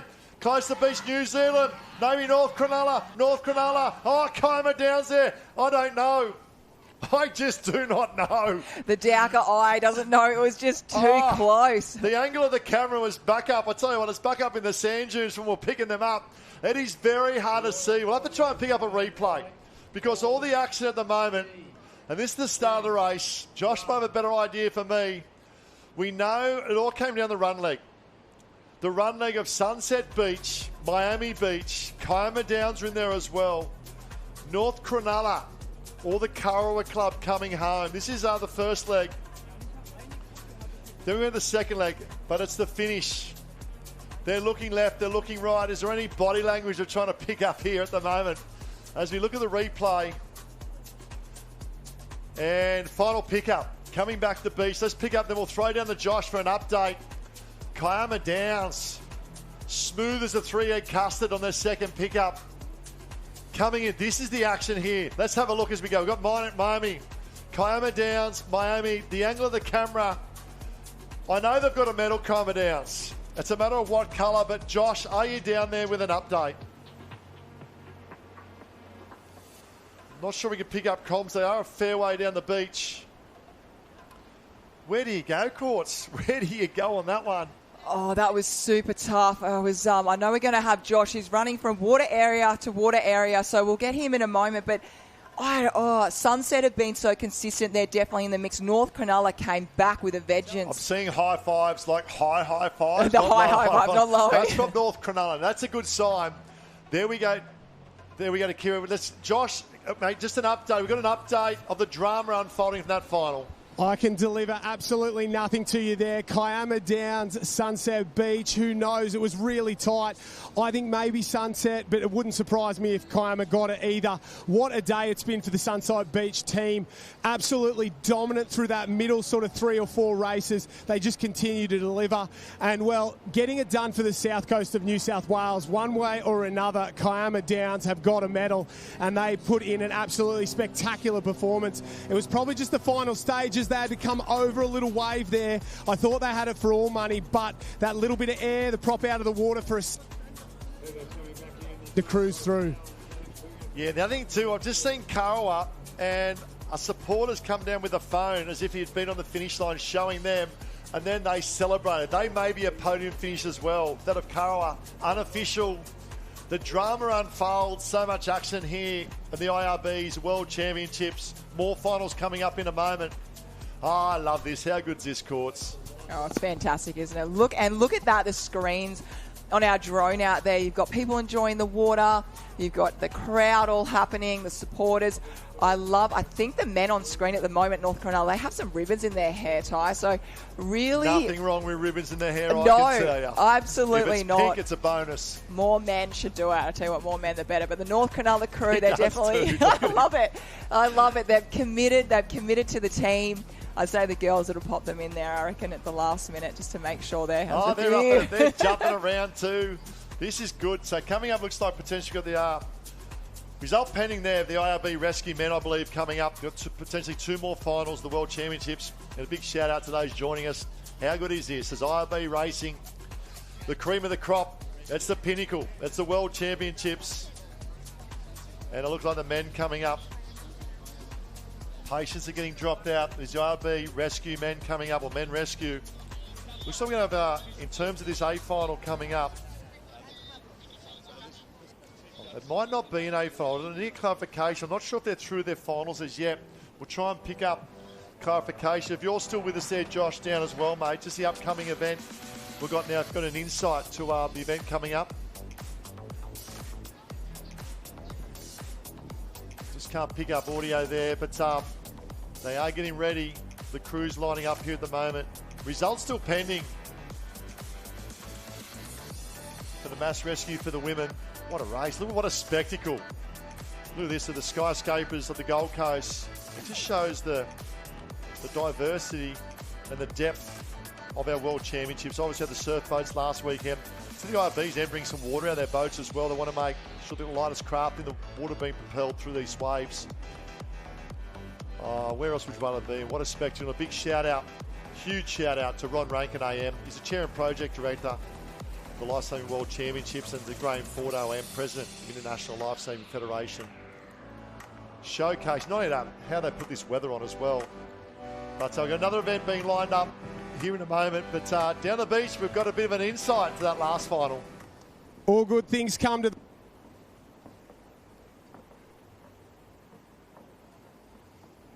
It felt very close. I wasn't too sure. I knew it was a sprint up the beach and it would be only a metre in it maybe. But everyone was pretty sure we won, so stoked. Downs, that final there, it was nail-biting. Final that's hot. I mean, I guess that's all you can ask for at an event like this. So it's really cool to be pushed, and well, that really did. So as always.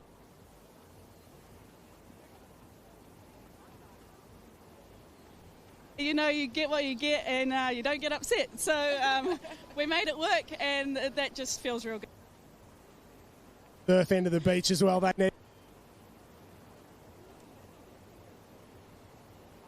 Just losing a bit of audio there, but I love that concept of, what was it? You get what you get, and don't get upset. And you don't get upset. Love it.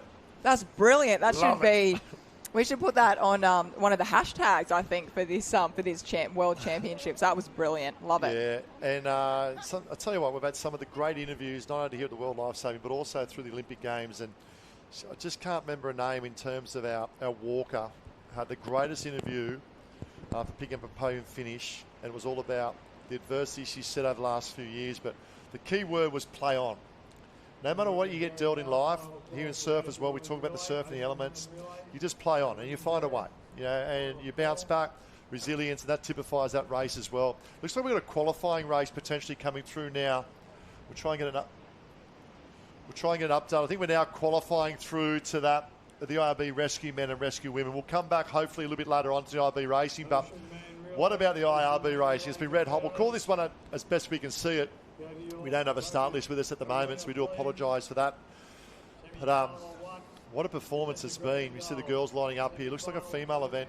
Could be that of the Rescue Women potentially qualifying rounds. And they are up to their quarterfinals at the moment, I think, in reference to that. So we'll try and pick them up as they go.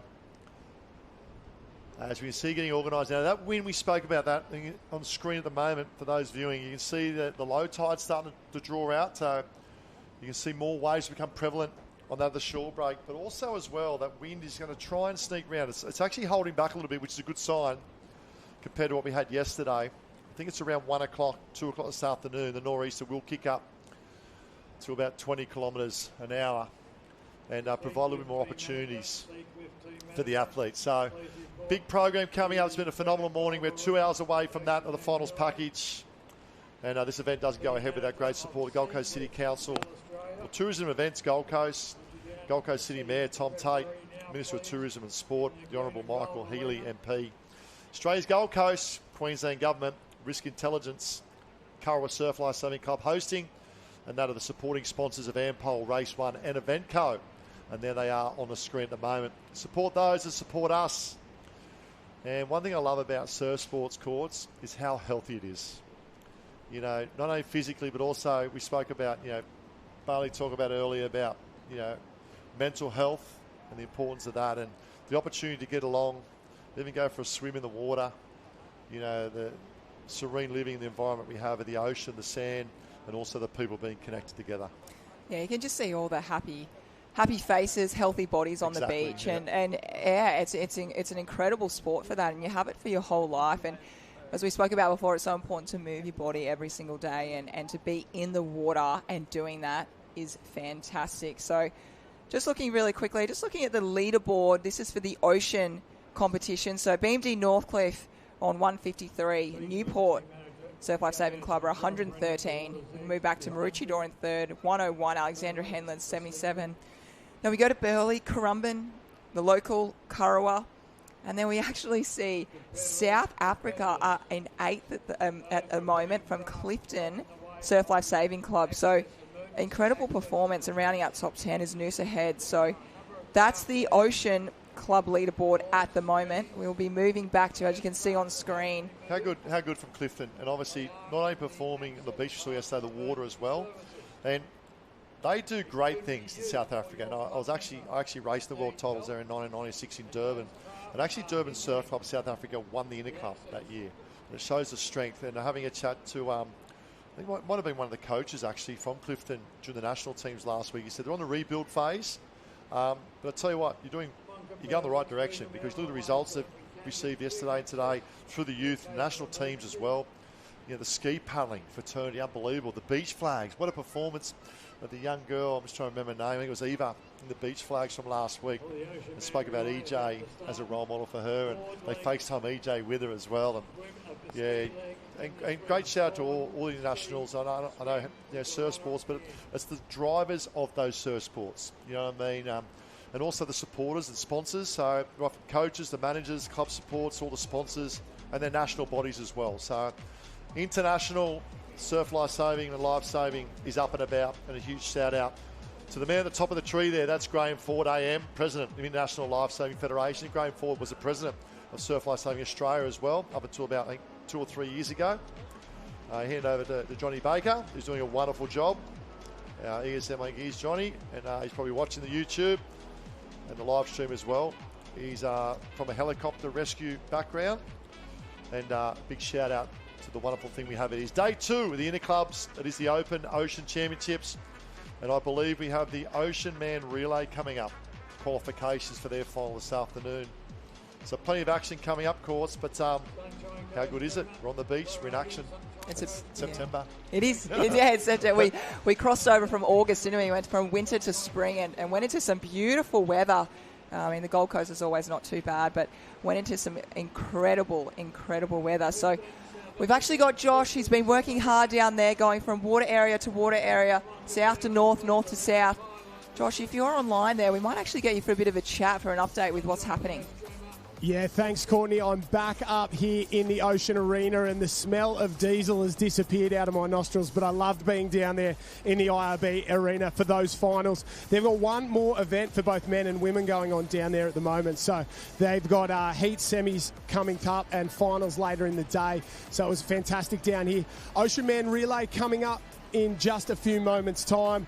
A couple of arenas running at the moment, and obviously swim, board, ski and a runner to finish it off. A little different to the Ocean M Relay that we'll see tomorrow. That's a mixed team event.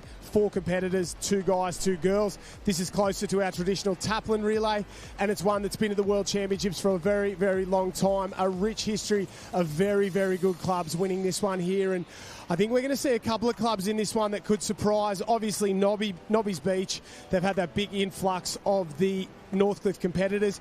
And don't count out Half Moon Bay. Brendan Smith, Tex Dixon, I think they've got Lopez Garza as their ski paddler as well, or maybe one of the other Mooner boys. So we could be sending this one down to Victoria, but we're about to find out. You can't win it if you're not in the final. And we've got a couple of semis coming up. That is spot on, Josh. Thank you so much. The Half Mooners, they're very, very strong. And just, Josh, if you're still there, just condition-wise, do you feel like, what's happening out there? The swell looks like, we watched the IRBs obviously just down a little bit south before. Has it dropped? Has the swell picked up, gone down? What are you thinking?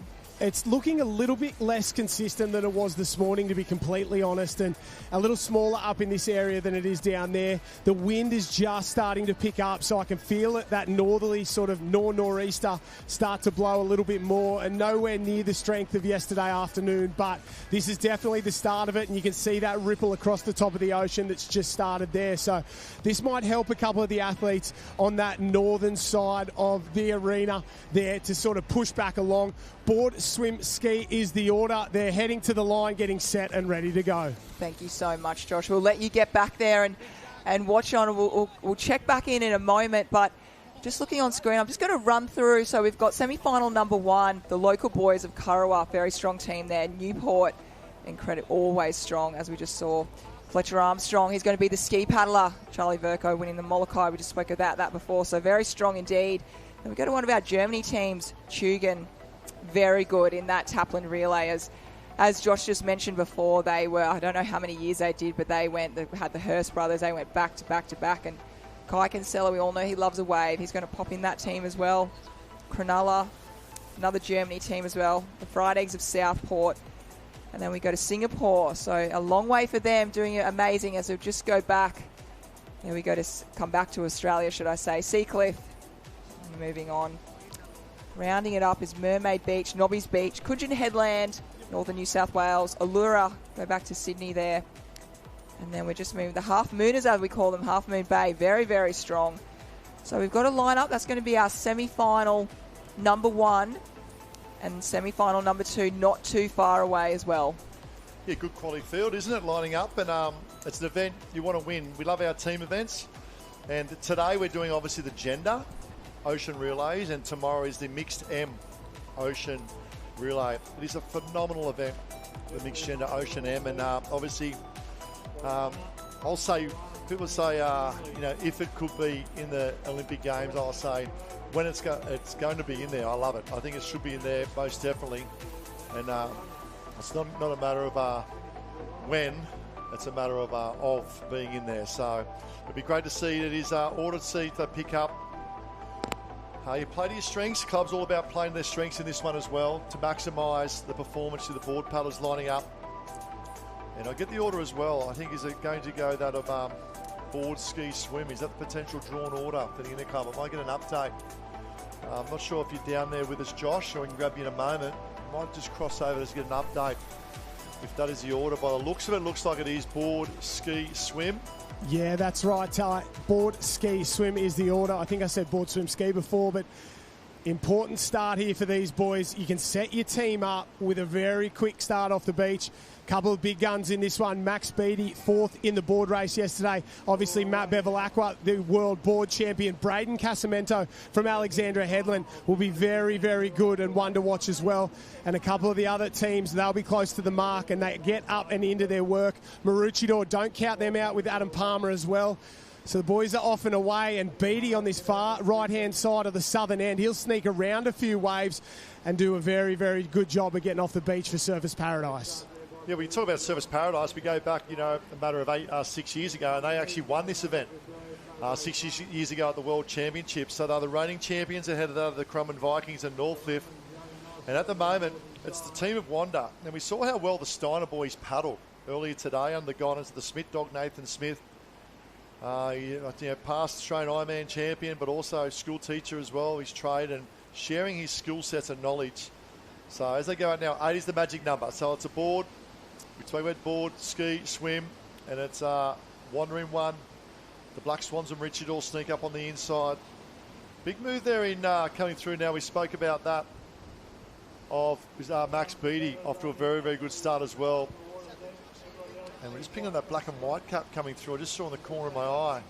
Yeah, excuse me, this is actually semi-final number 2 out there at the moment. So it's we've got Wanda, as you said before there, Maroochydore, Max Beattie, number 4 there, Currumbin, and then we have Matt Bevilacqua there rounding up number 5. Yeah, it's a great little battle, isn't it, as they line up at the moment. You spoke about was it semi-final number 2 to speak about coming through? Semi-final number 2. Yeah, so great representation, we said, leading and dictating the way at the moment. So around they go, it's still Wanda out there in 1. Now we saw that of Alex in the mix there as well. You see Maroochydore now starting to make their presence felt. Clifton from South Africa, they're in this one too, so look out for them. We know the depth they have. Wanda, Surfers Paradise, building Maroochydore. Marangi Bay, all the way from New Zealand, making their presence felt as well, doing a great job. Barlitz in France. I've actually been to that beach. It's a great beach, quite dangerous too, actually, when they get a bit of swelling there. So they're used to the elements and the climate as well. Sunshine Coast Grammar. So that's a cap we don't probably see very often in surf sports, do we? That of the Sunshine Grammar. I might get an update from Joshy as well in terms of the colour of the Sunshine Coast Grammar Cup. Looks like Northcliffe Bevilacqua on the outside. He probably didn't have to start. We saw that end get hit a little bit. Coming through now, but I'll tell you what, all the big guns have come out to play. Bevilacqua, Casamento makes his Palmer in the mix there as well. Beattie. And that of Wanda.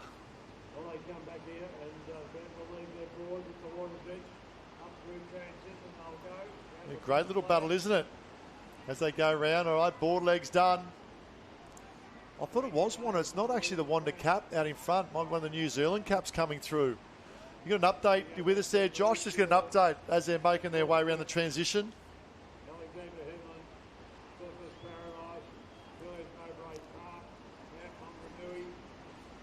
Ray Park, Mount Maunganui, Currumbin and Bayritz there. Wanda, they've come round outside the top 9 on that far end with a lot of work to do if they want to get themselves back into this one. So a couple of clubs I would have expected to be sitting pretty up in front, just battling ever so slightly.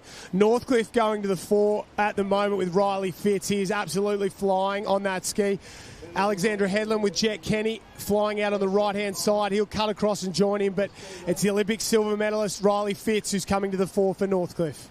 Yeah, I love this. And look at the tempo and the quality starting to build as well. And yeah, it was Marangi Bay we spoke about. He's got Checker, the ski paddler, jumping in, just scooters the craft a little bit now, a little bit boxed out as well. Moving, looks like he's that Jet Kenny moving up on the inside as well. Could be Bessels there coming through as well, but great move, Sam Roy as well, but Riley Fitz in position 1 at the moment, dictating. He lets the boys behind get caught up. No, it's not. I actually mentioned I thought it was Diggy Beach, but it wasn't at all because it was Mount Maunganui making its move up from Team New Zealand in position 5. So isn't this great to see? It just shows the strength of surf sports right around the world and right across the Tasman as well. Billy Hedge, Mowbray Park, that's Carberry back there in 6 as well. So probably Murphy from Mount Maunganui, the train partner of Carberry over here in Australia as well. But around they go. Riley Fitz in 1, Sam Roy there. Kenny's in the mix as well. The Black Swans, Mount Maunganui, Burleigh. And we go back to that. Looks like potentially the mighty Vikings coming through in Marangi Bay Surf Lifesaving Club. Yeah, we just look back a bit. Ben Carberry, he actually got a little bit tied up with a few of the padders where we saw where your ski paddles actually joined, and he kind of got joined at the hip there. So he's come out of there very, very well. But out in front, Riley Fitz, he just looks so relaxed, so composed, and really setting himself up well. And Matt Bevilacqua came through and got him on that first wave. So the boys out there now, they want to be in the final for this one. This is one that really represents your club really well, and as well as the ocean mix as well. So to be kind of taking a world championships for your club in those races. Massive. Huge win. Massive. You see the elements just kind of play as well. You see that, but look, that's probably a good indication that the context of the wind. Now, we saw this morning was a little bit more north-northwest, which is more of an offshore breeze. Now you can see the runners and the swell starting to build. Now, in addition to that, the tide's dropping. So they'll get more lift out the back as well. Mount Maunganui. Oh, no, big drama. This is big. This is big drama. Riley Fitzsimmons has actually spun his ski around. 8 going through, now sitting in 5th spot with other players coming through as well. Big drama here. He needs to hold this one straight. Tough way to go. Another one, tough wave. He's gone again, Riley Fitz, trying to bring it round. 8 spots only, Courts. All of a sudden, the 18 from Northcliffe in danger. Yeah, that was really tricky times there. It was actually TJ Hendy that they kind of crossed paths there, and TJ managed to be able to kind of go off to the side, but Riley got super caught up. So we now see it could be the New Zealand club out in front of them. It's just taken down a nasty pothole. So those potholes, they haven't gone away. They're still in and out there, but it is a big, long swim at the moment. So certainly Northcliffe are going to have Bailey Armstrong. He's got a big swim ahead of him. Let's have a look. 3-6. He's looking comfortable. We know that the calibre of Armstrong, phenomenal open water swimmer. He's been a podium finish in the Aussie surf races. I probably lose track of how many times he's been podium, in terms of not top, but a medalist to that of Sloman. And then we go through to all the great swimmers of, maybe Ollie Signorini back in the day as well. But away they go at the moment. So 8 going through. We've got 3, 6, 7, 8. They sneak up in that top 8 position. But I love the composure. You see the replay there on the right-hand side, little stumbles going in as well. But the composure of Riley Fitz got checked and then obviously fell off that wave just to reset again without losing too much composure. Yeah, he was super relaxed then, and that's the way, and that's why he's a professional and such a great athlete, because these things happen. It can't all go perfect, and even being out in front as he was, someone can come from behind, and those things happen. So tagging Bailey Armstrong, as you said, I think I've got to check the stats. Did you go Cooper? There could be something. Bailey Armstrong coming through. So I just saw Cooper Williams on the outside coming through as well. Looks like another phenomenal swimmer. It is. No, there might be an option. It is Cooper Williams swimming for them. Yeah, so he's a current Australian surf race champion as well. Had the big tent up at the end of the race as well for the boys, which was great to see. And he is a phenomenal swimmer. Phenomenal Ironman, Ocean Man as well on the right-hand side, that of Cooper Williams. But yeah, you spoke about making their presence felt. We'll just see, try and pick up that. Could be Mount Maunganui also coming through as well, which is great to see. It'll be a big move. Wayne Burley's come through there as well. That's probably Mount Maunganui in 4th place. I say that's Burley Heads, Mowbray Park, sneak up on the inside. They're sitting very, very comfortable at the moment. Could be James Kosh swimming for that of Team BHMP. And if I go back, I go back to the 2018 World Championships. It was probably the full Interclub that we had back then. And James Kosh represented Shelley Beach, and he got podium 3rd, I think, World Championships back then as well. So just rolling the arms over at the moment. It actually doesn't look like. I'm trying to see. Yeah, it does now. And it comes through the high elbows there. So good representation, all about qualifying. Been a big day as a part of the Australian team as well. The national teams, very strong in pool events. Picked up some medals recently leading into this Open Championships last few days as well. Number count, looks like we've got a pretty clean cut 8 there at the moment there, Courts. Yeah, definitely at the moment. That's a big gap. We just see Wanda rounding up that top 8 at the moment. We see Surfers Paradise, that's Finn Askew in there as well. And Currumbin, they are making their way, making their presence. No Callum Brennan in there. So great swimmers out there. They all look super relaxed.